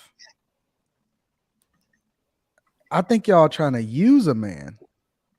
No, we used. We didn't have shit when I got with him, so it definitely wasn't that. And broke ass college students that didn't listen. Nobody was trying to eat in the cab. Okay, we're using everybody. Okay, Anton. I think y'all trying to use a man to go out to eat, and I have to eat in the cab. Absolutely, yes. I don't care what you look like. Okay, Anton. I don't have anymore.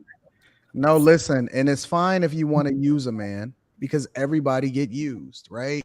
Relationships in themselves are transactional. It's an exchange, for what it is that you want. Y'all may exchange something and give out something so that, you can get something back, right? But I mean, let's be real. y'all want to use a man. Okay, let me help y'all out because y'all may be looking at the Not at verbiage. our age. Y'all know, Siobhan, you may be looking at the verbiage and then saying, listen, I don't like the way that sound. Okay.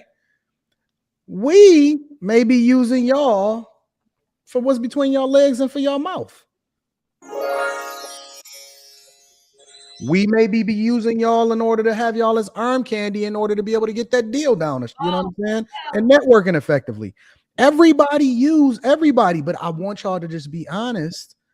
Y'all just want to use us in order to make y'all lives easier. Let's be real. I don't agree. I think I to a love certain him, age. so I don't know. I think, yeah, to a certain He was degree. one of the only people I loved for him.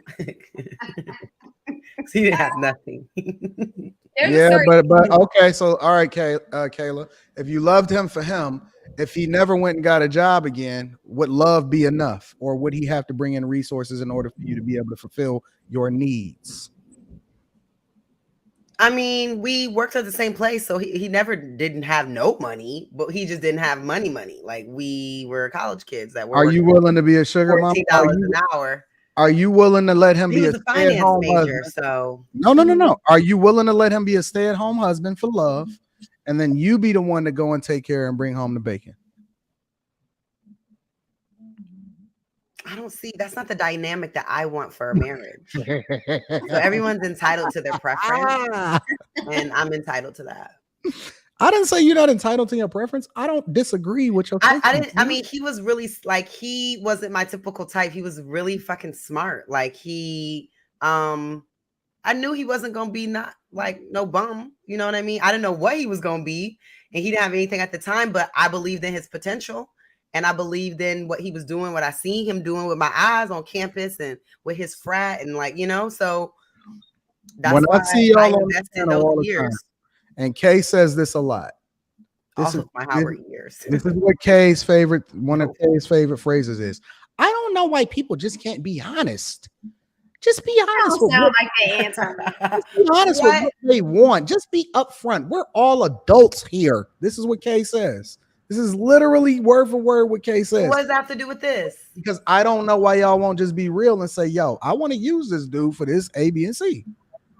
Listen, we're not. I just didn't think that at the time. That's not at that. Y'all trying to make it sound nice, but y'all want him to. Y'all want to use him. Anton, what he can. Is it okay if the word instead of use that people use is standards and expectations? I mean, no. Is that not? You know what? And Anton, like what you were saying earlier, when I was like about to start saying something towards what you were saying, I was like, you know what? As I'm hearing the responses, there is an exchange, right? There, couples have a symbiotic, like it's mutualism. Both parties benefit from what the other person is doing, and I don't think anything is wrong with that. I just think that when the language of used, quote unquote, people but it's a reality though, Kay. I get it, Anton. I'm not disagreeing with you about that. I just think that when you say used, that it might sound a way. But I mean, people want what they want, and they give what the other person wants. And if I use you, if not you particular, but if I use a woman, I'm using her for her womb, right? I need that womb to get what I need to get out of it as far as my kid. Right? I'm using her for her mouth. I'm using her for her body. I'm using her for her femininity. I'm using her for her nurturing. I'm using her. I'm getting the best years out of her, but I'm going to reward her accordingly. Right? The trade-off for her is actually beneficial in the same way that you're trading in your time for money when you go to work every day. But we don't want to say the word because it doesn't seem nice. See, men will do this. Men will just be real and say, "Yo, I need that, whatever, so on and so forth, whatever." But women want to make it sound nice. I'm trying to get y'all to just be 100% real, the same way that y'all make this statement and form this narrative every week. And y'all say, "Why can't people just be real and say what they want? Why can't women, specifically Tam, Siobhan, and Kayla, why can't y'all just say, I want to use a man for A, B, and C?" I don't. Well, you just stated that Sorry. she's providing you with certain services and you're rewarding her. So then how are you being used if she's being rewarded for her services? Because she's using me too. She's using me. She's using me. She's But using me. you use it as Hey, reward. hey. Everybody has to bring something to the table. Like, right. what? So just admit it. That's all I'm trying to get y'all to say. Admit what? This is how That relationships you want to work. use- I'm not going to admit that though. You Because want to there's use not the man. everybody. All everybody- relationships work this Siobhan, way. Siobhan, I think I can. Wait. Let me work on Siobhan. I think she. I'm gonna love him. That's Siobhan. Yeah, So right. just give me this part. You want to use him for his money. You want to use him for his protection. You want to use him for his D. Come on, come with me here. Come with me down the road. So I was with you for the last two, but that first one, so no, I think it comes with age. Okay, it comes with age, and that This is a bad negotiation. Then whoever this guy is that you're picturing, this prototype of a guy, he's saying, I want out of this negotiation because you're not being honest with me. I think that if you heard me a couple times, I always said that I'm very big on honesty. Okay, Then be honest. Okay, I am. No, I want to use you for what? Listen, I have used people for things. I know. I have. And you still want to in the future too, right? But I had the money to do it, but I didn't want to use my own. Okay. Okay, Ron, you're lost calls right now. Tam. Yeah, I mean that happens all the time, Siobhan. Are you coming down this path with me, Tam, or no? Why would I pay for it when someone else can pay for it? Tam, are you coming down this path? Are you going to admit it or no? I mean, I see. No. Hold on. I see what you're saying, but when you say use, it make it just sound so bad. When it's like, I'm gonna love you, and you're gonna feel appreciated for all of the sacrifices and everything that you do, so you won't feel like you're being used. I see what you're saying. So you're trying to finesse us. Okay, I got you. Men use women, women use. No. Just tell me. Listen, you trying to finesse us.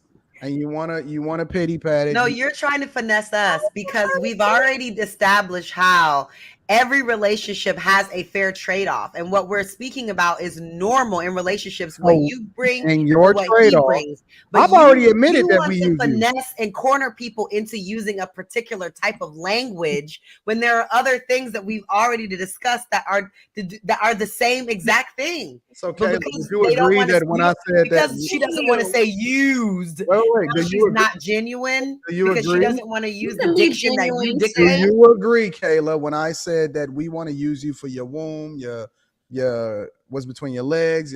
Yes, every man has needs. And you agree when I said that we want to use you? Everybody has deal breakers. These So are the you things that I just need in a said- partner, so period. End of story. Basically, what you're saying, I just want to summarize this, is that you're not going to use the word use, even though that is exactly what y'all doing, right? But Anton, I don't think that at our age we're using anybody. Look at Kayla. Why is Kayla acting like this? I'm not acting like nothing. I'm not interested any longer. But Kayla, I've treated you with the utmost respect. And I'm treating you with respect as well. And saying that, No, you just started sipping a drink I did after I asked the you a 2, question. the 3. And You sipped the we drink after I asked you a direct And I guess question. we just can't get on the same page. And you know what? That's okay. Because I believe we're saying the same thing. So I just don't want to argue when we're saying the same thing, you know? But Anton, can we have a conversation for real? Because Thursdays is let's talk. Let's have a conversation, right? Explain it to me. What am I missing that you're telling me that I don't get? I just want to know.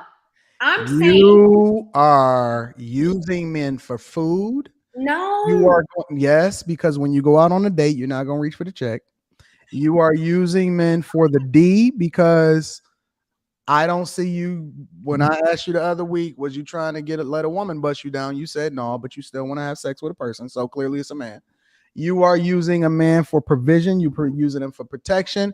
You're going to use him for every single ounce of blood that you can get up out of him in order to make your life more comfortable so that you can lean into your femininity and have a good time. And if you can find a man that makes a sufficient amount of money and you're not required to work, you may even take him up on that option also. That is using somebody. No. You forgot one, Anton. What's that? Attention. No. Oh yeah. So I've Well, actually. no, Trigger Mike. They're gonna change the word just like they changing it now. They're gonna say no. It's companionship. That's what they're gonna say.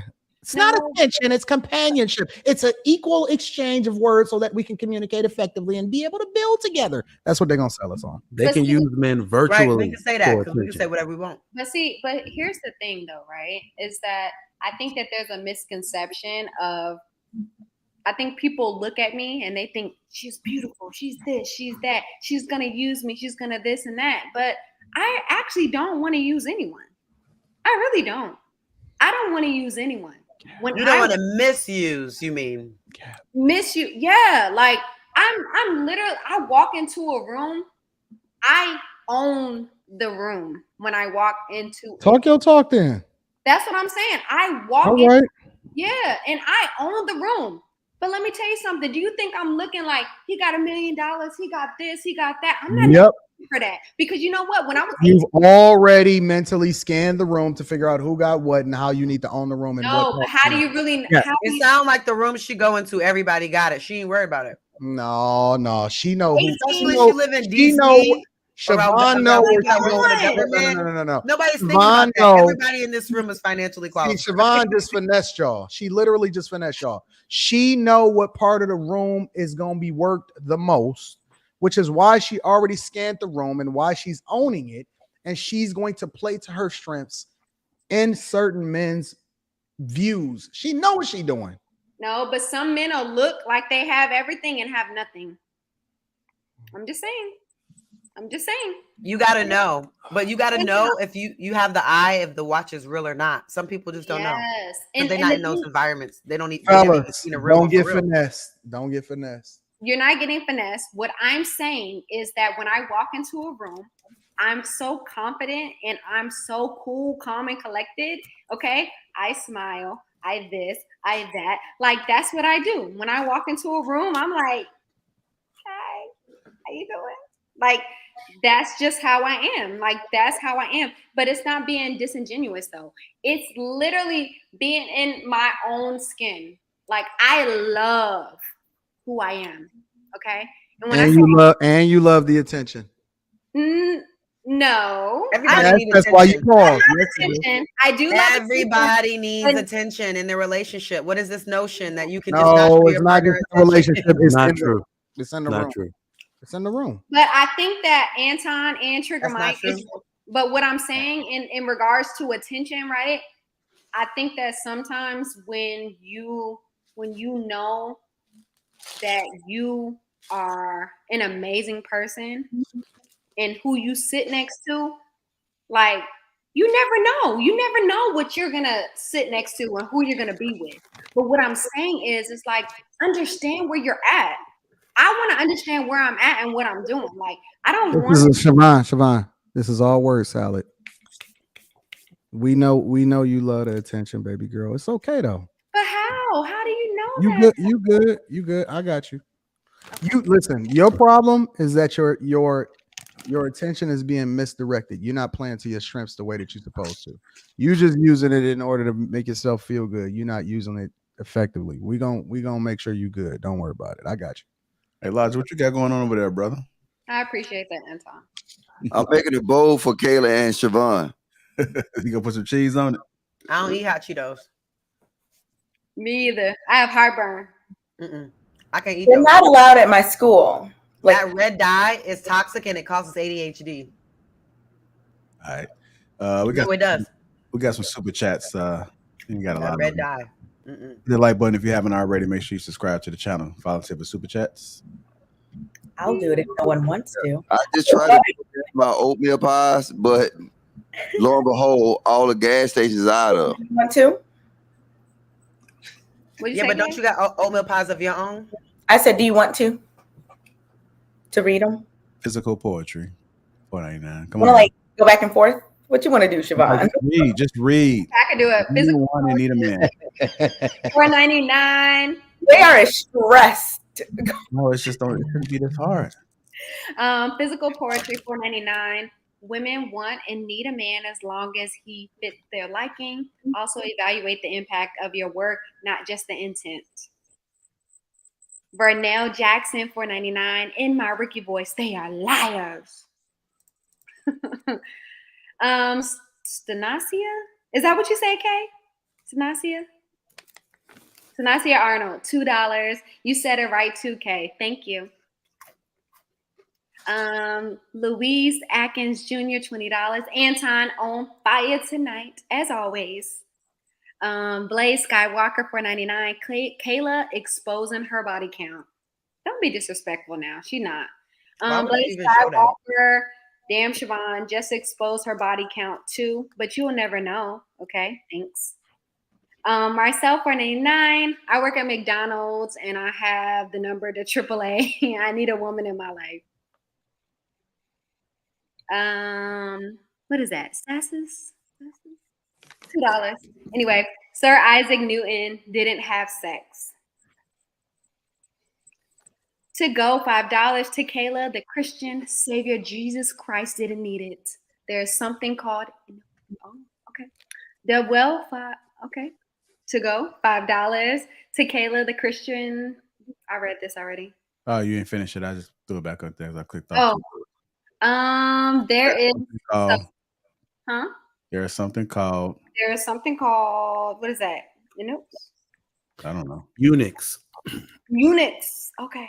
Never used the word. Right, me either. Dub Will, $5. That's a great song, Kay. Impossible, Mission Impossible 3 soundtrack. Marcel, $4.99. Get your flowers for a low price of $39.99. Went viral on TikTok. Rebellious videos, $2. Kayla jumped straight to SIGN language quick. Sign language, baby. I know that. He put periods and I was being funny. Thank you, sir. Get your Cheetos.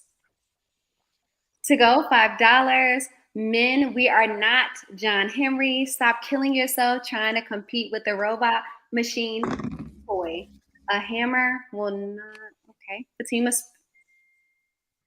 I'm sorry. will not be the death of me, LMAO. Am I reading slow?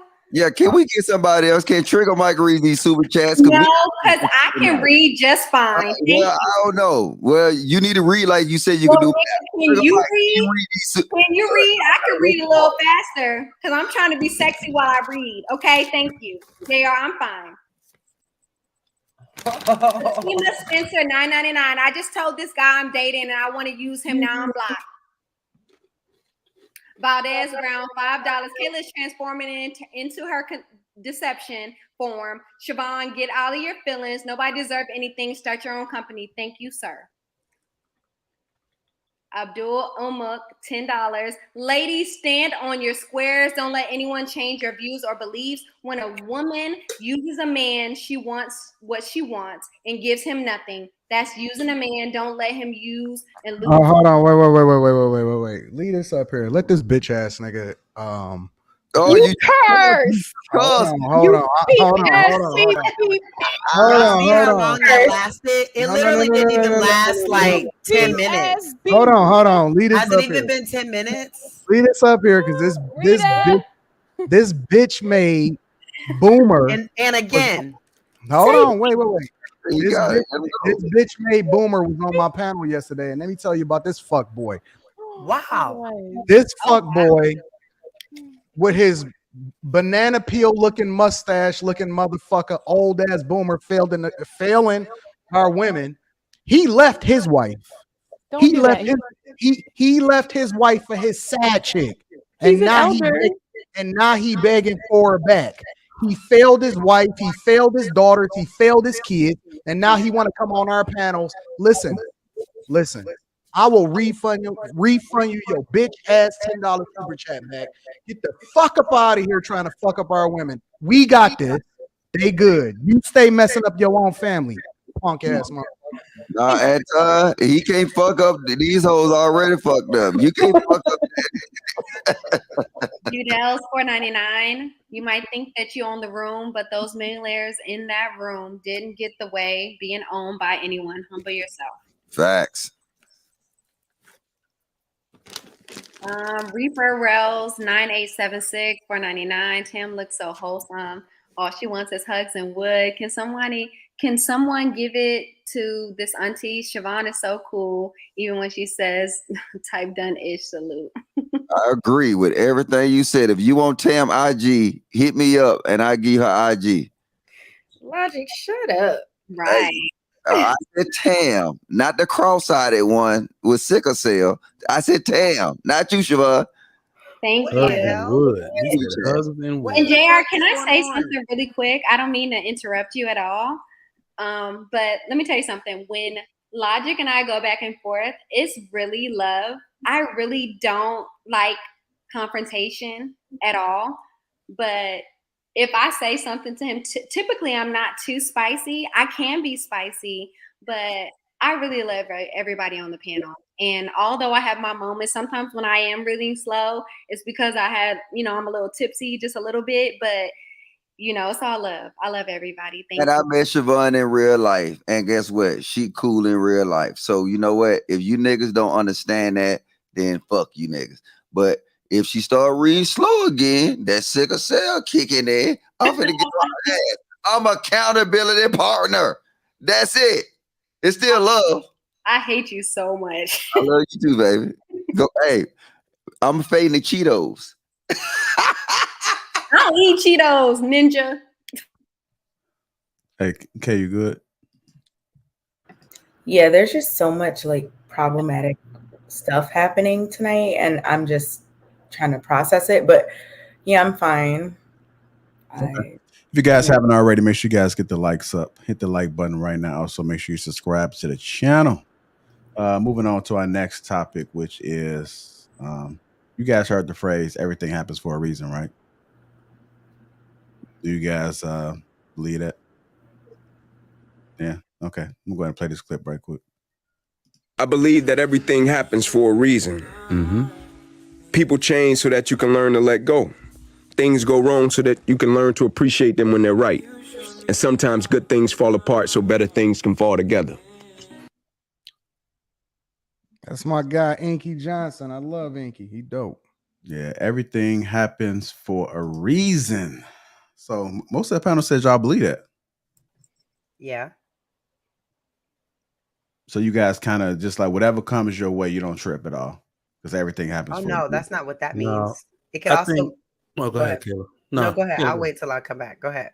I mean, philosophically, all right, that particular phrase, if we're gonna kind of go religious with it, people think all of their good omens and blessings come from God only, but you don't realize that a lot of the bad stuff, a lot of the troubles in your life can also come from Him, or the higher power that you believe. So I think that's really how it's defined. Everything happens for a reason, even the bad stuff. I embrace personally everything that happens to me. Anything that can happen in somebody's career has happened to me, and it has molded me into the person that I am today, the professional I am today, the way I manage employees, the way I function in my own business. So I would definitely be a big believer that everything happens for a reason. And the advice that I would give to people is stop focusing on only the good things. Like you can't get lessons out of getting your ass whooped by life, because that's really where the magic happens. That's where change happens. So that's what I got on it right now. I agree with Trigger. People harp on the negative things too much. Even when it comes to relationship, people are a lesson or a blessing, or they could be both, right? And sometimes people want to point the fingers at their exes, but they don't want to take accountability and have self-awareness. And I believe every person that came in my life is it taught me something. So I definitely agree with that statement. So, I do agree with this. I believe everything happens for a reason. And sometimes those reasons are because you're stupid and you made a stupid decision. Sometimes there is a deeper reason that you may never know directly, but you feel and whatever. But I do think that sometimes this sentiment could be used as a scapegoat for people not looking into the actual reasons on why some things happen. So in terms of people utilizing that as a finesse past like, you know, accountability, I don't agree with that. But in terms of like trusting God or whatever you believe in, that whatever that situation was, like it propelled you to the next thing, or it kept you from something that may have hurt you, or whatever it is, that I do definitely agree with. But sometimes that reason is that you're dumb as fuck and you did something dumb, you know? I don't think that everything happens for a reason. The word specifically says that it rains on the just and the unjust. There's not always a logical reason as to why things are happening to you. That's just the way that life goes. It's not always a justifiable reason, but I think that us as humans, we try to make sense of things, and we think that the center of the universe, to a larger extent, even if it's just in our mind and we don't openly admit it, evolves around us. Right? Life only began when we were born, and life only ends when we die. Right? The only thing that matters is us, which is why we have the word being selfish, because if it didn't happen to me, then it's not relevant. It's similar to the different issues that we go throughout society and life. And it's not relevant to us because it's not directly on our doorstep. But then when it gets on our doorstep, then it becomes an issue that everybody needs to participate in, because the world revolves around us.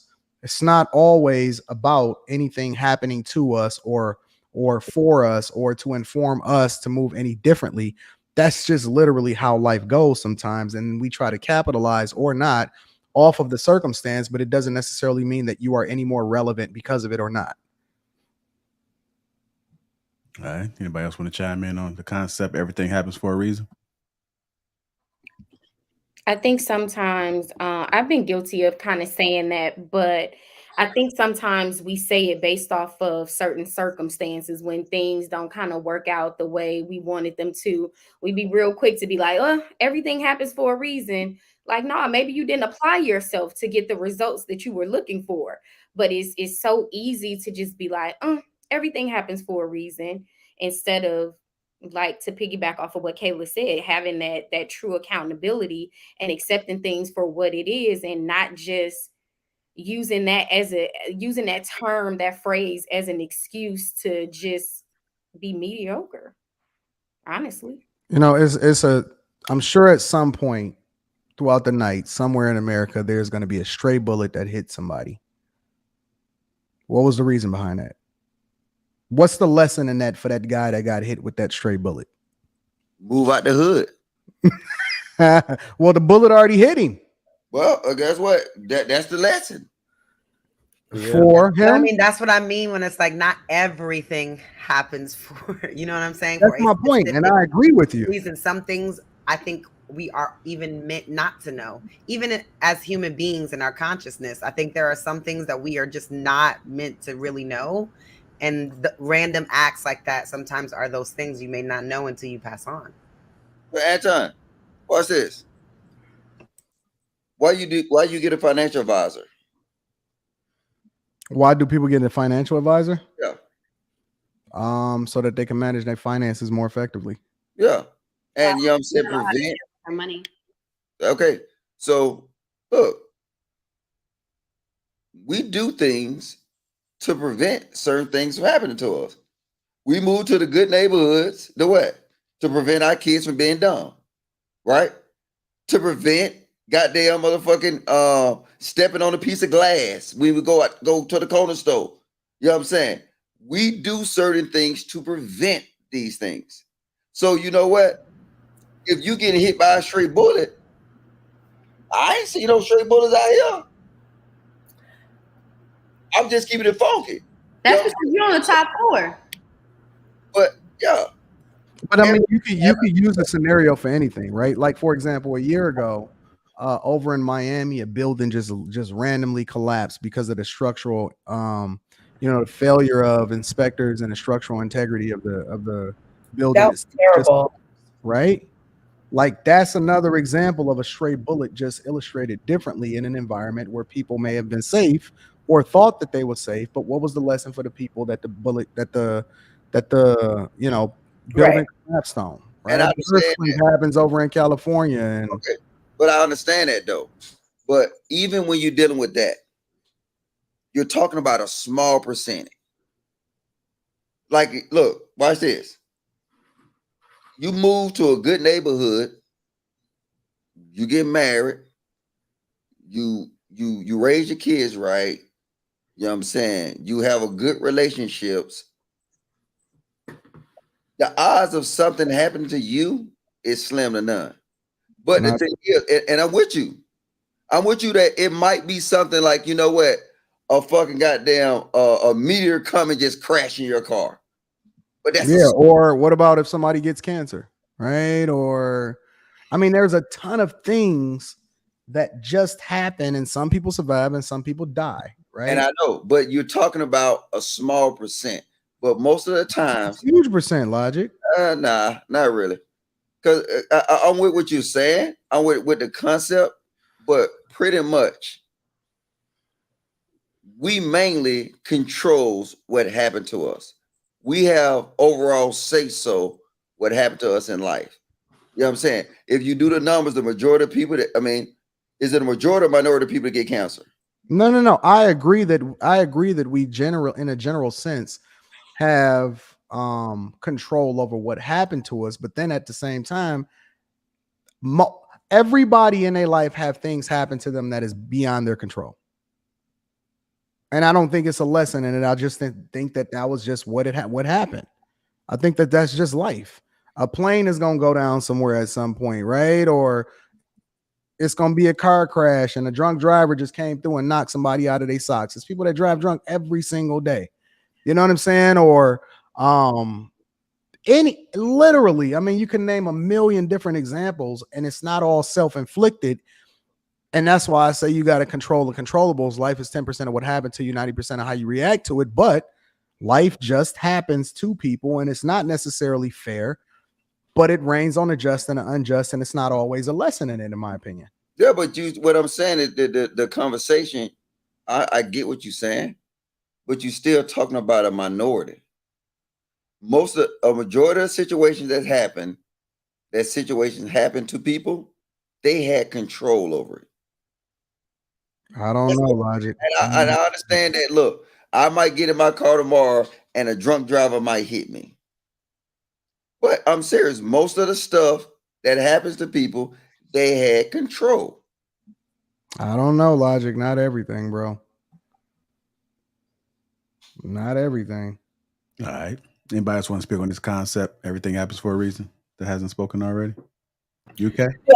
So, you know, I think this is one of those things where it's like, do you believe in fate? You know, I think Tam might have been speaking to this point, but it's a thing that people use to comfort someone sometimes, like, oh, everything happens for a reason, or to explain something maybe even that was good that happened, but didn't have like a obvious explanation. Oh, everything happens for a reason.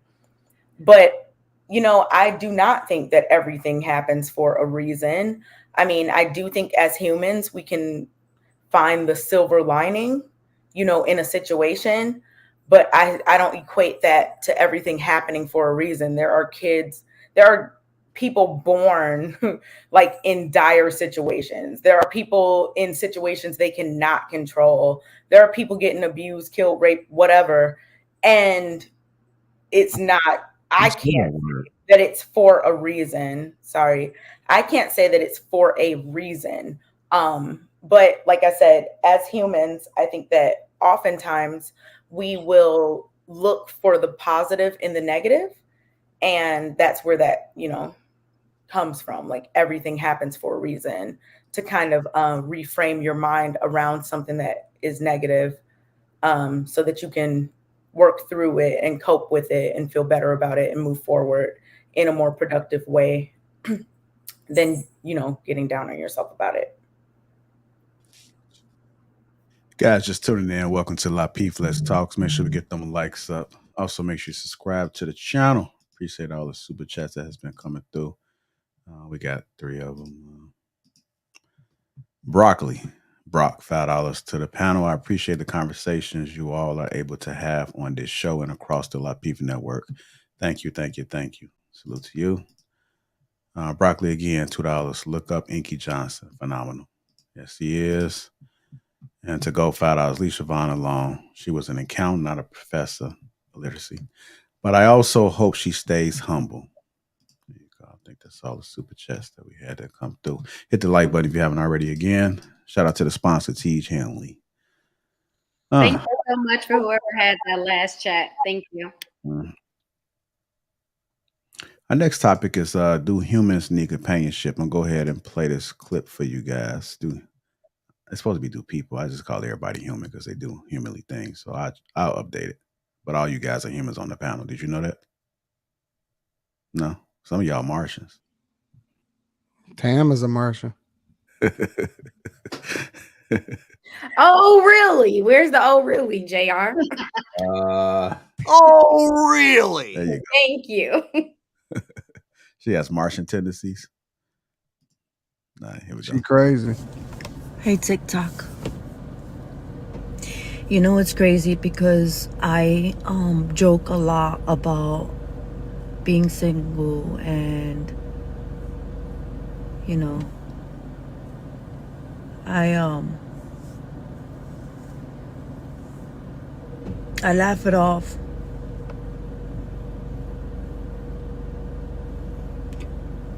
That hoe talking too slow.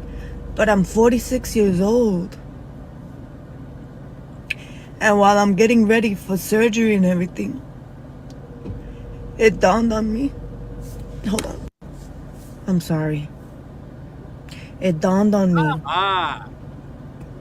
that I'm 46 years old and I don't have a husband to take care of me. What? I don't have a husband to help me get ready.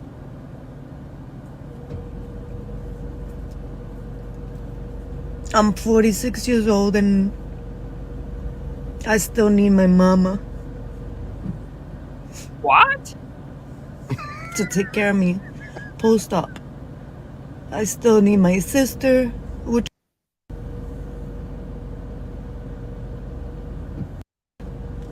reality.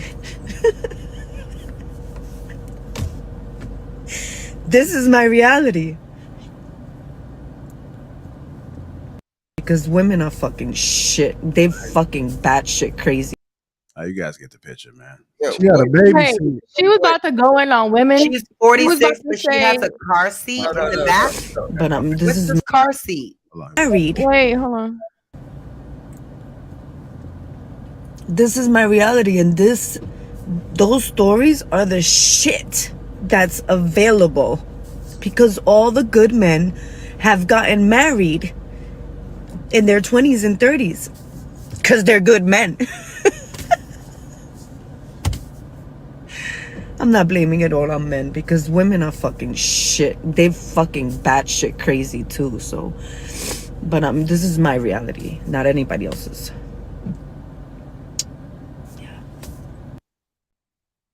JR, where you find these hoes from? But guess what? The thing is, some of these women on this panel are gonna be singing this same love song. Oh, I wish I would have listened to Mr. Logic. You know what I'm saying? I should have listened to Mr. Logic. They go, and then now, you don't see her saying these words? Who gonna check me? I can say what I want to say. I told y'all it's not a wall, it's a fucking mirror. I'm undefeated. I told you it's not a wall, it's a mirror. And this hoe is looking directly into that bitch. It's not a wall. Rest in peace to Kevin Samuels. But you got this wrong, Jit. It's not a wall, it's a mirror. And now what that hoe just showed you is she looking to the mirror. I pray, God, please, God, do not let Tam be looking in that same mirror. Please, God, do not let Island Girl Q looking in that mirror. Please, please, God, do not let Siobhan look into that damn mirror. Please, God, I know Kayla is going to be looking in that mirror.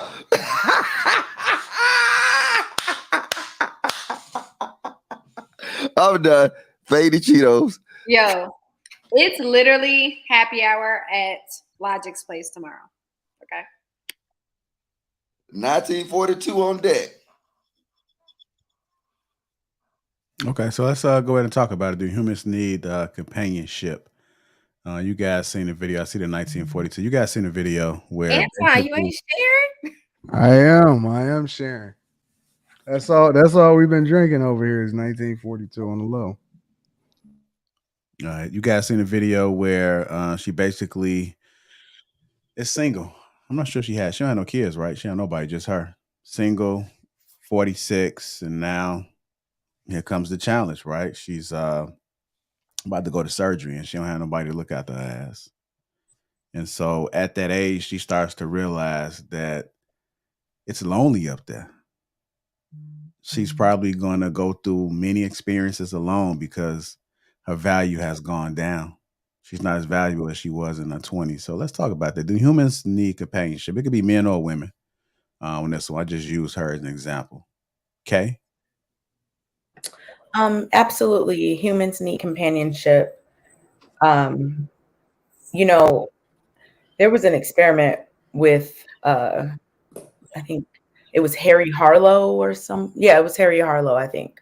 And there were like monkeys, and the monkeys had to decide between the mother that was just like made of wire. It was like fake monkey moms made of wire, but they had like food.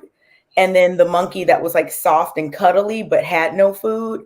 And the monkeys like literally chose the mother that was soft and cuddly, even though she didn't have like the resources.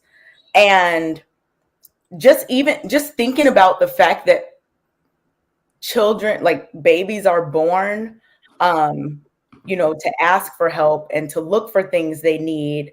Like, I don't know. I just think that absolutely humans need companionship, and they need, people around to be healthy and the most, I guess, effective forms of themselves. Because that's how it starts out. Like a baby out of the womb can't take care of itself. You need people around. So like that just continues on throughout your life.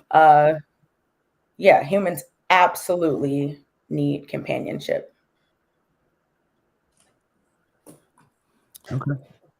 Go ahead, True Mike. I mean, I'll say humans need companionship. It's debatable on whether who needs it more. I think men can fill up their time with a lot of other things before they start needing for a woman or the companionship from a woman. But I really got a question. I mean, this goes into what I said before.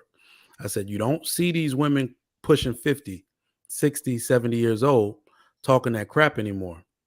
And my real question is, why are so many women in their 20s and 30s afraid to admit this? This is exactly how some of y'all feel now. And the reason I'll say that is because I'm married. Your homegirls tell on y'all. They tell all y'all business all the time. All the time. I mean, from 30 to 35, the women the tune is different. Now, these women taking up time on my wife's phone, maybe a few hours a week, just crying. Did I get it all wrong? I'm so lonely. This is not the life I want to live anymore. And what's really sad about it is, hey man, keep them hoes off your white phone, bro. Yo, for real. Keep them hoes off your white phone, bro. Me, man. Your wife gets married friends, man. These are the same women. When I was trying to talk hoes off your white phone, bro. When I was trying to talk sense into them, Anton, like you need marriage. No, you need a man. Get them hoes off your white phone, man. I don't need it. I mean, to me, it's really sad to watch because when you look at it, the biggest wave of women in history are about to recognize that same plight. So, Godspeed.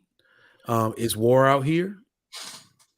Get it how you live. But yeah, we all need companionship for a bunch of different reasons. Women have an emotional need for men. And I suggest that in society, you take that seriously. Really, last thing I'm going to say on it is that our women especially have consumed themselves with the idea that work can sustain you. A career can sustain you, and you won't even hit 40 before you realize that's not even true. It's not, no chance in hell. So, drop that ideology and humble yourself and be out here calling niggas back. Your dude might even be in your past. Might be some dude you overlook, and let's hope he's single. I'm off. All right. Anybody else want to chime in on that? Do humans need companionship? I'm trying to wait on the women. I think we need companionship. I do. I really do. I think that a lot of us want companionship. I don't think that women think that they particularly need it anymore, just because of in the day and age that we're in. They just feel like I got me. Like I'm like that to a certain degree. Like I got me and I don't need nobody, right? But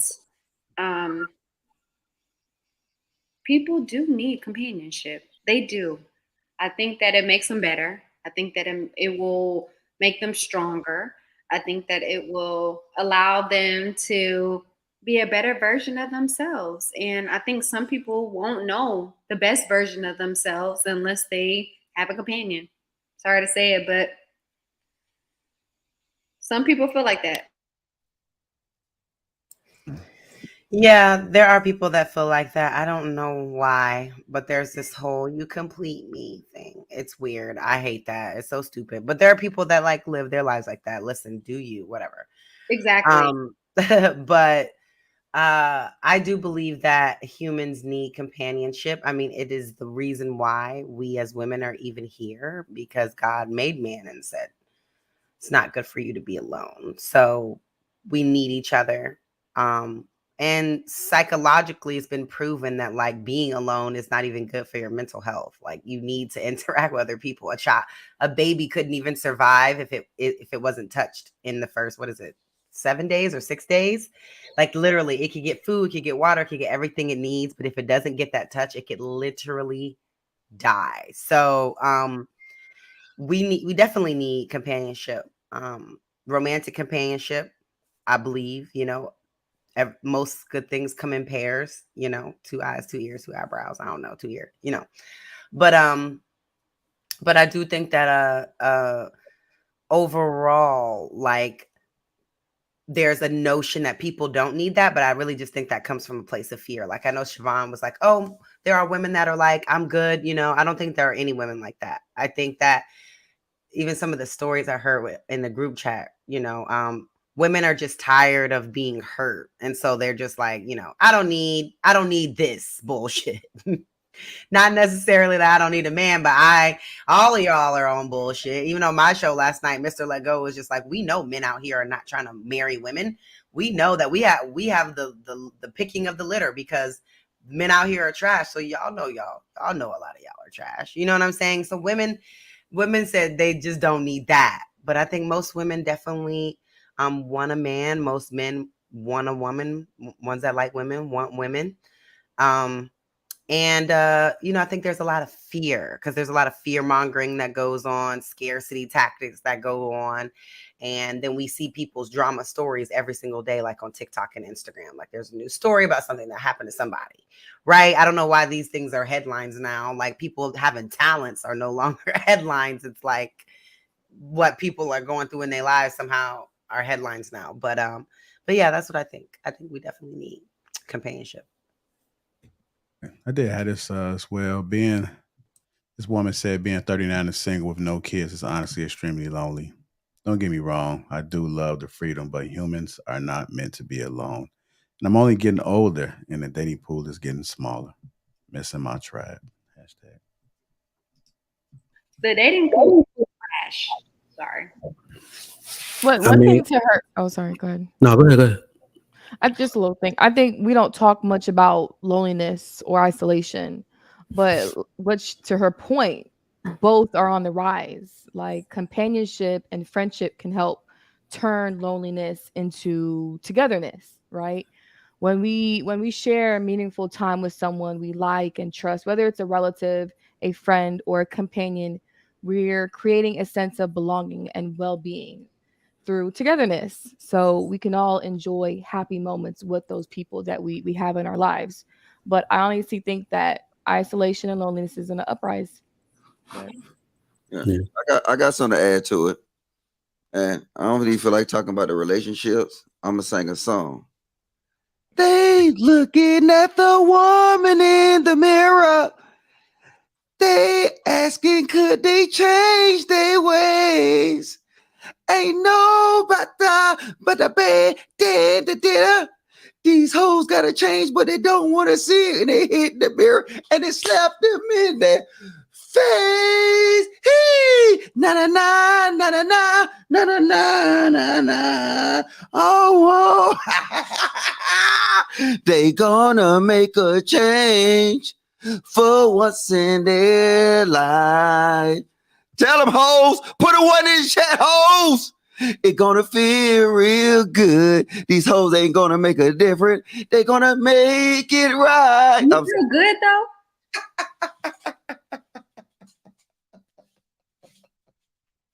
Oh, really? He's so happy about his singing, but he can't sing.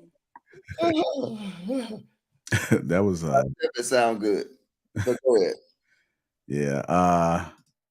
Anybody else want to chime in on this? Go ahead, Tam. I see you came off the mic. So yeah, so just to piggyback, yes, I think the women that are saying they don't need companionship is because you picking trash ass men. Like, we all need companionship. Who wants to be alone? So if you sit around saying you don't need it and you just okay and cool with being lonely, that's kind of sad. I don't need them. I don't need it. Well, I was speaking as far as women. Oh, okay. Women. Siobhan made a comment and said that women are saying that they don't need companionship because of, the woes, the ups and downs of dealing with ain't shit niggas, relationships not working out. Like, you saying you don't need it because you picking trash ass men. So, because I think humans in general, we do need each other, even though Anton is saying he doesn't need companionship. But I think at some point, like, just constantly I think there's only so much within yourself that you can be fulfilled with and just be okay with just being completely lonely without having anybody. That's just my opinion. Just because you're alone don't mean that you gotta be lonely. That's all they just saying it, Anton. Just because you're alone, don't. Just because a guy is alone, don't mean that he's lonely. You listen. I got skating. I got the Pistons. I'm gonna be on the floor. So what do you do when that's not on? Then, like, what do you do if it's always another activity? I got hiking. I got a lot of things that I can go and do. Like right in that moment, I think for somebody to not be alone, you had to not feel alone. You have to be busy 24/7. So I'm swamped. I can't. That's Anton. I do. That's why he don't do that. Listen, I don't even take vacations because I don't have time. Sad. No, you don't make time. And here's the difference. Me and Q had this argument all the time. Q like, oh no, just take some time off and do this. And I'm like, yo, I'm busy. I ain't got time for that. And then Q be like, why do you work so much? And I said, because I love what I do. I love what I do. I don't need anybody. Is it a nice to have? Absolutely, is dope. I'm gonna make room for whoever it is that rock with me. But do I need? Absolutely not. I don't need anything or anyone. Well, which makes it that much more enjoyable because I'm already fulfilled within myself and I'm not interdependent on anybody for my happiness. And honestly, I think that that's what's wrong with y'all. I think that y'all happiness is tied up on seeking validation through other people. But when you complete within yourself, then you make for a much, much, much better person to be around, including a wife. So, Anton, just in a couple of words for people who don't know, what is it that you do? What you mean? Like, what do you do? You said you love what you do. What do you do? What would you describe it as I have a very high position in corporate America. Mm-hmm. I run a web development company. I run a real estate company. I do content creation. and I do coaching. Okay. So as far as the IT company, I feel that because you don't necessarily need people for that job. People need you. You know what I'm saying? In terms of the IT. But in all those other fields, you need people to participate in them for them to be successful. Well, see, now you having an entirely that's a different conversation. Different conversation because now we're talking about something outside of relationships and companionship. Y'all was talking about the question said, do humans need companionship? That's specifically what I was talking about. Okay. It more so had evolved to like, do people need people? That's where it evolved to. But if you want to go to the question, then sure. I mean, we can talk about, I don't care. We can talk about all the rest of the stuff too. But my point that I was making was specifically about companionship. We can go down a rabbit hole too, though. Nah. Like I said, like it doesn't mean that I don't love being around the person that I'm around and all of that other type of stuff. But we had this conversation all the time, and I said, listen, I am going to be in a great space no matter what state I'm found in. I wouldn't want to completely crumble if I'm not with her. Like, I'm not going to fold. I'm not going to turn into a sucker. I'm not just going to completely lose my mind and go crazy and then go and delete a bunch of people. That's crazy. I'm going to be happy with and then happy without. Right? It was phenomenal when my dad was around because he was my best friend at the time. But I'm thriving just as much. And I realized just how strong I was after I got over the grieving process when he passed away. I'm just fine. I'm doing just fine. And so it's not even a thing for me. I realized how strong I was when there were certain people that left out my life. And I was just as happy and I was just as cool when they left. And I ain't even just talking about people that passed away and stuff. I'm just talking about people that walked away, people that you thought was cool with you, people that you thought was your dog and all of that. And they move on and they live their life. And it's no slack off my back. It's nothing that I got negative to say about them. But then I realized, like, yo, I never missed a beat. I'm the same. So, I don't feel like I need anybody, but I think that, it's a nice to have. It makes it just is a different type of enjoyment that you get from it, but you just pivot because you don't know what you don't know when you're moving in a different direction. And I don't think happiness should be based off of a person. It should be based off of the state of mind that you're in.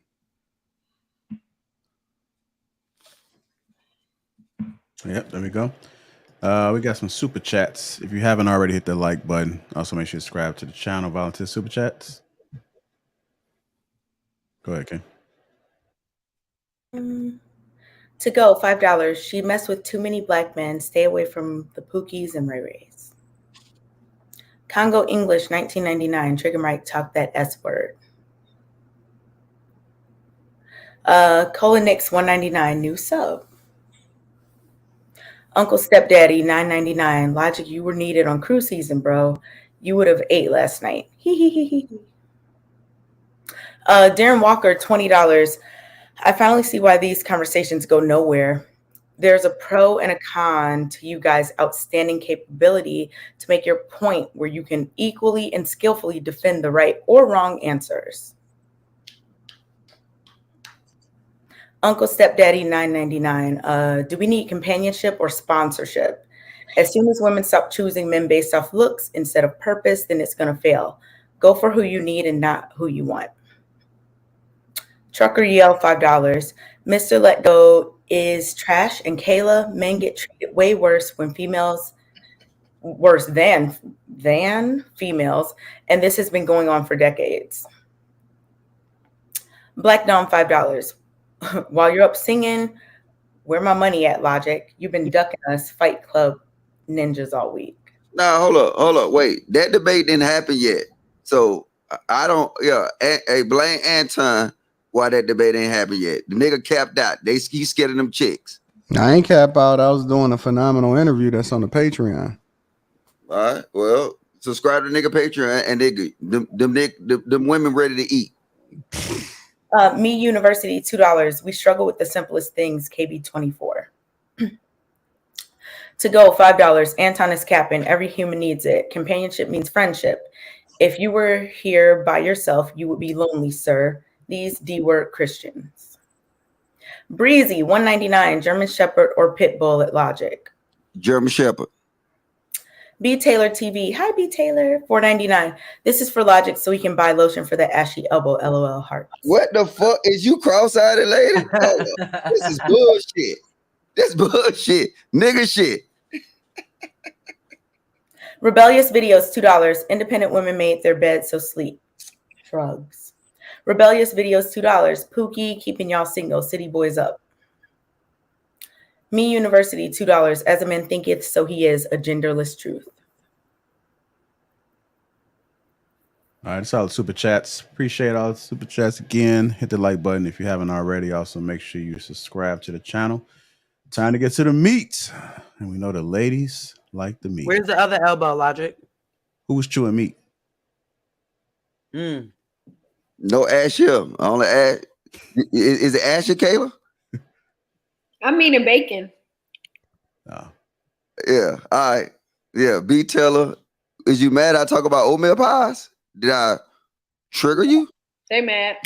What about, I don't get She the rest not mad because she ain't got none.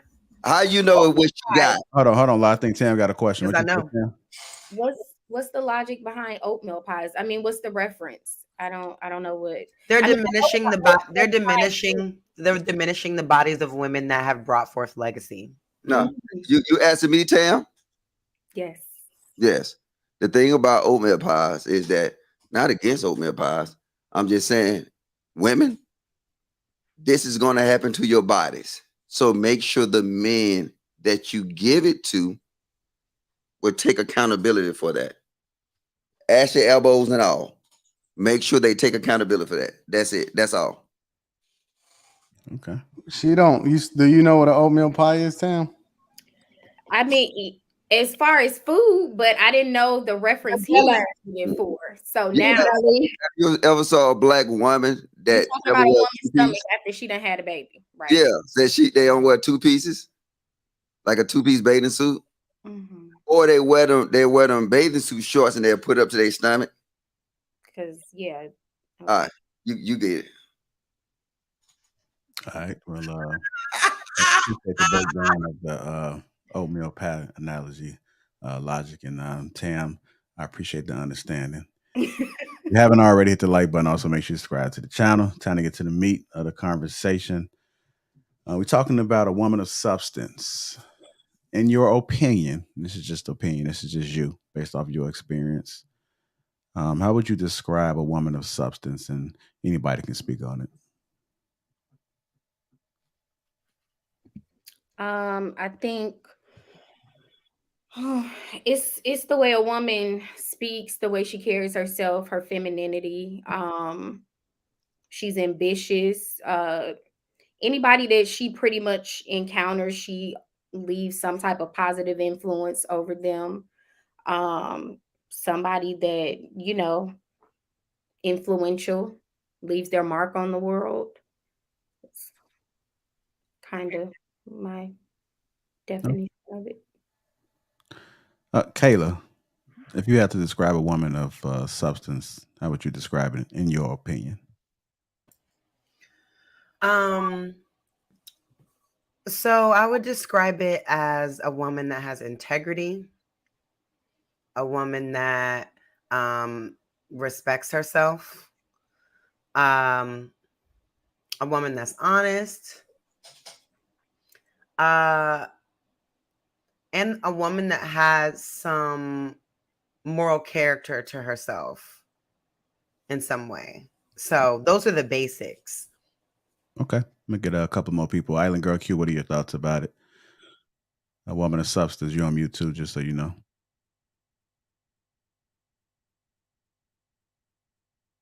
Sorry. A woman of substance would be a woman who has strong character, right? Humble, is consistent, loyal, more than what meets the eye, right? More than what's on the outside. Also how she treats others, right? But also her devotion to God and to other people in her life.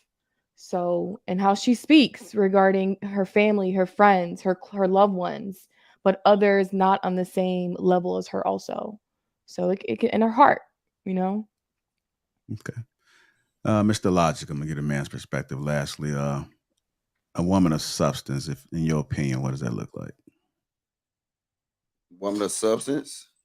Yes, sir. A woman that can reproduce, willing to reproduce, shut the fuck up and manage my resources. Only add to what I make and not take away from it. And lastly, last but not least, a woman who puts her family before herself and therefore will require the man to do the same. So, oh, and a woman that take my tier list and turn it upside down. There you go. It's like night and day hearing a man's perspective of a woman of substance versus. I might have to get one more man. Trigger Mike, woman of substance, real quick. Let me see how we align. I really love that term, substantive, because it means not superficial. And we got a lot of superficial women out here these days. So a woman of substance has these particular qualities, in my opinion. She's feminine, non-confrontational, kind, gentle, nurturing, understands the order of family. She has moral integrity. And again, I'll say she has no superficial liabilities, which means that she is nothing but an asset to her family and a cornerstone to her home and community. Yeah, I love. I mean, if we just really put it out there, that's a wife. You know, a woman of substance is a wife, the best wife. She gonna get chosen 10 times over before everybody else. And I really want ladies to notice, like JR said, none of the qualities we talking about as men have anything to do with what you do for a living, your ambition, none of that. It's not really substantive to us. And we know y'all like that stuff, but not really. Trigger Mike, it's almost like you're reading from a manual every time you speak, brother. You know, Well, I write things down because I suffer from short-term memory loss. I had a Bacardi 151 accident in college, but if I don't write it down when I think it, it's gonna be okay. gone. Well, don't feel bad because I had that on an everyday. Yeah. Bad. Yeah. I can't blame mine on nothing. It's just natural, brother. But I'll salute to you. Thank you for the input. The question I want to pose to the panel, I'll kick it off with Anton on this one, is can women keep a man with just good sex, or will substance eventually matter at some point?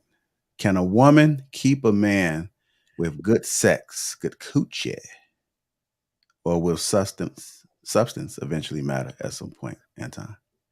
I don't know. I think that all women have substance, to be honest with you. It's what you pull out of her that makes her unique, right? I think that it just takes the right type of guy to pull that level of substance. So I can always find great use for all of the women that I'm around, because I think that it takes a phenomenal guy to recognize or pull out of the greatness of a woman, right? A lot of guys just look at women for, specific things, but when you start to look at what the possibilities are and how you can conquer the world with an army full of women, or with the right type of women, I think that you start to really, really be able to mine out the value from them. So,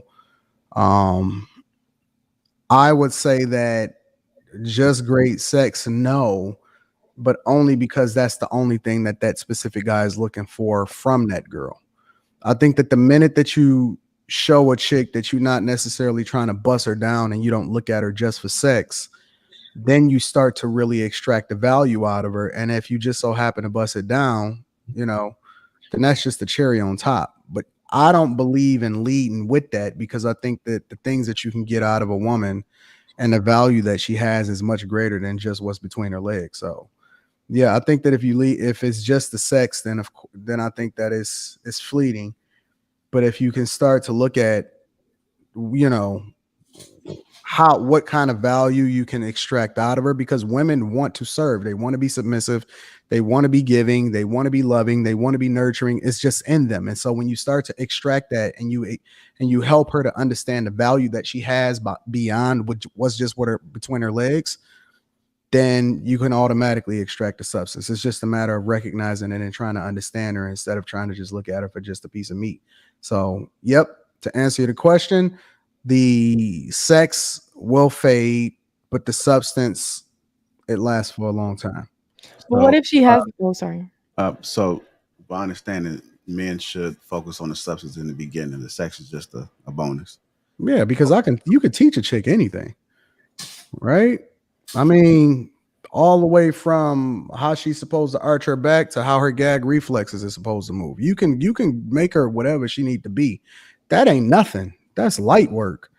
The real challenge is, how do I put her in a position of power to really be able to understand what she can bring to this conversation?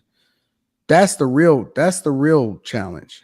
You can teach a chick anything. If a guy can't show her what she need to be, that more speaks to him than it do to her. Okay.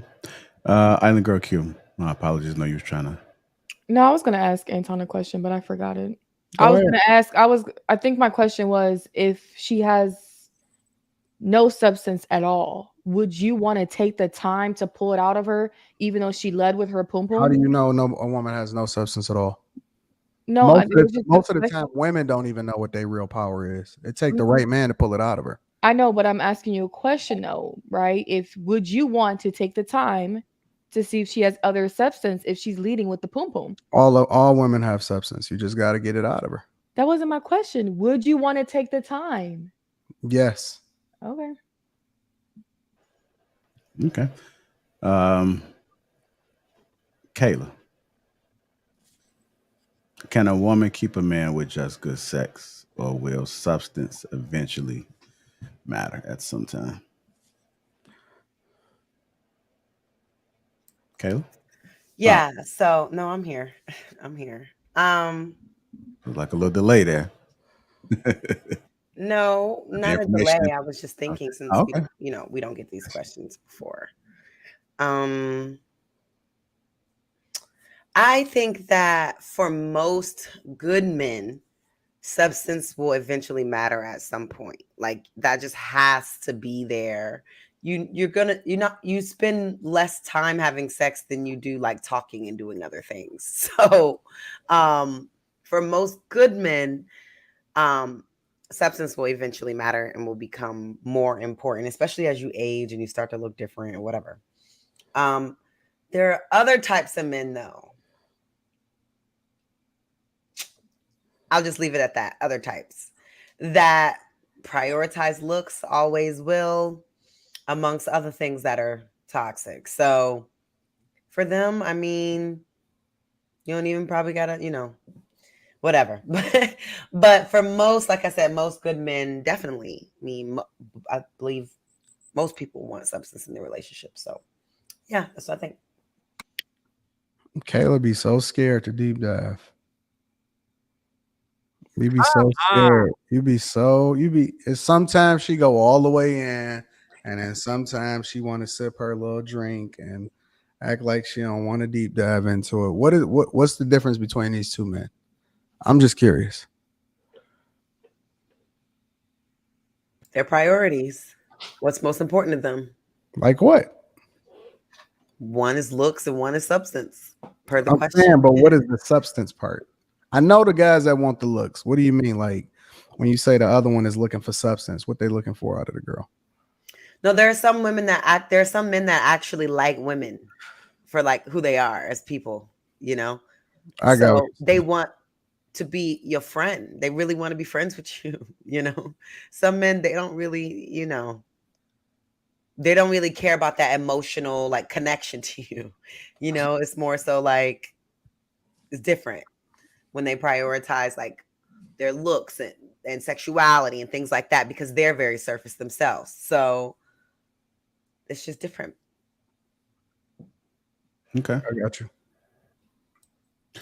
Logic, what are your thoughts, sir? Are you looking for substance before sex or after sex? That's the question, or you remix that bitch? You why get it me? You gonna remix that bitch? That's crazy. All right, look. Well, I'm gonna answer the original question because I had thought about it. So, in dealing with, and this is me now. You know what I'm saying? I don't think a woman can keep a man with just good sex, because over time, the body will wither away, the sex will wither away, but sex produces kids. If you want to see how much a man really appreciate you, give him a child when he want one. And if you give him that child when he want one, you'll see he will have the utmost respect for you. He would all the shit that y'all say y'all want. He'll cherish you. He'll do all that. So I think it do have something to do with sex. I said you can keep a man. A woman can keep a man with sex, but only based on what sex produce. Sex produces kids. So all the little terrorists in the chat like B Taylor TV, chill, baby. Logic, I gotta call cap on that, bro. Let me finish. You call cap. You know what I'm saying? Because see, the thing is that substance will be there forever. And I'm ready for the cap. I'm ready. Because it's a lot of dudes that have kids by chicks when they ask for kids by chicks, and they don't respect them. A lot of them dudes don't be respecting them chicks. No, stop. And then he call us. You feel the shit. Wait. Hold on, Siobhan. Don't give you the perfect example. You don't want to be say no. Jay Prince is the perfect example. So you telling me Jay Prince is the perfect example? Yep, he is. Man, don't listen. Oh my God. He is a problem. We have to get help for our good sir. Let's not talk about Logic's best friend. The man. That's Logic's best friend. Stop, y'all. One at a time, y'all. Let Logic go ahead, Logic. That's your best friend? Yep. My dear He brother. said, show me your friends. I'll tell you who you are. Okay. Sorry. My best friend, but he work with Anton all the time. Oh, okay. I find substance in him. So let me get to the Don't know where. Pulling out the best of him. Don't know where. Hey, I don't want to do no shaming on the panel, y'all. Go ahead, Logic. All right. I got what Anton said. I caught it. It's in check now. Yeah. What Anton said, he called me cap. The problem with you're talking about is men having kids with women and they don't want the kids. It was the black community is pretty much oops babies. So you can't say because it based off, yes, our culture is oops babies. Jay Prince said that he want to have more kids and he wanted to have the kids that he had. Prince as an example. I can't believe you try to use Well, Jay. He said there should be more baby mamas in the world. No, but listen, Jay Prince. This is the pro. All right, look. Jay Prince is a YouTube nigga. You don't know what the fuck. Yes, he's a YouTube nigga. No, that's in real life, See bro. his life over there on the groomsmen earlier this week. Let them do me like this, right? I can't even finish my Go fucking. ahead, Logic. Go ahead, bro. Would everybody meet up here? Mr. Logic can finish this topic. Hey, no, all you gotta do, if you want to derail my point, right? Ask the dudes you know. You walk up to a dude, you say you got a kid. He said yes or no. Is it a oops baby? What is an oops baby, Mr. Logic? Oops baby when it wasn't planned. It's a oops baby. Like I said, give a man a child when he wants it. And I promise you this, you can keep that man. Big facts. Oh, you can listen to Anton and go to his Patreon so he can finesse the fuck out of you and tell you, no, well, he gonna get Jay Prince on the 3-way. And you gonna talk to Jay Prince on the Patreon? Nah, fuck it. I'm starting a Patreon. Mr. Logic. Go subscribe to my shit. I'm gonna give you real game, unfiltered. I'm gonna tell you how they is, and I'm gonna call them up and give them examples. Anton can't give you examples in the streets. I can. My phone number is full. And all the women that I vet, it's a date by their name. I'm gonna show you how to move out here in these streets. So did you plan all of your children, Logic, with your different baby mamas? You did? You planned them with all those women? All those women. How many women I got? You tell us. Is it 6 or is it 5? I don't know. Terrorist ass bitch. Do that, Logic. Logic. Oh my God. Wow. So you can say derogatory, disrespectful things to me all night, and then when I make a joke, you call me a bitch? Oh man, we like 4 hours and 5 minutes in, and you know what? That was wrong. I really apologize. I'm just that's my reaction when I hear terrorist shit. So you know what? You're absolutely right. I apologize sincerely. Hey, Kayla, is the apology accepted? The answer is no. I appreciate it. It's like an awkward silence right now. So,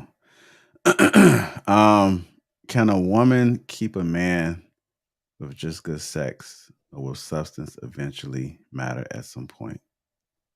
Tam, I see you trying to look. You was looking like the people in class when you get called on. Like, please don't call me. Please don't call me. Up like this. Listen, I'm tired. I'm tapping out. I think obviously substance is way more important. And I think the women that think that good sex is gonna keep a man or get a man to marry you, I think you're delusional.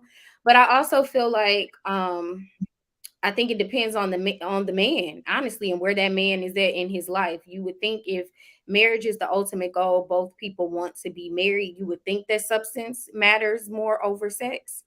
But I think for the men that's just looking just to smash, of course they probably gonna be like, the sex gotta be banging. They don't give a damn about no substance right now. But eventually that is going to get old.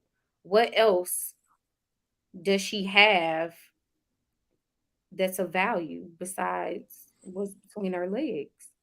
How do y'all even know if y'all got banging sex or not? I guess shit until you hear some complaints about it. Nah, Man gonna fake it. One of my homeboys said that he to fake a nut, he just spit on a girl's back. Man gonna fake it. No, I thought his question was he was handing chick from the back. He was like, I couldn't come. I thought his question was, how do you know that your sex is good, not bad? He said whack. Did I miss? I mean, I'm saying, how do y'all know y'all got bomb? Like, how do y'all know that y'all doing y'all thing? No, women know. How do you know? So, Hey, you know when you got them. When not supposed to know. You can disrespect them. You can disrespect them. You can treat them. When he just starts showing up Different word, yeah. When he's being extra, when how do you know you just not the one? You can do certain things that like a dude that's not only that doesn't value that the most wouldn't tolerate. Like he wouldn't tolerate that, but he wants it so much that he's gonna tolerate whatever to keep access to it. Or maybe he's just trying to keep his rotation flowing. No, he doesn't have to. Men with a certain level. No, certain men be like, no, they just get a new one and add a new girl to the rotation. They won't put up with that. But if he really want it, he gonna keep doing whatever he need to do to like stay in access to it. Other men will be like, I ain't tolerating this disrespect, and just add a new girl to the funnel. or they'll tolerate it and add a new chick. Say it louder, Kayla. Men be having Thank God you told me teens. to hold Like, back. don't I'm be trying to sure tell you. Trust I'm me, trying be to tell having you. teens. But y'all think whatever y'all want. No, I'm curious as to what y'all thoughts are. Let me know. But this bull crap because ain't no bum pussy. I'm gonna just tell you what. You're capping. You are capping. No, Okay? I'm telling you. Listen. No, he's not clapping. If he said he never had no bomb pussy, he's telling the truth. I'll wait. Because ain't no bum pussy. I'm telling you. If you want to know bum pussy, it don't come from the pussy. It comes from the person. If you actually get to know, look, and maybe they're gonna say this simping, right? But it's facts. The person make the pussy better. Yep. And I'm telling you, as long as our pussy is still working and it's functional, like if it's all dried up and then the oatmeal pie hanging over the pussy, that's something different. But if it's functional, no, stop.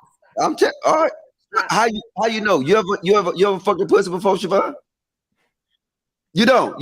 So just sit back and listen and take your notes. The thing is, if you truly actually like that person, the box is better. I'm telling you, it's better. Watch this, because I'm telling you, you can have somebody echoing. Everybody mute up. Oh, I'm so sorry. I thought I was muted. I was yawning. Yeah. All right. I'll go cue that $1 million setup and can't even stop our stuff from echoing. I'm sorry. No, I was yawning. I'm sorry. Yeah. No, I'm telling you, if any nigga who really move out in these streets like that, we got something called club nuts that mean nothing, right? Your body gonna react to club nuts. Club nut pussy is, you don't even give a fuck. But actually get to know that person, chill with her, have her cook for you. She got them do your dry cleaning. All that shit actually fucks with a nigga head. And I'm telling you, that pussy will mean something. How she carries Let me back that up real quick. Let me finish. Last time that somebody cooked for you, though, Logic. Listen. Hold on, Siobhan. Let Logic finish and let Trigger Mike go ahead and take it home, and then we'll come in. You ain't hit no pussy, baby. I'm telling you, you don't know this. I'm telling you, any little things, how clean she is, the way she actually just moves, Oh, hell yeah. her not talking shit, being loud, being hood, the way she interact with kids, all this matters. Because I'm telling you, all y'all shit get wet. All y'all walls is functional. That pussy be good based on who you are as a person. I'm gonna leave it at that. So I'm gonna back that up real quick. So I took this one from Mr. Sage, all pussy is designed to make you come. No, the Trigger Mike, you got to speak on your own. All pussy is designed to make you come. Be on your own ledge. This is wild shit here. And I'm gonna tell you something. And not only is Mr. Logic right, I'll go out of the way and say I'll bet that most married men aren't even married to the woman. I don't want to be a part of this conversation. Let me get it out. Me off the panel. I said most are married to a woman who isn't even close to the best sex they ever had. That's how much the person matters. Because you could teach her. You could teach her a few things. You can make her into that woman, but she likely wasn't that woman when you met her. Because those aren't the characteristics and qualities that really get, her the ring. I mean, I don't know the last time. Been good, Kay. Come back. Yeah, I don't know the last time I heard a dude said the ass was bomb, so I put a ring on it. Doesn't happen that way. You can drop me down, JR. No, I know what you want, Anton. Yeah.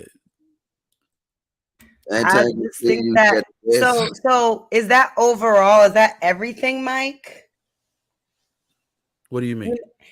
Because I know that there's this like kind of narrative about women needing to be like fit and look a certain way and, all these certain things. But then when we start talking about sex, y'all like, oh, her sex, that's not important. It's just it's about my connect. It's about who she is. Well, I mean, you're still going to be attracted to your type.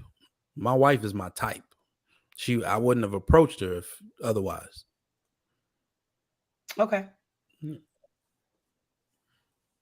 I'm just trying to see, are men overlooking women that are really good women that they could have really good sex with if they were give her a chance and connect with her, who she is as a person and her energy? No, I'm all telling of these you, good women on YouTube that are talking this talk that y'all love, that are still single. I'm sure they are good women with good every energy. time you see a black and I'm man sure the married to a sex would woman be with no just ass, as good with them as a woman that you like. Help me here, Trigger Mike. Like, where is the line with this? I mean, you have to know it happens that way. Before that. Every time you see a dude married to a woman with no ass, you know he loves her for other reasons. I mean, that she might got titties though.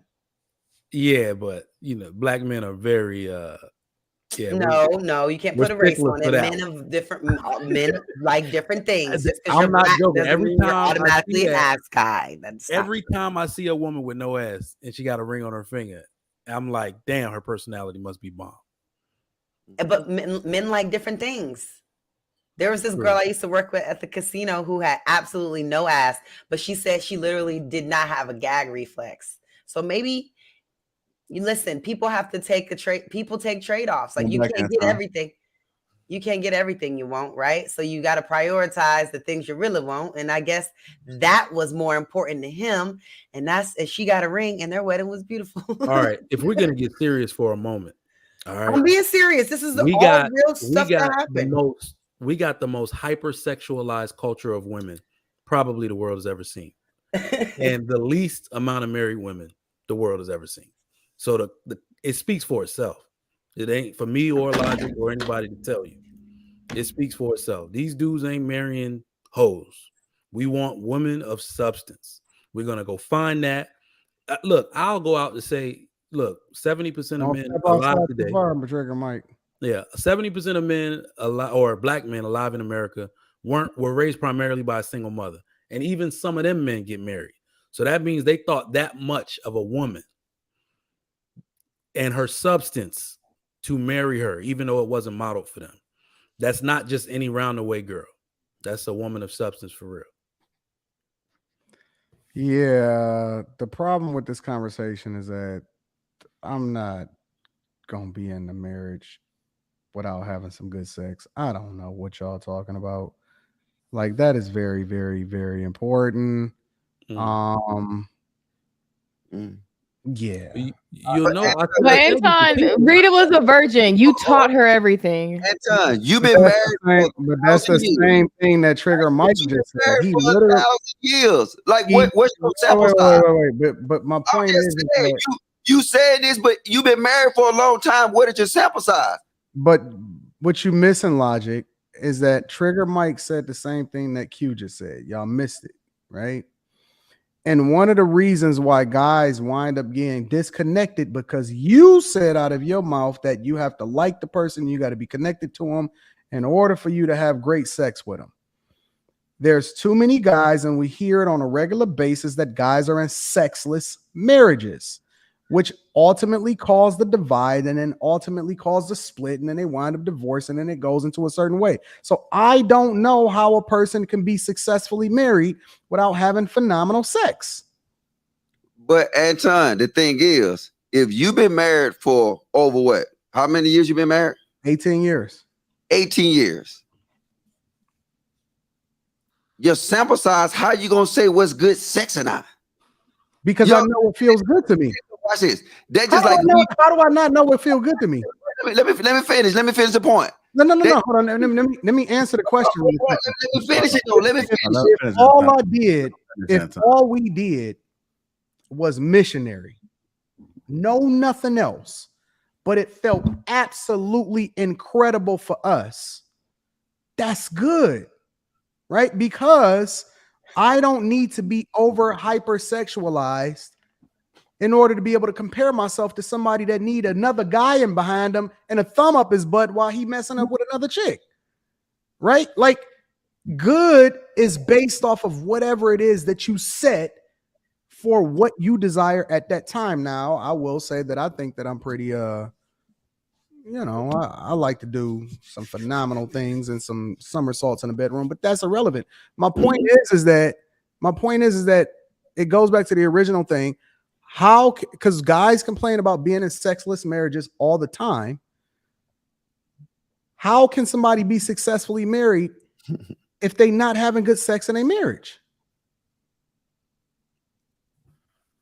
Okay, let me finish my point. My point is this. When you're talking about good sex, and I'm sitting there saying, I'm talking about good sex, and I only had 3 or 4 different pieces of pussy, now my sample size is small. So, and I salute you for getting married. I wish I would have did that earlier. I'm not saying that, but like on certain topics like this, we talk about some good sex. Like the thing is I don't know your situation, but you making the best of your situation. You made it good. And the thing is, so let's say I've only been with one other person in my entire life. For the sake of the conversation, let's say I only been with one other person in my entire life. To speak to Trigger Mike's point, I am in the best situation that I've ever been in my entire life. If my sample size is only one other person to compare with, but I'm still having great sex according to what we define as great sex in our relationship, great is still great. And I'm with you. And that all I'm doing is I'm speaking to Trigger Mike's point, and that I don't understand how guys, and again, I'm not talking about just being married and holding on to a relationship. I don't understand how guys can be in a marriage without continuously having good sex. That is weird to me. And I'm with you. But the thing is you're proof of what I said to be correct. You're walking proof of what I said that was absolutely correct. But the thing is these women is running around thinking that their pussy is different from all the other pussies. And it's not. Well, I'm not speaking to that. That's not what I was speaking to. But that's what the conversation was on. No. Trigger Mike had made a bunch of different points. And that's what I was speaking to and what he was saying. Because he was saying a lot of people, well, I'm not going to speak for him because I can't quote him exactly. But what I'm saying is this. This is how women think. I got this good pussy, right? No, you don't. Pussy is pussy. It's a hole, it get wet, and it do what it do. You know what I'm saying? The more you deal with that chick, you know what I'm saying? You might flip over, you might put the can opener, you might put on your good sheets, the 1,500 count. You know what I'm saying? If she real good, you might go up to 2,000. You know what I'm saying? But that's based upon her giving you a peace of mind. Literally the best women that I ever been with in my life, they gave me a fucking peace of mind. They integrated themselves in my life. They sat there and they cheered me on when I was beat my partners in goddamn fucking Quest. No, I would beat my partner in man, bet $200 a game. Go, and baby, go, baby. She'll sit there and cheer it on. I mean, are y'all serious about this narrative that all pussies the same? Can I finish though before you go? All right, go ahead, Kayla. You got it. No, I'm just trying to get a better understanding in terms of you saying that all pussies the same, like all vaginas the same, exactly the same. You fuck, Kayla. How many times you stuck your dick in a pussy, Kayla? No. I'm just asking if you genuinely believe that. I don't believe nothing. I know it. I'm living experience. Okay.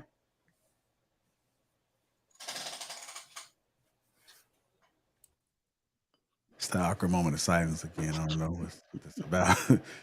I don't know. Maybe some people moist on the panel. I don't have no clue what's going on. But anyway, if you haven't Conversation. huh?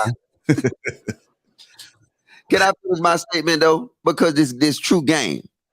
All right, go ahead, Logic. Like I'm saying, I'm just saying to women, integrate your Screen. and after this, I'm gonna throw that shit away. But look.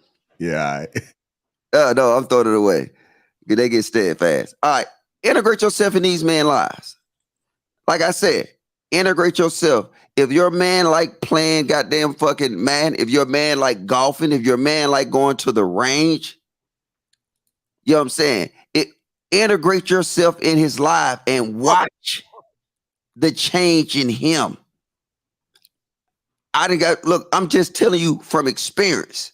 From experience, the best women I ever had was the women that integrated themselves in me. Like I said, this chick used to be talking shit to my partners when I'm whooping their ass. She used to take pictures of the fucking screen that goddamn posted on Facebook. Say, post this on Facebook, you whoop that nigga ass. Like I'm saying, she integrated herself in my life. So now, in some crazy way, I just felt the kind of way. I be like, damn, she's Team Logic. And now it made everything in Anton's voice phenomenal. It made everything phenomenal. You know what I'm saying? She looked out. She did all this kind of, she was a woman. The reason that these men are going overseas because they never truly experienced a woman. Overseas, you have actually women who's women. Not saying that y'all not women, y'all women in a physical form. But y'all mentality is niggas. Because you're trying to tell dudes about pussy. Isn't that insane? Fuck it. I don't give a fuck. Jared, why did you zoom in on those Cheetos? Like, I was hungry. Shit. I was trying to see what they still for. during the soliloquy, you were like, let's. Welcome back, Kay. You can go ahead and read the super chats and try to read them as fast as possible. Okay. Don't laugh. Just read. To go, $5. Meat enzymes and hot Cheetos. So does Logic eat the meat? We all know he's going to eat a couple of those before he throws them away. Fat Boy Life, $5. Life is about people and the effects you have on them and them on you. So everyone, I guess, needs companionship to thrive as a human being. Congo English, $9.99. I agree, Island. Vernell Jackson, $4.99. Trigger Mike hitting home runs all night. To go, $5. Trigger Mike, a lot of what you said is what the Bible says. What is love? Love is kind and so on. Is that just for women? Just asking. Darren Walker, $2. Anton, do the F&F girls have substance? Fresh and fit. Fat Boy Life, $2. H, no, S will never keep us. Onyx Monopoly, $50. She has morals and ethics. She uplifts and doesn't tear down. To go, $10. Anton, 100% agree. All women have substance. You have to be strong enough to pull it out. Facts, sir. Men first have to be something before women are willing to follow. Me University, $5. Great answer. Substance equals class, aka grace. Yes, and also assertive in some aspects, contrary to popular belief. Me University, $2. Never got bad advice from a woman. Her value. Rebellious Videos, $2. Y'all gonna put some respect on JP name. Rebellious Videos, $2. Gorilla Grip can keep a relationship. I seen it. Plus, $9.99 if all y'all's meows so good, why y'all still single? MC Heavy Tits, $4.99. When he keeps popping up unannounced after 2 years, cutting him off, it may be good to him. Tits. Me University, $2. Future wifeys, never let a woman out humble you. Not for the BS, $5. Whatever the female version of a Pookie is, sign logic up. You can't take the country out the, I don't know. Me University, $2. Women die for S word, men die for personality. I'm just trying to avoid certain words. Onyx Monopoly, $50. Can a woman with a not so holy past be a woman of substance? Blackjack, $5. Then how you tell Rita you were going to marry her before y'all intercourse? Rita has substance. To go, $10. Pair bonding is harder when both sexes have experienced other people. Always thinking of what turned you on in the past. Anton is right. The less bodies, the better. Me University, $2. Queen Rita is excluded. Sir Anton, love y'all. All right, I think that's the last super chat. Appreciate all the support that you guys have given us tonight. It's been a great show. I want to say thank you to the panel for you guys' perspective tonight. Another one came through. Mr. University, $2. Yeah, Logic. She kind of gave you the kid treatment. Shout out to the sponsor, Teej Hanley. Make sure you guys fill a Teej. Click that link. 30% off along with a free gift. And I think that's it, man. Green Gang, I see you guys. Salute to you. All right, y'all get y'all some sleep, man. All this yarning and Don't forget to tune in to Yeah, I gotta do this. Go Tim, I'm tuning in. Real talk. We get into these heated arguments, and then, like I said, I don't know if she caught it the first time, but I don't apologize for shit. But you know what? I was out of line, so I sincerely apologize to Kayla. And then I will buy you tomorrow some Turkish coffee. So I send you an Apple Pay and buy you some Turkish coffee, or you can get some of that pistachio latte on Mr. Logic. Man of my word, you good. I'm so proud of you, Logic. Don't be proud of me, nigga. This me in real life. I was being kind. Hey, if I'm wrong, I'm wrong. I'm not gonna just because they don't take accountability for the shit they do, don't mean Mr. Logic can't. All right, there you go. Okay, it's okay. It's okay. It's okay. He accused me of not helping people learn to read, and I was just so offended. There you go. I ain't cash after you shit. God damn it, girl, chill. You still owe me $700, but that's another story for another day. I don't owe you a motherfucking thing. Remember you bet me $1,000 and you sent me $300? Girl, stop. Shut your ratchet ass. See, look, this is why. This is not like. Look, keep on going. All right, y'all. Make sure to hit that like button on y'all way out, man. Appreciate y'all. It's been a good one, man. Make sure y'all tune in to She Critique tomorrow, as well as Ricky. She Critique is at 8 p.m. Central, and Ricky will be. Stay tuned for that. You'll just see it. All right, y'all. Appreciate y'all. Thanks, Trigger Mike. All right. I'm cold. I see.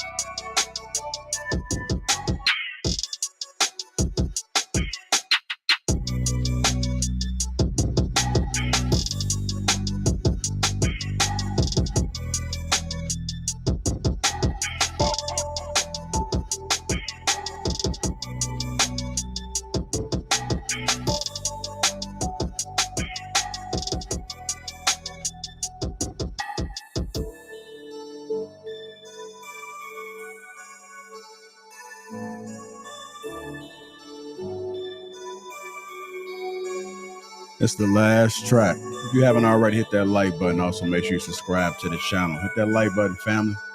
Catch a Chic Critique tomorrow on the Lapeef JR channel. Catch Ricky right here on the Lapeef Network.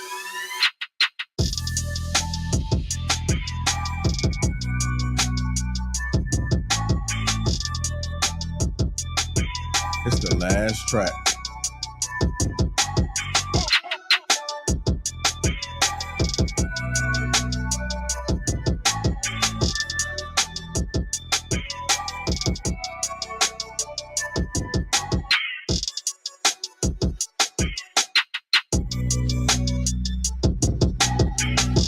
Again, hit that like button, y'all. It's the last track. Appreciate all the support. Y'all enjoy the rest of y'all night. Love y'all.